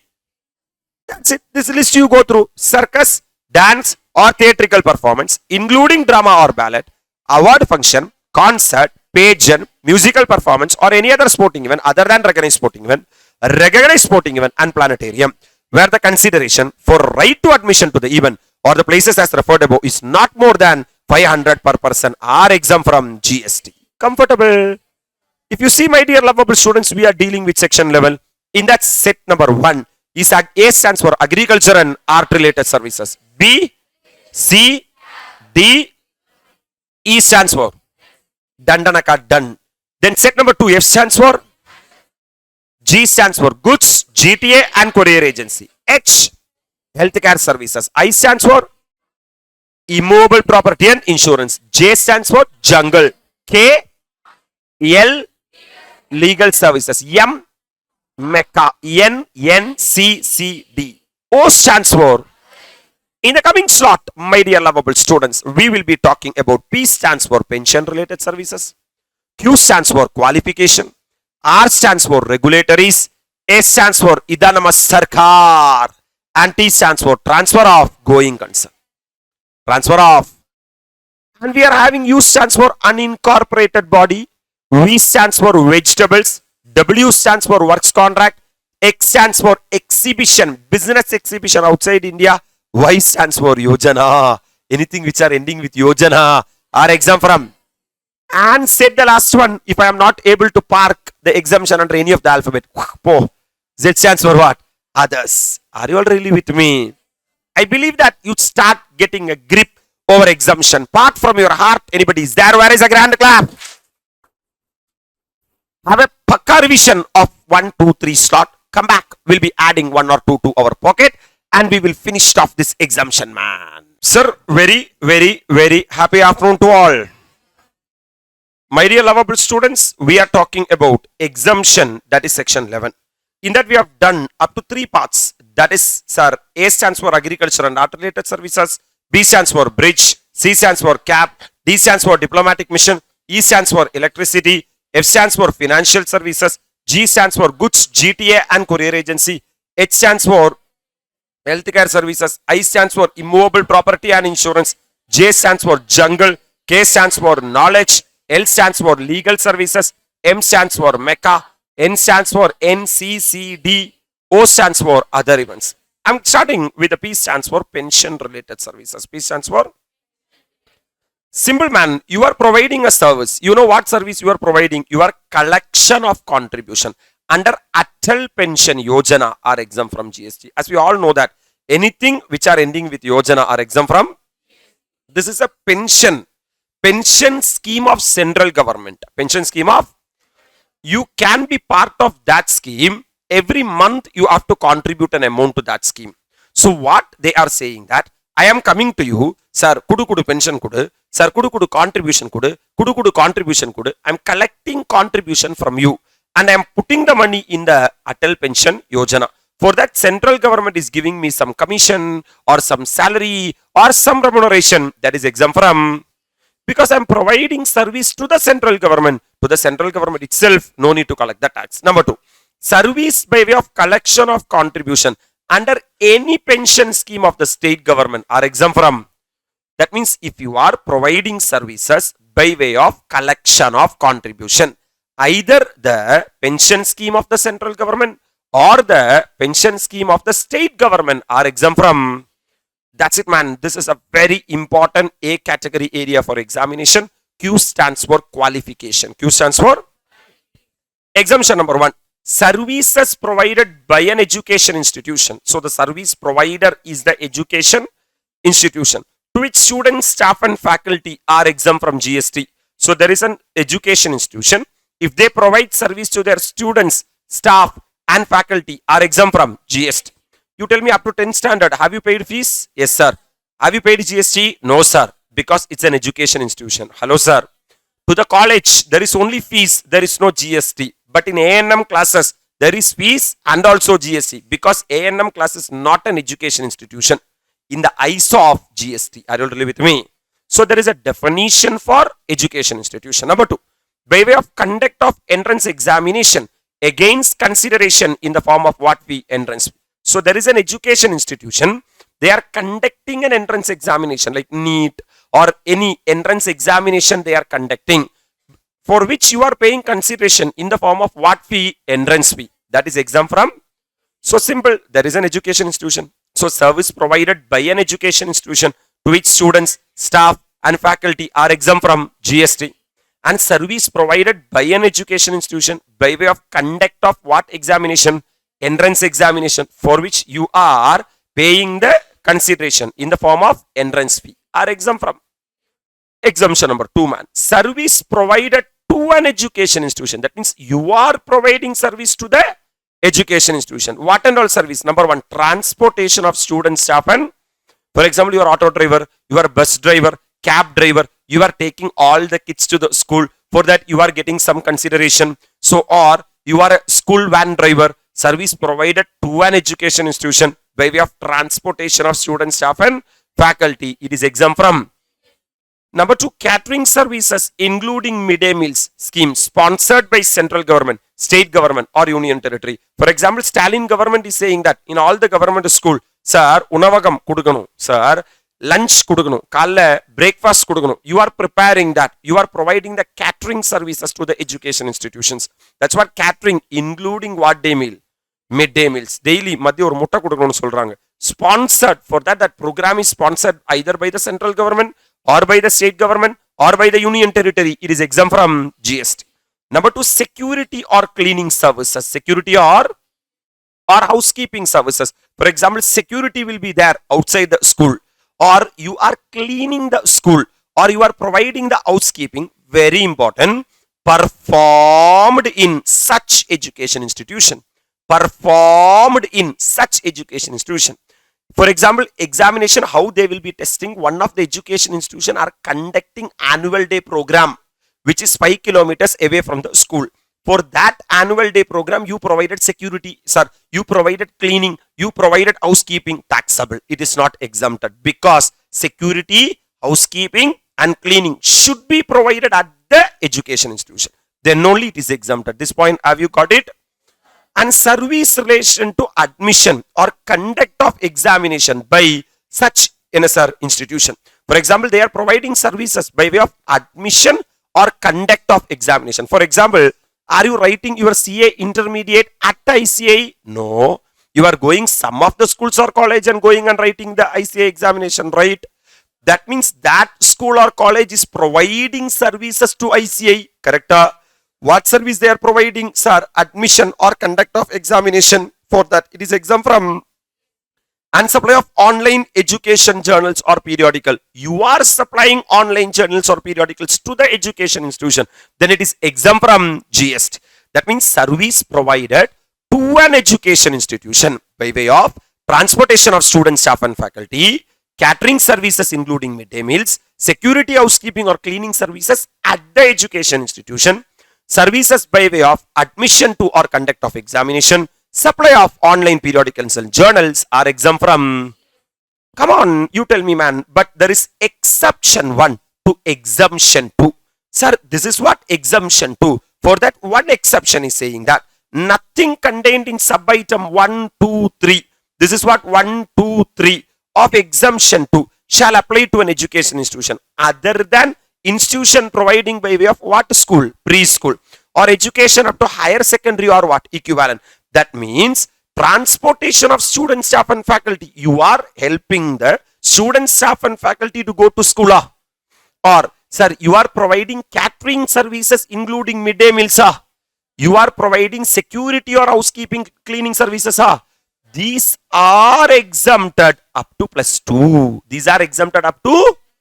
Sir, if you are providing transportation of students, staff and faculty to a college, if you are providing catering services including midday meals to a college, if you are providing security, housekeeping and cleaning services to a college which is beyond +2, then it is taxable.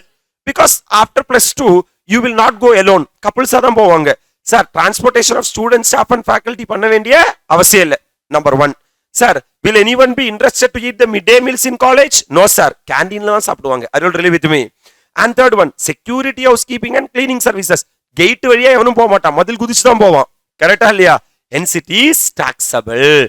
That means that's why they are saying that education institution should be a, sir, preschool education up to higher secondary. Beyond that, it should be taxable. And exception number 2, my dear lovable students. Exception number 2 to exemption number 2. Beside this, nothing contained in sub-item 5 of item B. This item, supply of online what or what? Periodicals or journals shall apply to an institution be preschool education and education up to what secondary? Higher secondary. Or education as a part of approved vocational courses. That means up to +2, don't come and see online. You online la படிக்க வேண்டிய அவசியம் இல்லை. That means if you are supplying online periodicals and journal up to +2, my dear lovable students, it is taxable. Beyond +2, it is. So this code you keep in your mind, man. Tick, tick, tick, dash tick. Tick, tick, tick means first 3 are one group. That will be exempt up to +2 and taxable beyond +2. Comfortable? But this is dash. That means for all level, it will be exempted. And the last one, tick, if it is up to +2, taxable, and beyond +2, exempted. You should have this much clarity. Can I proceed? So, 2 exemption done and my dear lovable students. Number 1, services provided by an education institution to its students, staff and faculty. Services provided by an education institution by way of conduct of entrance examination for which the consideration has been received by way of entrance fee. services provided to an education institution by way of transportation of students, staff and faculty, catering services including midday meals, security, housekeeping or cleaning services up to +2 is exempted. Services provided by way of conduct of examination, hello sir, is exempted up to +2 and beyond +2, and supply of online periodicals and journal are exempted beyond +2. Can I proceed?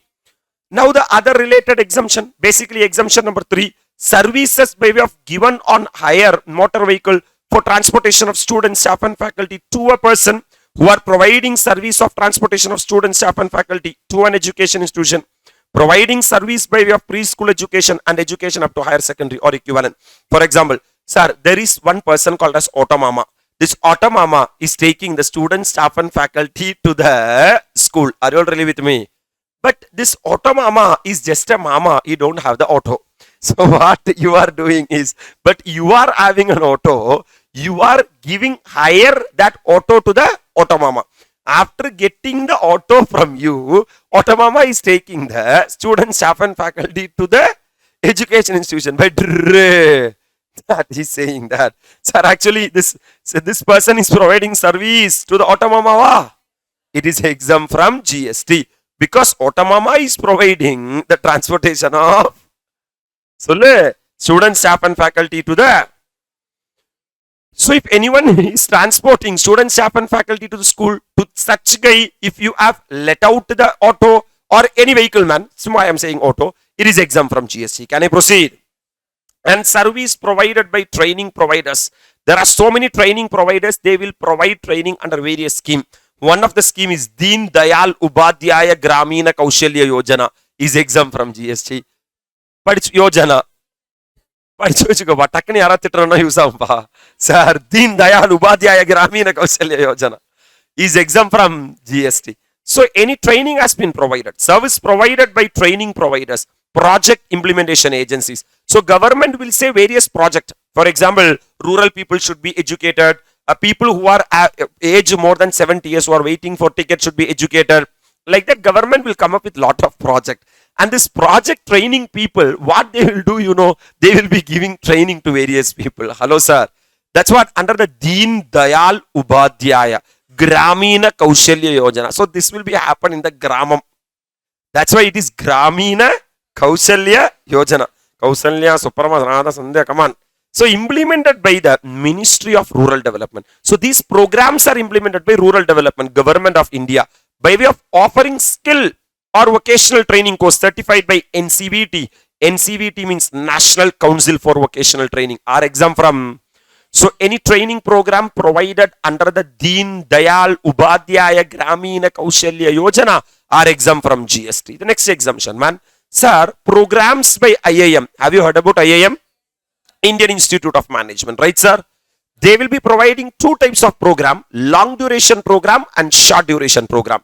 If they provide long duration program, such the people who are studying that program will be treated as students of IAM. Hence, it is exempt from GST.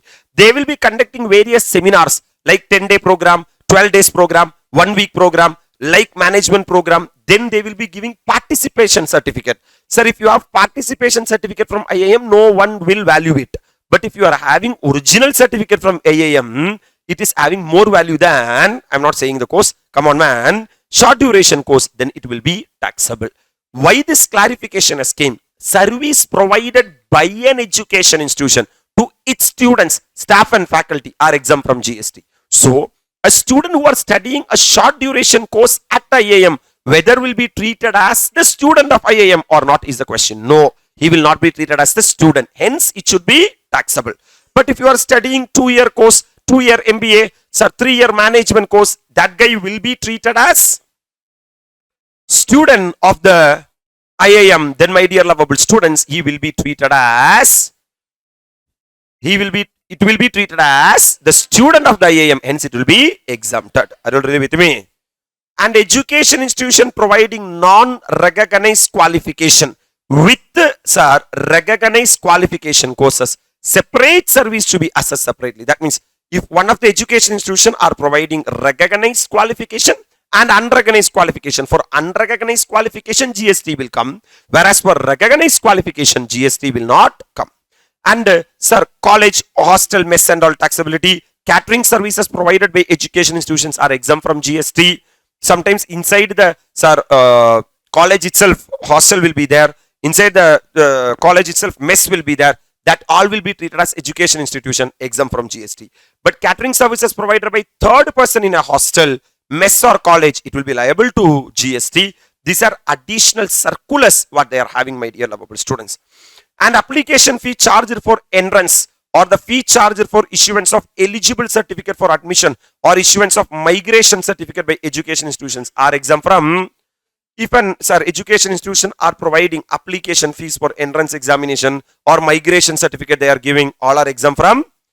CBSE and state board are to be treated as what institution? Education institution. Not only the government quota, but also CBSE and state board will also be treated as the education institution for the limited purpose of providing service by way of conduct of examination to the students are also exempt from GST. These are just simply circulars or the clarification given, not the main exemption. So I'm moving into the next exemption. Before that, let me quickly wind up. The Q stands for qualification, right? Two exemptions we talked here, pension related services. What is the service relating to pension you are providing? Service provided by way of collection of contribution under the Atal Pension Yojana are exempt from.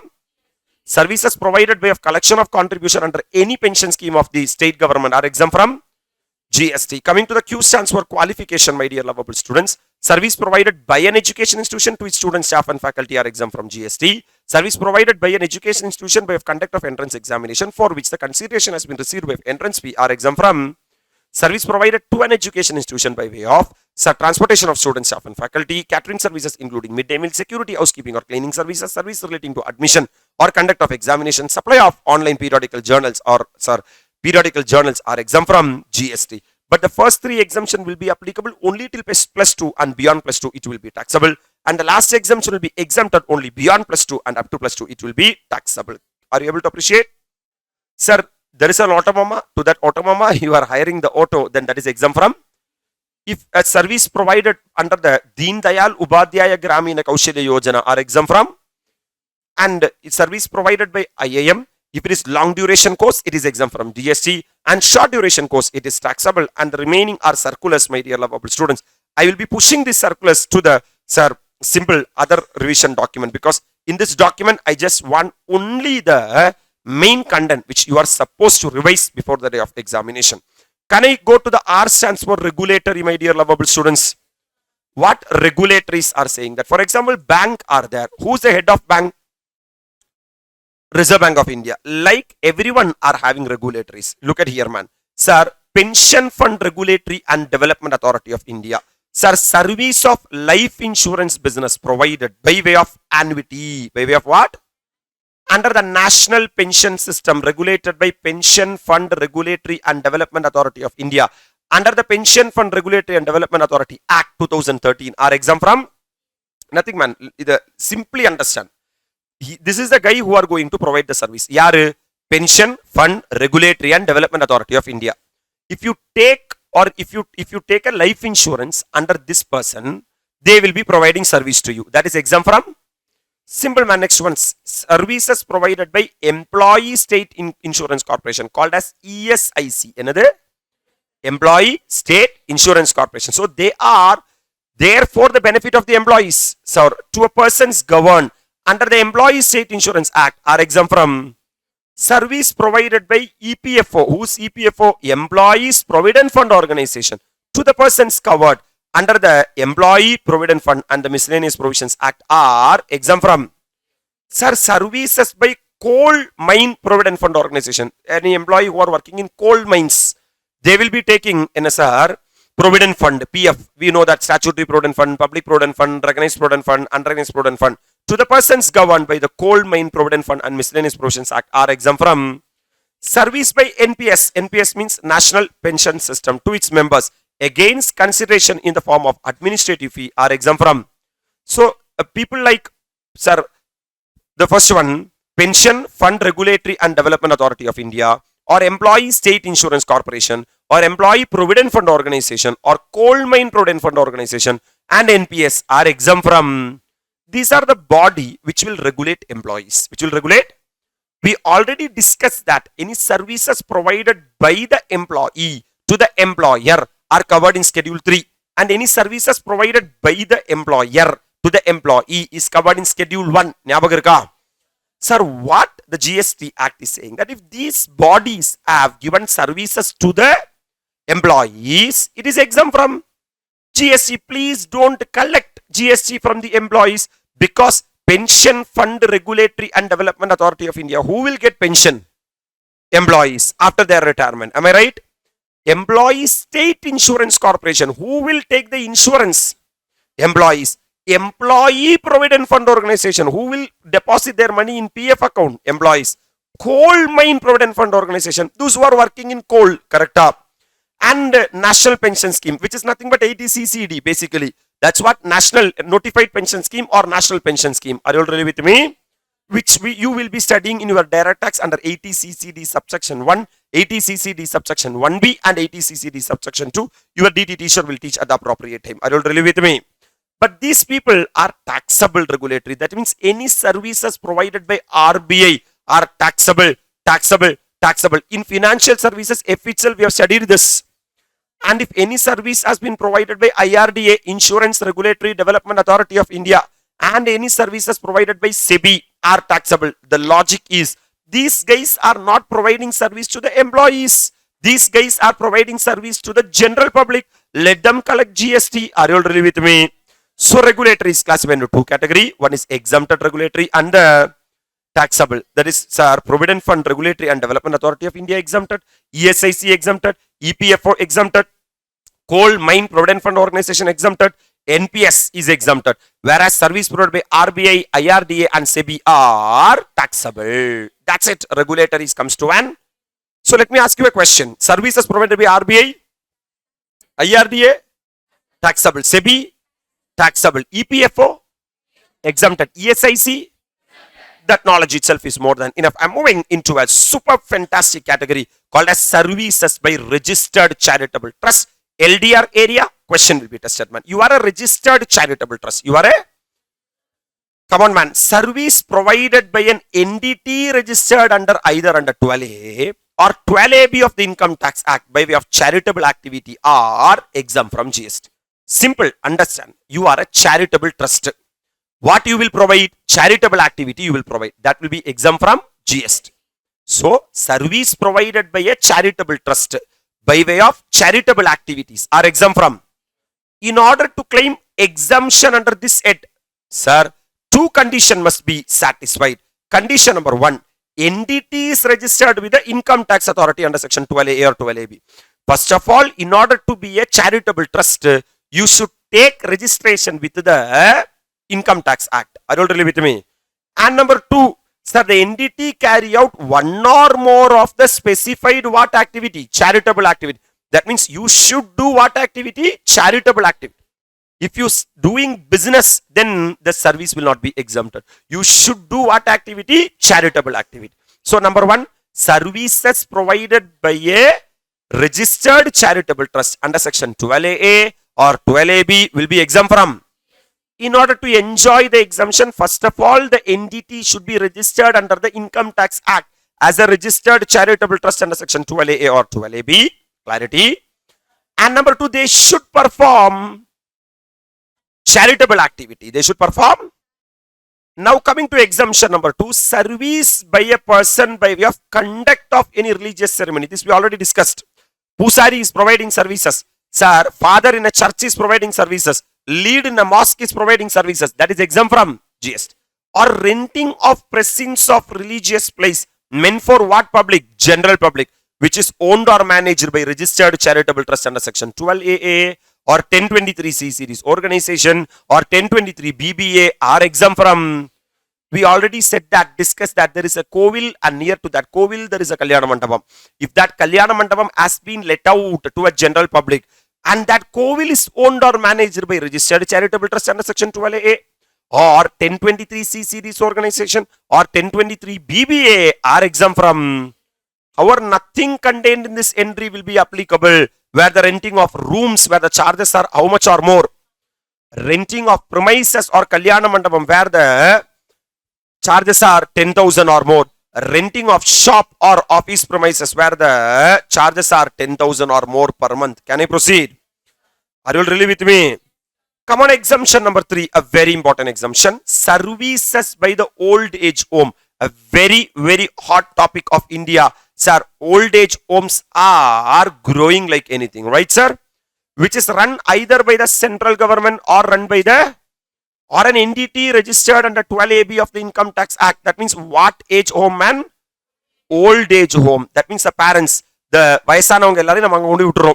Correct alliya? Which has been run by the central government or state government or entity registered under what AB? To its residents aged how many years or more? Against consideration up to how much rupees per month? 25,000 per month per member, provided that the consideration charges for boarding, lodging and maintenance are exempted. That means if any old age home has been run by the central government, state government or registered charitable trust under section 12AB, where the monthly consideration per member does not exceed 25,000 is exempt from. ஒரு மாசத்துக்கு per member, if it exceeds 25,000, it is liable to GST. Comfortable?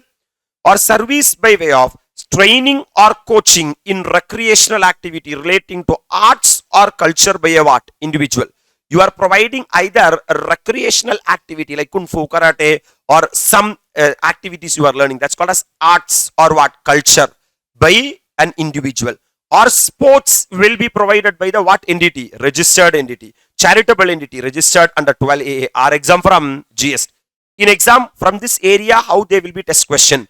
Arts or culture only by individual and sports by charitable entities. Are you really with me? Sir, they will be asking arts and culture by charitable entity is taxable. Only sports by a charitable entities are exempted. Please pannakudadu. Are you really with me? So what are the services provided by registered charitable trust exemption, man? Sir, service provided by an entity registered under 12AA or 12AB are exempt from. In order to enjoy the exemption, they should satisfy two conditions. First of all, they should be a registered charitable trust under the Income Tax Act. Can I proceed? And number 2, they should do what activity? Charitable activity. Next one, service provided by a person by way of conduct of religious ceremony, sir, is exempt from GST. Or renting of religious presents to a general public which is owned or managed by registered charitable trust under section 12A or registered or 1023C series organization or 1023 BBA are exempt from. However, this exemption will not be applicable. Per day rent is more than 1,000. Per month Kalyana Mandapam rent is, per function rent is more than 10,000. Per month shop rent is more than 10,000. This exemption will not be. Very important exemption, man. Service provided by old age home. Who will run the old age home? Central government or state government or an entity registered under 12AB to its residents. Against the consideration is up to how much rupees per month? 25,000 per month per member. For the purpose of boarding, lodging, accommodation and food are exempt from. The very important, man, service provided by training or coaching in recreational activity of arts or culture by a individual or sports by charitable entity registered under 12A or 12AB are exempt from. Coming to the main important slot, man, services provided by government and services provided to government. This is like Marina Beach. Lot of exemptions will be there in the S stands for Sarkar. You should be very, very clear, man. What they are saying is, first of all, understand the background. Any services provided by government or local authority is fully exempted. Because government or local authority are existing for the purpose of the welfare of the people, right? But if the service has been provided by Department of Post and the Ministry of Railways or service in relation to aircraft or vessel, either inside or outside the presence of a port or transportation of goods or passengers or any other service other than covered in A to Z above provided to business entity are taxable. I will tell you how you have to understand this. Any services provided by government or local authority are fully exempted except 4 services. Except, or we can claim it as 5 services. Look at here. Any services provided by government or local authority are fully exempted except how many services? If these 5 services are provided by government or local authority, it is always taxable. Okay, wa? Number 1, service provided by Department of Post. Service provided by Indian Railway. Service in relation to aircraft or transportation of goods and passengers or any other services provided to what entity. That means, my dear lovable students, in these cases and all, who is the person liable to pay tax? That is, this is a FCM RCM game. This anyway we will be talking in the FCM RCM cases. Are you really with me? Now I am skipping this RCM because RCM anyway next chapter I will be dealing. I am coming to the postal services, my dear lovable students. What is our understanding? Any services provided by government or local authority are fully exempted except 5 services. In that, the first service is service provided by Department of Post. So what is our understanding? Any services provided by Department of Post is taxable. Correct? Like that you should not think. Sir, postal services classified into how many categories? Basic postal services and other than basic postal services. Basic postal services like issue of postal order, money order, savings account, pension payment are exempt from GST. Because to do these functions only postal department is there, right? But in that postal order, you have to check that whether it is registered post or other than registered post. Registered post means taxable. Other than registered post, you have to check the weight of the post. Less than 10 gram, exempted. More than or equal to 10 gram, taxable. Comfortable? If the weight of the post is more than or equal to 10 gram, it is taxable. Less than 10 gram means exempted.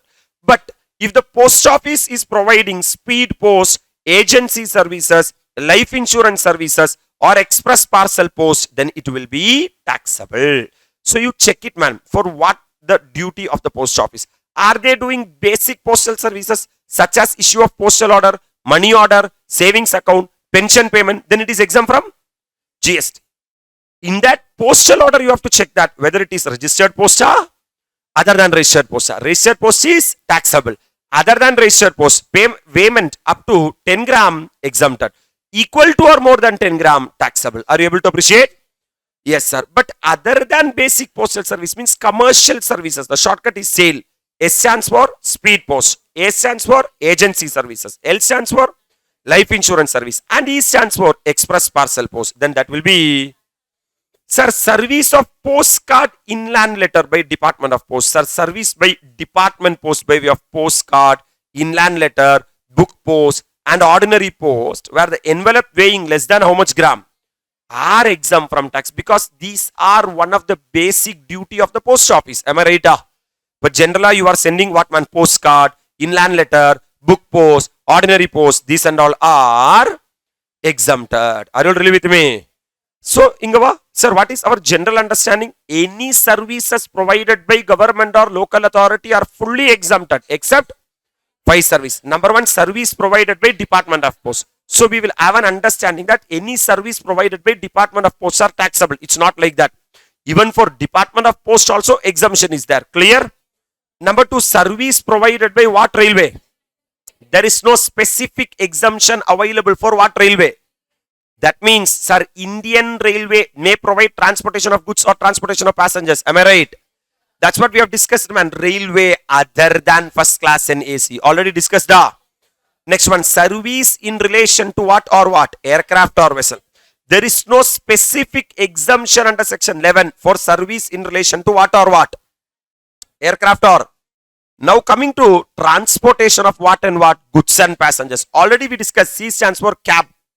And G stands for what? Goods. Number 1, metered cab or auto rickshaw. Even if it is owned by government, exempted, man. Sir, inland waterways. If it is owned by government, exempted, man. So this C and cab is mutatis mutandis applicable to the government also. Are you really with me? In addition to that, you are having one thing, man. Transportation of what and what? Goods and passengers. Service provided by way of granting what permit? National permit to a goods carriage to operate throughout India or contiguous states are exempt from GST. That means sometimes in lorry and all you can see the national permit, right, sir? If you are having national permit, then only a Tamil Nadu lorry can go to the Kerala. Are you really with me? So government will be issuing the license or they will grant the national permit to travel throughout India. Then that license is exempt from. The last one, my dear lovable students, the 5th one, man. Any other services provided to what entity? Business entity. That means government or local authority is providing service to a what entity? What government is saying that we want GST because the service recipient is a business entity. Yeah.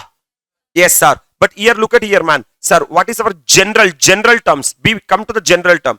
Any service provided by yaru or yaru, government or local authority, are fully exempted. Except number one, service provided by Department of Post. We are having exemption. We discussed it. Right up. Service provided by Indian Railway. There is no exemption. Service provided in relation to aircraft or vessel, either inside or outside the presence of the port. There is no exemption. It is fully taxable, man. Transportation of goods and passengers. We are having cab. We are having GTA. And in addition to that, my dear lovable students, national permit is exempt from GST. Now the last one. Any other service provided to what entity? Business entity. So government or what authority? Local authority is providing service to a what entity? Business entity. It is fully taxable. Am I right? It is fully. But sir, government is saying that subject to 15 exemptions are there. They have given. Sir, this 15 item, it will not be taxable. Other than this 15 services, it is taxable. Are you really with me? Number one, man. So who is the service provider? Keep your mind. Who is the service provider? Government or? Who is the service recipient? Business entity. Generally, it is taxable. Correct? Tak we can complete, man. Service provided by central government, state government, union territory or what authority? So, service provider is government or local authority. To another central government, state government or union territory or local authority is exempt from. That means if any service has been provided by one government or local authority to another government or local authority are exempt from. Sometimes state government may provide service to central government or central may provide service to state government. It is exempt from. However, nothing contained in this entry shall apply to service referred in A, B, C. A stands for Department of Post and A stands for Department of Indian Railway. Then, services provided in relation to aircraft or vessel either inside or outside the presence of the port. And third one is transportation of goods or passengers. Right? For that, if that service has been provided by one government to another government, it is liable to GST. Comfortable? Huh? Exemption number 2. Service provided by central government, state government, union territory or local authority. That means service provider is the government or where the consideration for such service does not exceed how much? That means government or local authority provided service to a business entity, man. But the value of supply is less than 5,000. It is exempt from. Very simple, small amount. No. Government is saying that we don't want GST. Again, however, nothing contained in this entry shall apply to service referred in class A, class B, class C. That is Department of Post. Even it is 1,000 rupees, it is liable to GST. Are you really with me? Transportation of goods or passengers, it is liable to GST. Are you really with me? And aircraft or vessel related services, it is liable to. And in case of continuous supply of service, if government is not providing service in one shot, they are providing service in block, then for the entire year you have to check that whether the 5,000 in a financial year is exceeding or not. In an year 5,000 is not exceeding, nah, it is exempted. In an year 5,000 is exceeding, nah, it is liable to what? So if the supply is a continuous supply of service, should not be computed on transaction basis, should be computed on financial year basis. Comfortable? My dear lovable students, what is the first exemption? Come on. Any service is provided by government or local authority to another government or local authority are exempt from. Services provided by government or local authority to a business entity where the consideration does not exceed 5,000 are exempt from. Come on, man. Service provided by central government, state government, union territory or local authority to a what entity? With an aggregate turnover of up to such amount in the preceding year as it's make it eligible for exemption from registration under CGST are exempt from GST. That means service provider is government or they provided service to a, but for this business entity, the turnover in the immediately preceding previous year does not exceed threshold limit for registration. That means this business entity is an unregistered person, right? Then it is exempt from GST. Hello. And for that again they are saying that class A, class B, class C conditions will not be applicable. Comfortable. And service by way of renting of what property? Immovable property. Because the logic is for these two things, it is FCM, forward charge mechanism, and it is not RCM. That's why they are saying that even 5,000 limit will not be applicable. And also, sir, the turnover, sir, registration list will not be applicable. Anyway, in that RCM, we will be talking about that. Exemption number 4. So, can you say what is the first exemption? One government or local authority to another government or local authority fully exempt. Government or local authority to a business entity, consideration does not exceed 5,000 is fully exempted. Service provided by government or local authority to a business entity whose turnover in the immediately preceding previous year does not exceed threshold limit for registration is fully, come on man, exemption number 4. Service provided by central government, state government or what territory or local authority by of registration required under any law for the time being in force. For example, there is a company has to get registered under ROC, correct sir? For that they are paying fees to the ROC. It is exempt from GST because the service provided is registration required under any law. To the under GST Act itself you are taking registration. For that you are paying some fees, that is exempt from. Or testing, calibration, safety check or certification relating to protection or safety of workers or consumers or public at large, including fire insurance. You are taking fire insurance. You are doing testing, calibration, safety check or certification. It is exempt from. This is the 4th exemption, man. And service provided by central government, state government, union territory or local authority by of issuance of. Sir, government is issuing passport, visa, driving license, birth certificate or death certificate are exempt from. That's it, man. First 5 exemption done. After all the 15 exemption, I have given one table before the day of examination. Look at here, romba symbol. Sir, part number 1 summary. Service is provided by one government or local authority to another government or local authority are exempt from. Service provided by government or local authority to a business entity whose consideration does not exceed are exempt from. Service provided by government or local authority to a business entity whose turnover in the immediately preceding previous year does not exceed threshold limit for registration are exempt from. Service provided by government or local authority with registration, calibration, testing and safety check are exempt from. Service provided by government or local authority with issuance of birth certificate, death certificate, passport, visa and license are exempt from. Can I proceed, sir? I'm coming to the next 5, set number 2 or part number 2. Come on, exemption number 6. Service provided by same people, central government, state government, union territory or what authority by way of assignment of right to use what resources, natural resources to a what farmer, individual farmer for the purpose of cultivation of plant and rearing of all livestock of animals except the rearing of what? Horses, because horses are not agriculture produce, correct? For food, fiber, fuel, raw material or other similar products are exempt. Simple, man. For example, you are the government or what authority? Local authority. Hello sir.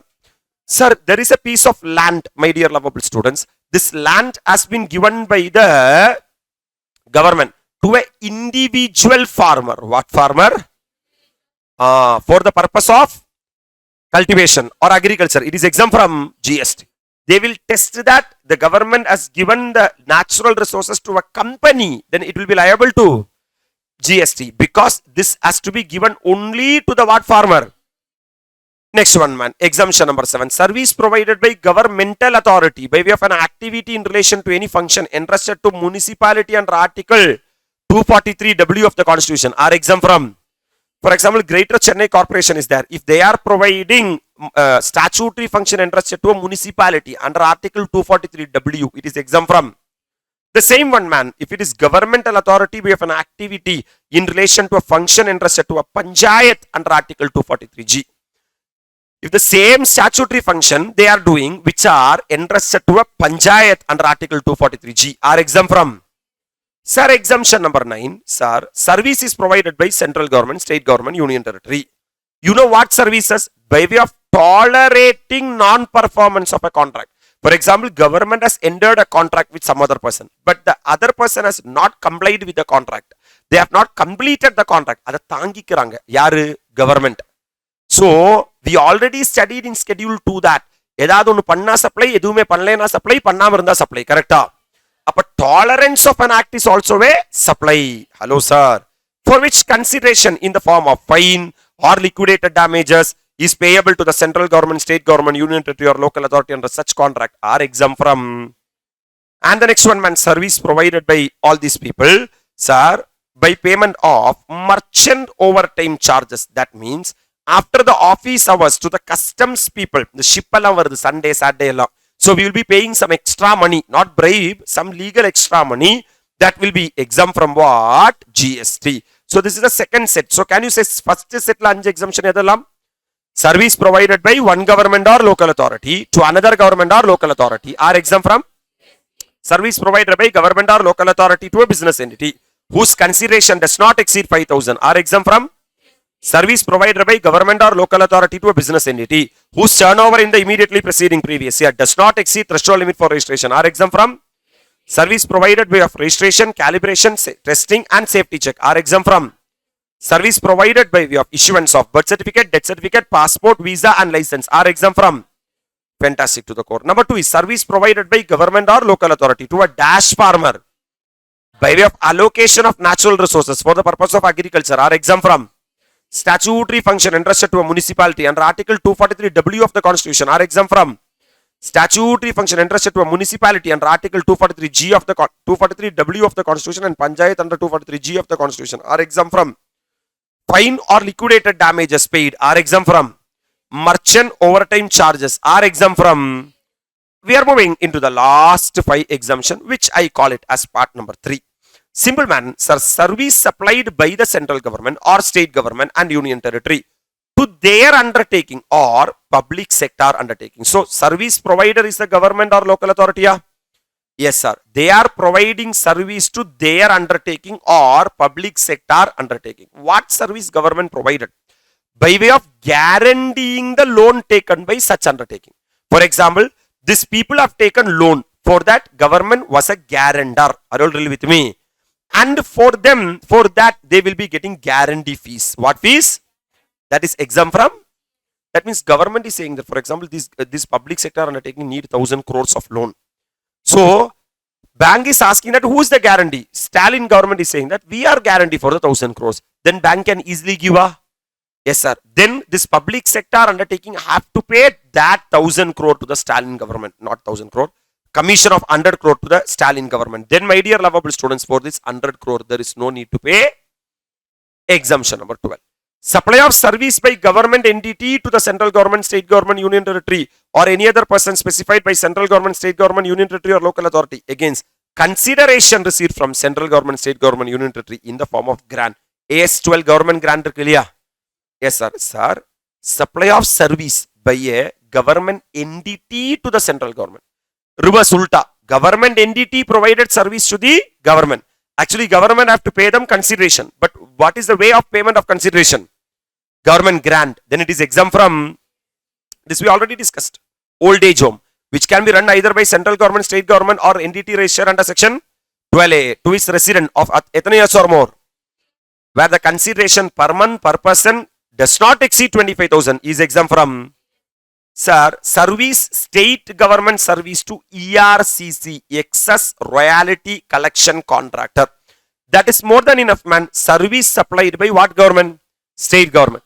To excess royalty collection contractor is exempt from GST. Here I can't explain what is ERCC because it's a very big concept. So I am saying just that service provided by ERCC are exempt from. Service provided by rehabilitation professionals. Have you heard somewhere? Doctors, sir, they are rehabilitation, therapy, counseling. Hello, sir. Are exempt from. So, guaranteeing loan is exempt from GST. Government grant are exempt from GST. Services by old age home are exempt from GST. Excess royalty collection contractor are exempt from GST. And service provided by rehabilitation professional are exempt from. So, in this part, my dear lovable students, what are the exemptions to be covered? You know, number 1 is the P stands for pension related services. Q stands for qualification. Actually, this is the biggest part in all the parts. P stands for pension related services. Q stands for qualification. R stands for regulatories and registered charitable trust under section 12A. Right, sir? And S stands for Sarkar. In that Sarkar, 2 exemptions are there. One is service provided by government and other is service provided. We have just completed service provided by government and we are pending with service provided.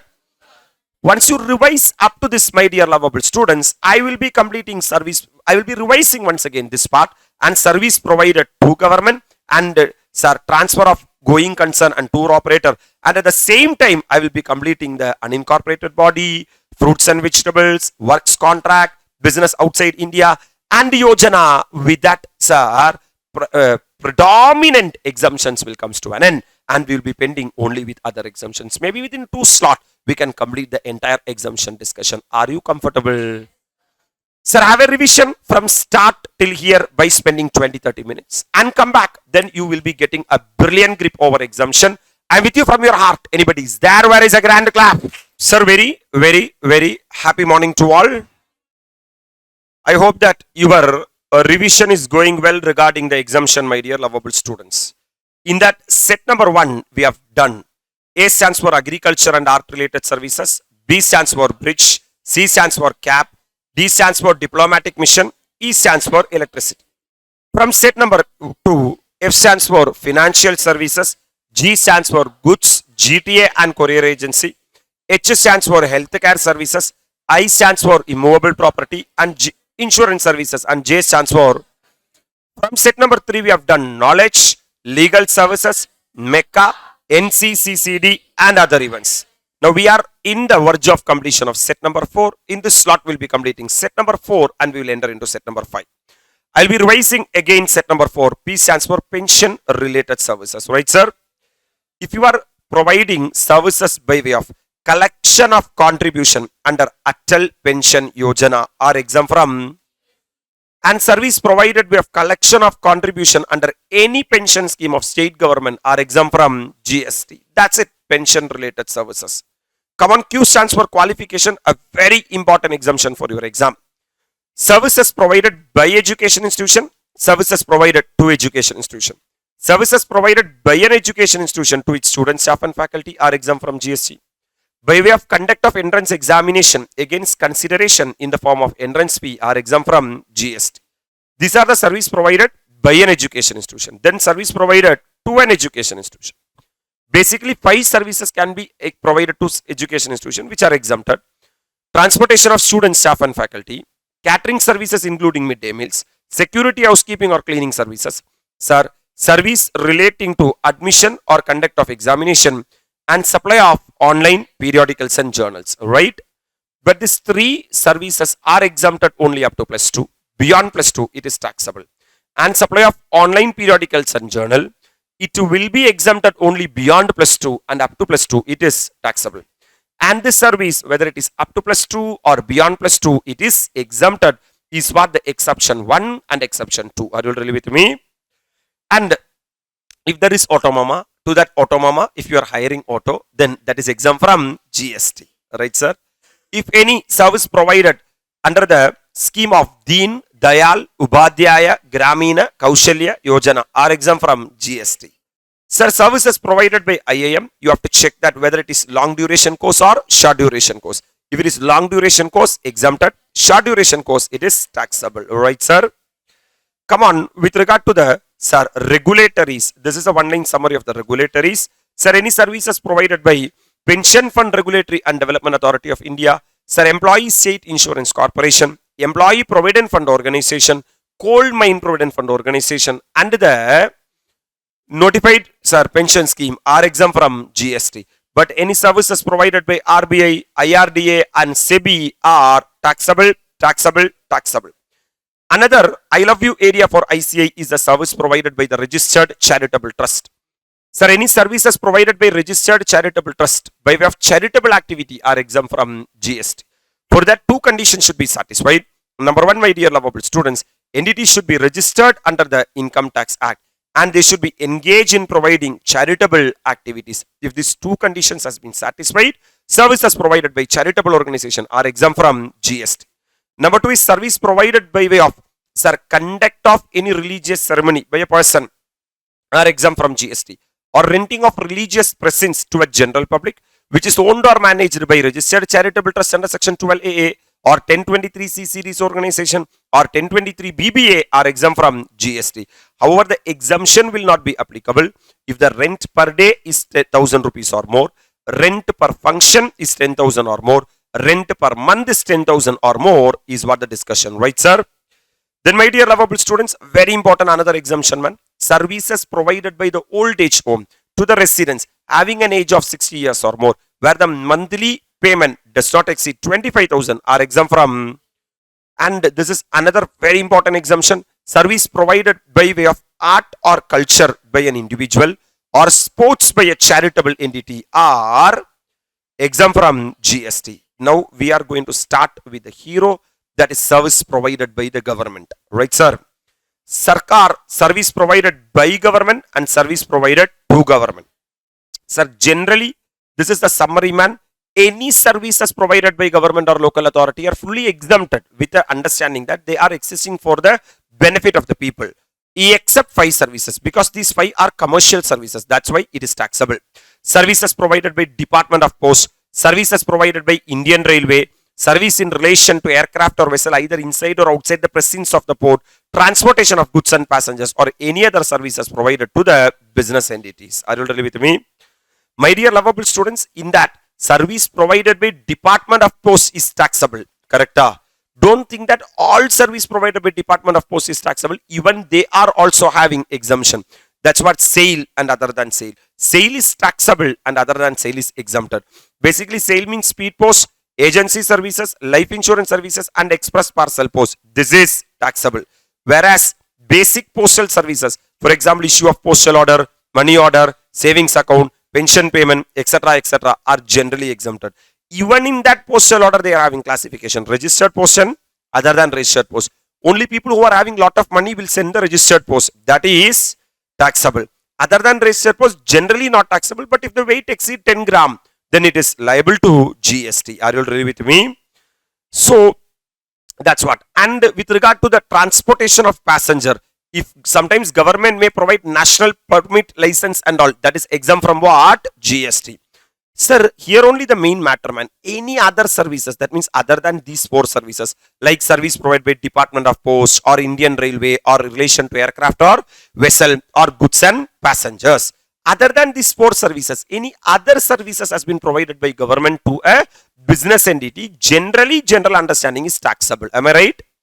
But my dear lovable students, what they are saying is, except these 15 services. That means if any service has been provided by one government or local authority to another government or local authority, it is exempt from GST.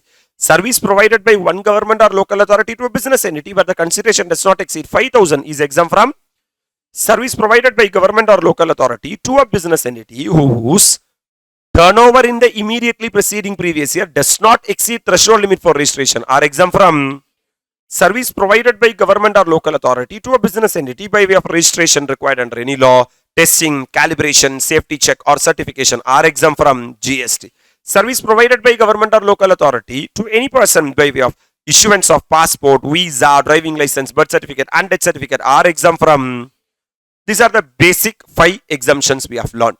Coming to part number 2, my dear lovable students, number 2 is service provided by way of assignment of right to use natural resources to an individual farmer are exempt from. Service provided by the governmental authority, which is statutory function entrusted to a municipality under Article 243W or statutory function entrusted to a panchayat under Article 243G are exempt from GST. Or the government is actually tolerating any non-performance of a contract. For that, government is getting consideration by way of fine or what damages? Liquidated damages are exempt from. Services are provided by government by way of merchant overtime charges. That means on Saturdays and Sundays or after office hours, they are deputing customs officers.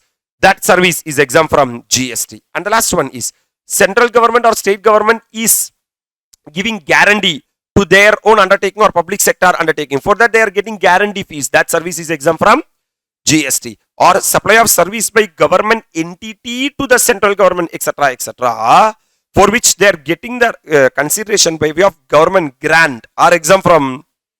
And the old age home, the same exemption what we have discussed. Sir, up to 25,000 rupees is exempt from GST. Sir, service provided by the state government to the excess royalty collection contractor is exempt from GST. And service provided by rehabilitation professionals, sir, are exempt from GST. This one table is more than enough before the day of examination to go through, man. 15 exemption has been consolidated for your benefit. Are you really with me? Now, we are going to provide service to the government. So, if you start reading every line and start by hearting every line, you will never get a control over IDT. But understand, okay, fine, if this service has been provided by some person or if this service we have provided to the government, it is exempt from GST. It's simple, man. Pure service provided to government are exempt from GST. You tell me, statutory function entrusted to a municipality or panchayat. Is it exempted or not? Exempted. It is a duty of the governmental authority to provide that statutory function, right?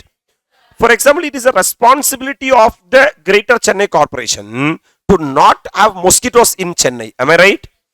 அதுக்கு sir ஒரு பெரிய புகை வண்டி white கலர்ல போறது பார்த்திருக்கியா? Yes sir, கரெக்டா? So, sir, you are saying to the Greater Chennai Corporation, Stalin government that நான் பாத்துக்கிறேன் அந்த வேலையை. I will take care of it. I will provide service to you. I will provide service to you. I will take care that street lights are working. I will take care that pipe is, water is coming. So I am providing service to the government, which is a service of statutory function entrusted to a municipality or panchayat. So what government is saying that your service only we are giving to the public, then it is exempt from. That's what they are saying. Pure services, only serviceman provided to central government, state government, union territory or local authority by way of an activity in relation to a function entrusted to a panchayat under Article 243G of the Constitution, or in relation to any function entrusted to a municipality under Article 243W of the Constitution are exempt from. That's it. That means I am providing a service to the government. That service is a statutory function entrusted to a municipality or panchayat. Then it is exempt from what? GST. I am saying to the government that, government, you gave me a work which is nothing but in every street light should work. But sometimes, sir, bulb is not functioning. So I have to change the bulb.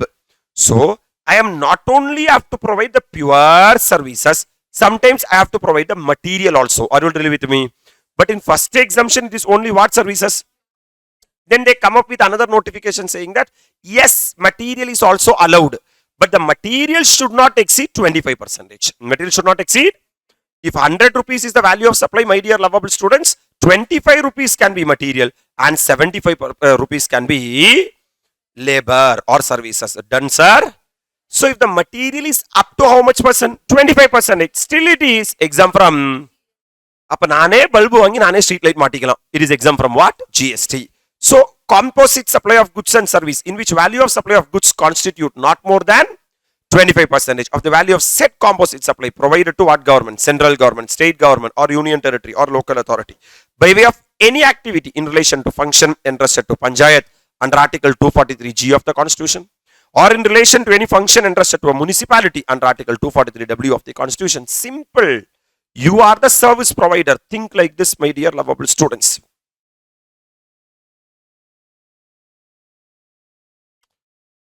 Sir, you are the service provider and you are providing service to government or local authority, which is a what function?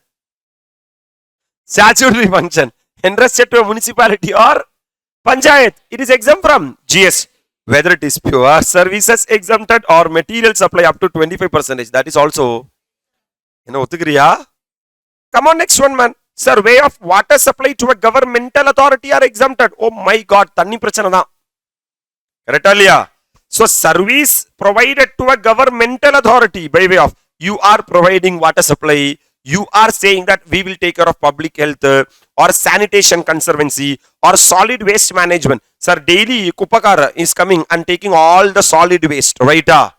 You are saying that I will do that work to the government. Then it is exempt from. And slum improvement and upgradation, man. Chennai full slum improvement you are doing.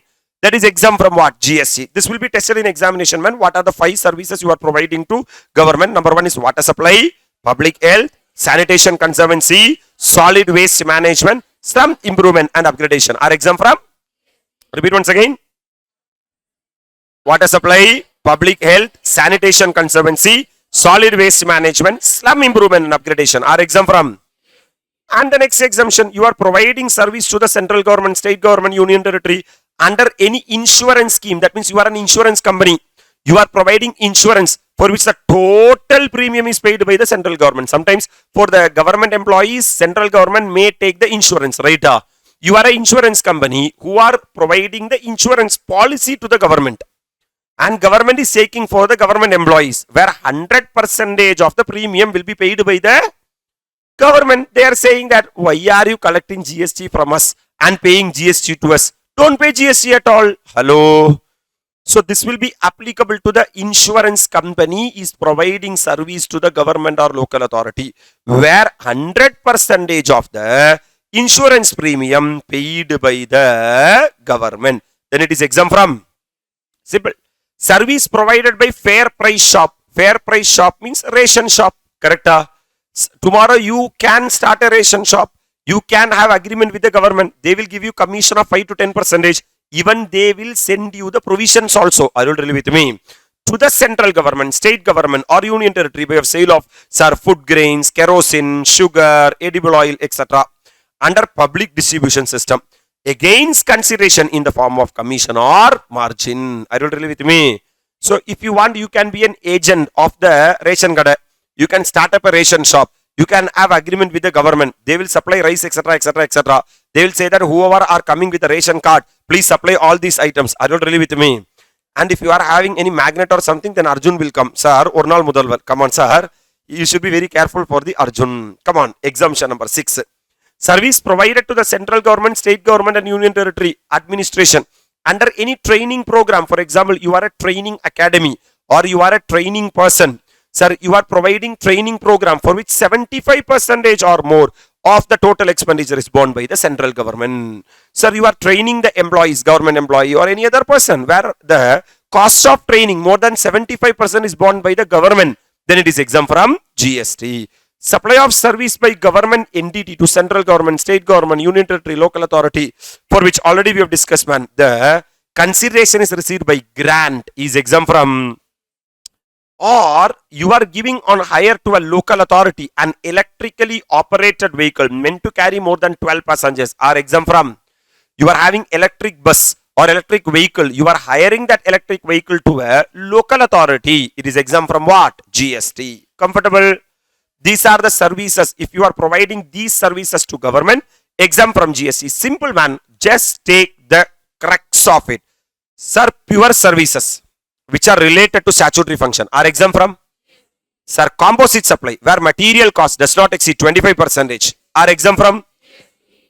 Water supply, public health, sanitation conservancy, solid waste management, slum improvement and upgradation are exempt from.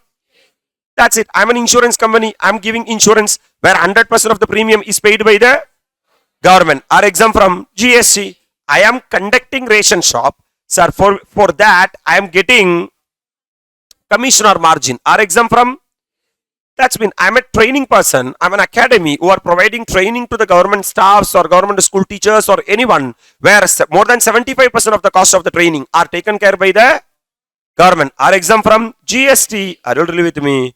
I am providing. I am a government entity. I'm an entity. I'm a government entity. I'm providing service to the central government, state government, local authority, etc., etc. For that, I'm getting consideration by of government grant. Are exempt from.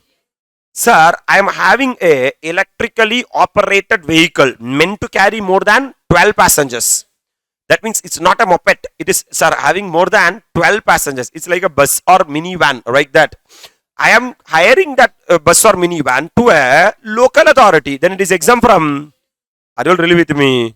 That's it, man. That's it. S stands for Sarkar, comes to an. Then T stands for transfer of what concern? Going concern. Have you heard about amalgamation in your life? Two company will be there, amalgamating company and amalgamated company, right, sir? Actually, what amalgamating company is doing, they are transferring the entire business to the amalgamated company, right, sir?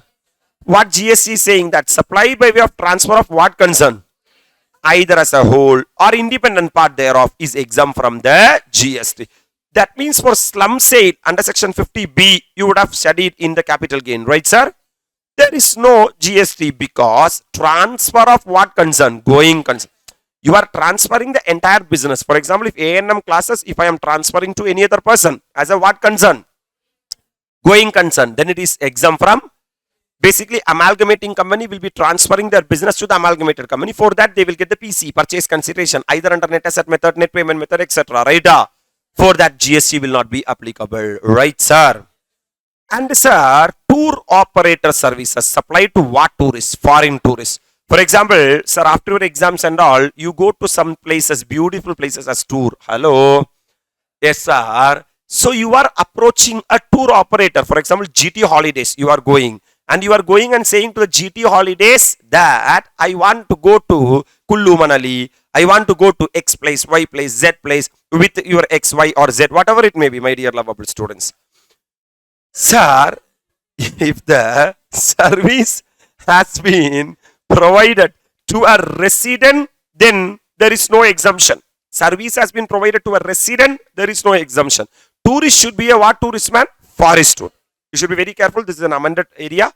Tour operator service, which is performed partly in India and partly outside India, supplied by a tour operator to a what tourist. To the extent of value of tour operator service which is performed outside India shall be exempt from tax. For example, sir, one foreign tourist, sir, person is coming, sir. Hello, sir.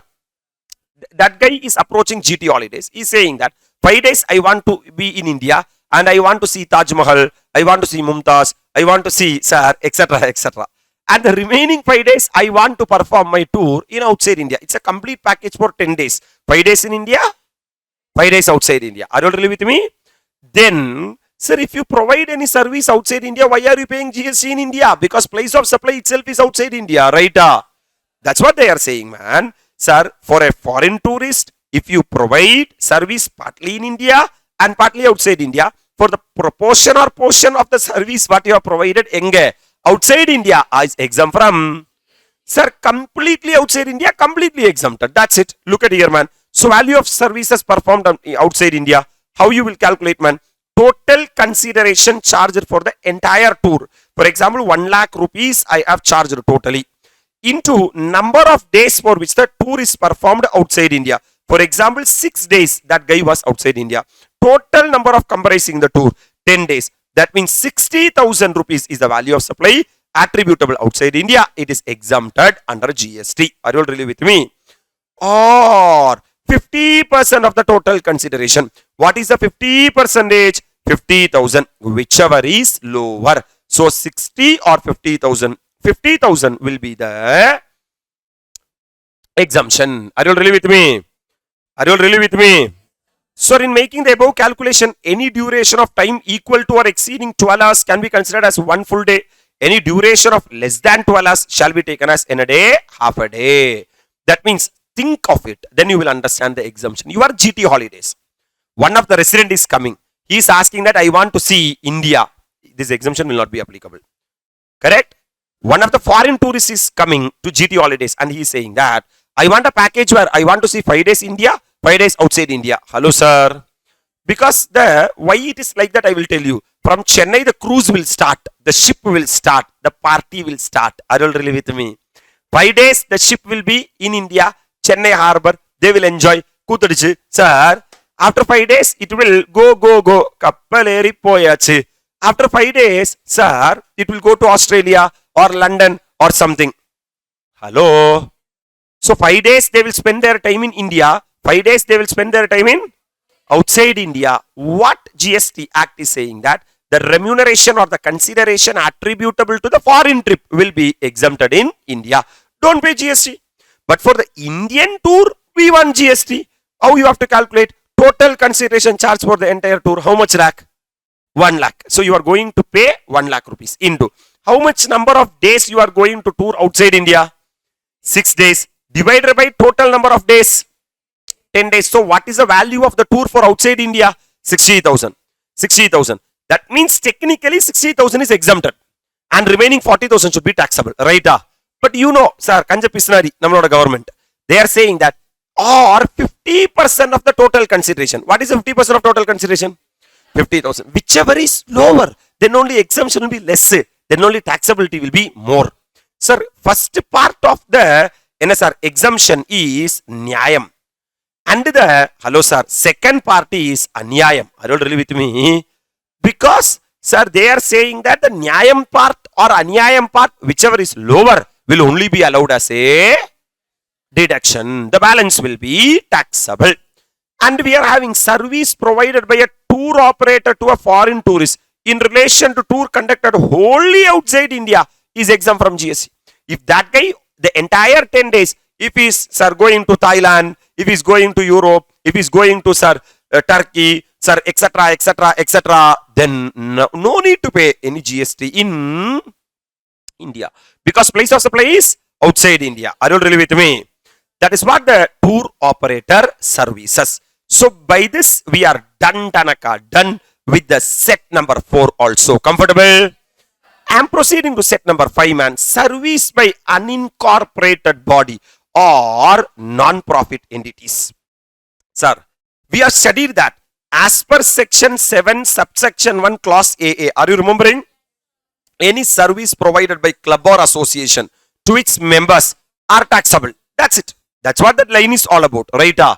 But if that club or association is providing service to these people, then it is exempt from GST. So service by a unincorporated body. So there is an unincorporated body or a non-profit entity registered under any law for the time being in force to its members by way of reimbursement of charges or share of contribution. Number 1. Sir, you have set up an unincorporated body as a what union? Trade union. That means employees have started a trade union for the benefit of the employees. And they are providing service to its members. Who is the member? Employee. They are saying that it is exempt from GST. Or for provision of carrying out an activity which is exempt from the levy of goods and services tax. For example, we are starting an unincorporated body, a sports club. There we are daily playing football. Then, sir, it is exempt from GST. Or, sir, up to an amount of 7,500 per month per member for sourcing of goods or service for a what person? Third person. For the common use of members in a housing society or what complex?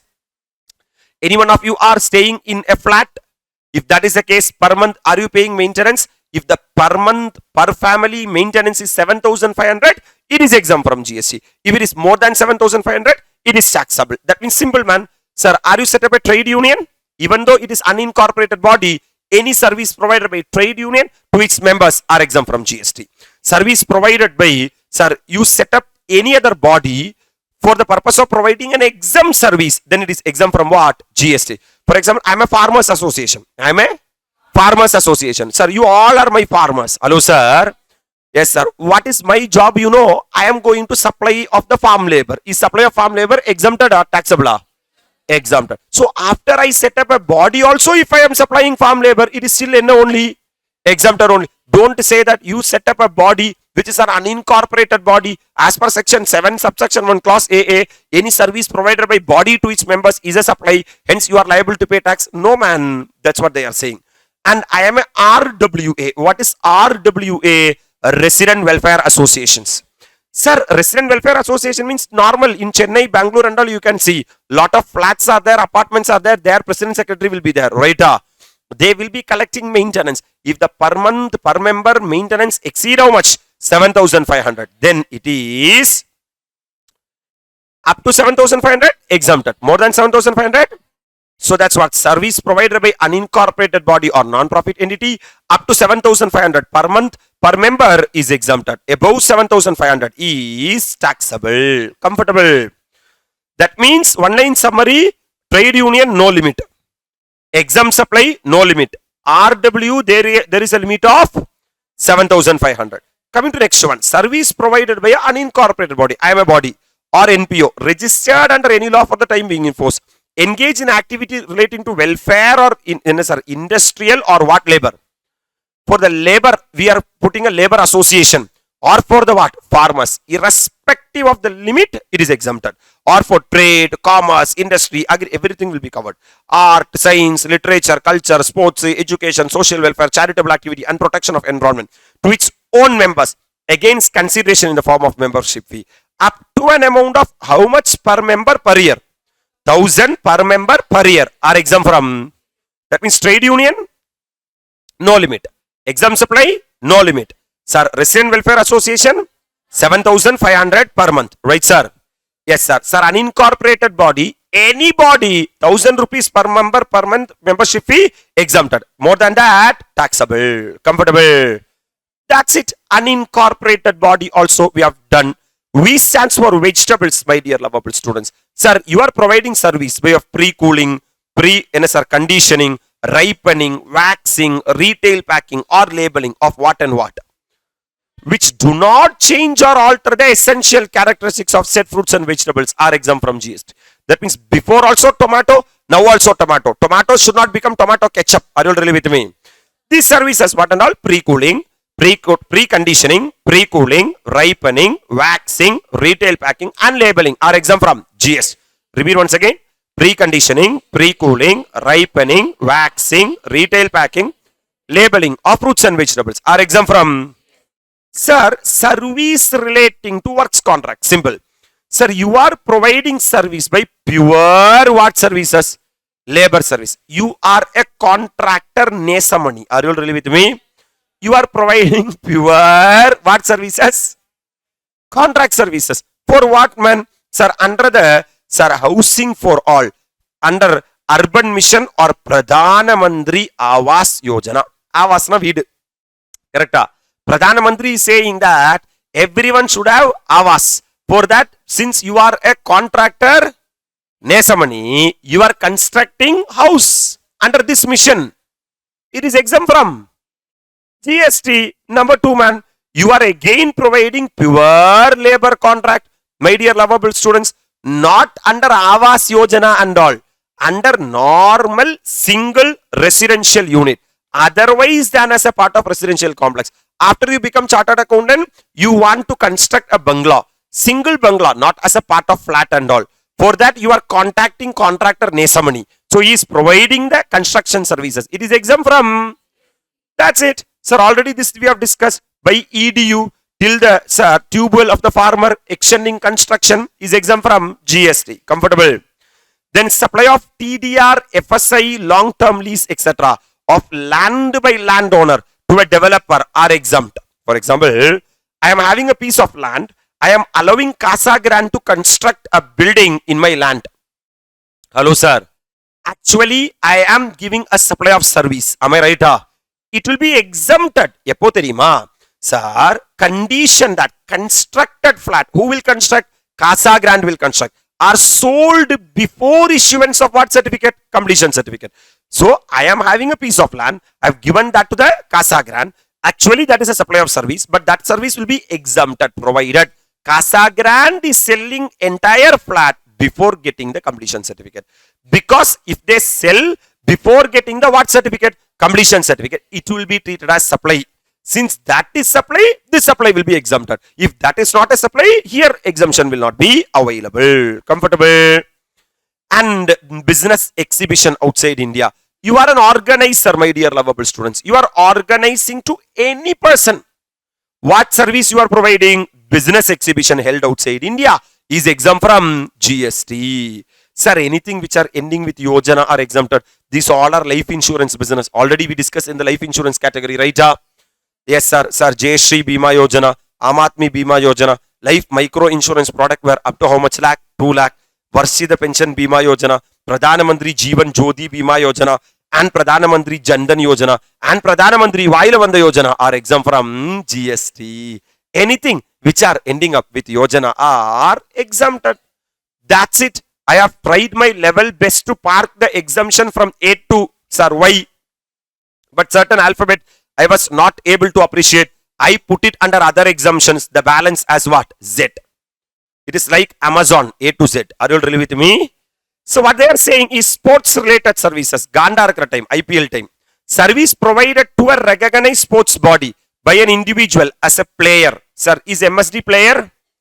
Yes, sir. Is MS, sir, referee. There will be referees. Correct? Billy Bowden was there. Referee. Correct? Yes, sir. And, sir, in sir, cricket, we will be having umpire. And you may be coach or you may be team manager. For participation in a sporting event organized by a recognized sports body. This role is very important. Number 1, player, referee, umpire, coach, team manager. Now Ravi Shastri is the commentator, right? Is commentator covered? No, liable to GST. Are you all really with me? So they will be tested like that in examination. You should be very clear. Number 1, player, referee, umpire, coach, team manager. Or one recognized sports body is providing service to another recognized sports body are exempt from. Because in IPL and all there is no cash is coming, no. That is the most NSR. அவ்வளோ தரித்திரமான ஒரு விளையாட்டு அங்கெல்லாம் காசு இல்லை. So that and all is exempted. If you are studying CA, sir, only people who are having lot of money is studying education, medicine, that are all very basics, no, liable to GST. That's what government is saying. If MSD is providing service as a player or referee or umpire or coach or team manager, exempt from GST. Hello, sir? Power exempted from GST. Are you really with me? Or one recognized sports body is providing service to another recognized sports body, is exempt from. Next one, sir. If you are giving sponsorship to sporting events, for example, sir, National Sports Federation is conducting any sporting event, Association of Indian University, inter-universities are conducting, Central Civil Service people are conducting, National Games are conducting, or Panchayat Yuva Krida Ayur Khel Abhiyan scheme are conducting, are exempt from. Our institute is not conducting anything. If ICAI is also conducting, yes, in a year, 3 times they are conducting sports, right, sir? It is exempt from GST. Yenga Pongaluku, sir, Diwali leave Taramatanga, sports wear, come on. So that is exempt from. So if you are giving sponsorship, your banner will come. Okay. Sir, what government's basic intention is? Let the sports grow. Hello, sir. It is exempt from GST. These are waste exemptions, man. Now it is not there. Sir, FIFA Under 17 World Cup 2017. Now we are in 25. At that time, this has been exempted. This is irrelevant exemption. Then service provided by Asian Football Federation for Women's Asia Cup 2022. These World Cups and all happened in India. Oh, apdiya, ama. So at that time, for ticket price is exempted. Any service relating to all those stuffs are exempted. Service by way of right to admission to event organized under FIFA Under 17 Women World Cup 2020. So now we are in 2020. All these World Cup now are exempt from GST. Are you really with me? We are having other exemption, man. Other exemption means, sir, very important. In this, I will highlight the important only. Business facilitator or business correspondent to a banking company. For example, there will be a lot of people will be helping bank. With respect to this, you have to highlight rural area branch is exempted. Urban area branch is taxable. For example, I am bringing business to the bank. Okay. I will be called as either business facilitator or business correspondent. If I am helping rural area branch, exempted. Urban area branch, taxable. Hello, sir.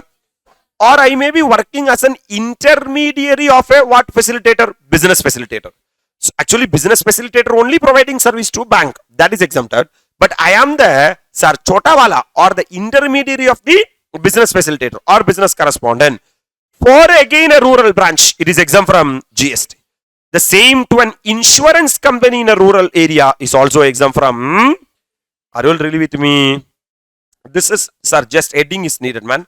Upfront amount payable by way of grant of long-term lease of industrial plot or plot for development of infrastructure for finance business are exempt. For example, sir, in Tambaram we are having SEZ, correct?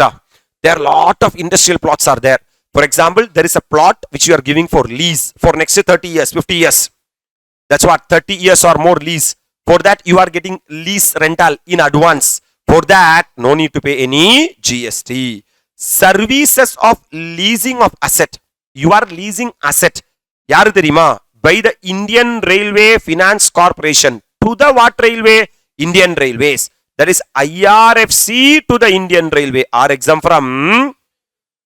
Sir, service provided by incubate. Incubate means a person who are doing research. What new business has to be started. Up to a turnover of 50 lakh in a financial year is exempted. For example, in a financial year for an incubate, sir, if the turnover is up to 50 lakh, it is exempt from GST. And total turnover had not exceeded how much lakh? 50 lakh during the preceding what year? Financial year. This is condition number 1. Last year your turnover should not exceed and 3 years should not elapse from the date of entering into an agreement as a incubate. 3 years should not elapse. That means for the first 3 years only this exemption will be applicable. Then services provided or to be provided by technology business incubator or STEP. This is scientific technology entrepreneurship park. All these are exempted, man. Service by public conveyances such as provisions of facility of bathroom, washroom, lavatory, urinal or toilet. Somewhere if you are traveling, they will ask that 2 rupees. Go. Exempt from GST. Because these are public conveyances. Are you really with me? Yes, sir. Public toilet and all exempted. You are going to Taj Mahal. Sir, by way of admission to a protected monument. Sir, Taj Mahal, you are going and taking ticket. It is exempt from. Earlier, FSSAI's license was exempted. But now, every people are eating only food and dying. So, they said that it is taxable. Now, Sir, satellite launch services are exempted because everyone is interested in ISRO. And sir, sometimes Sunita Williams is not coming back to India at all. So they said that it is exempted. Don't worry about the NSR India. This we have already discussed, man. Related exemption. Where we have discussed this part, importation of services. Are you remembering? If the service provider is situated outside India and service recipient is government or local authority or individual or registered charitable trust under section 12AA or education institution by way of supply of periodical journals other than preschool education or education as a part of approved vocational courses. Are you remembering? And a person who are located in the non-taxable territory. However, this exemption will not be applicable to OIDAR. And exemption number 2. If any service received by RBI. RBI is situated in India, va? In India, outside India. RBI is in India.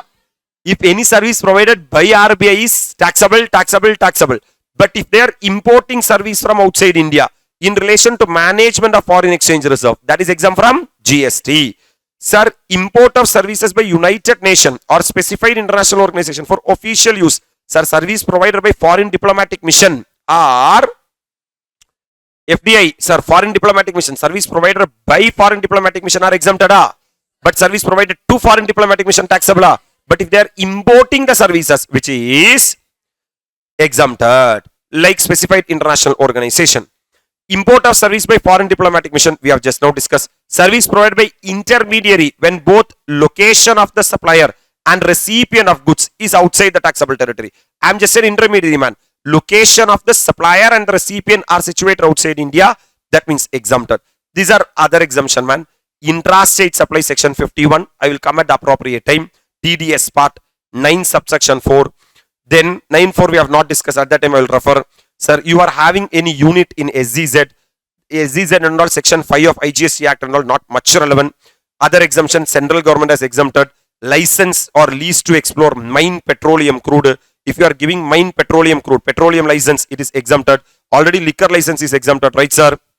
This other exemption number 4, this customs tariff act will not be applicable now. Sir, service by tour operator, we already discussed. If the entire tour is conducted outside India, it is fully exempted. Are you really with me? And by establishment of person in India to any establishment of that person outside India. Nothing, man. I am having head office in India. I am having a branch outside India. If head office provides service to a branch outside India, it is exempt from. These are the Z, man. Z stands for others. With this, we can officially declare that we are through with all the exemption under section 11. Sir, from A to Z, I am comfortable, sir, from your heart. Anybody is there? Where is a grand clap? With these 2 chapters, number 1, supply, that is section 7 and 8. And exemption, that is section 11. Done. Are you all really with me? I will be filling the gap between 8 and 11. That is 9 and 10 is what my target is all about. Once we done that, basics of GST comes to an. So have a 30 minutes revision, revise supply and revise the all exemption and come back. We will be completing the charge in one stretch and we can say that we are through with the basics. Can I, sir, give the 30 minutes revision time? Quickly complete your revision and come back.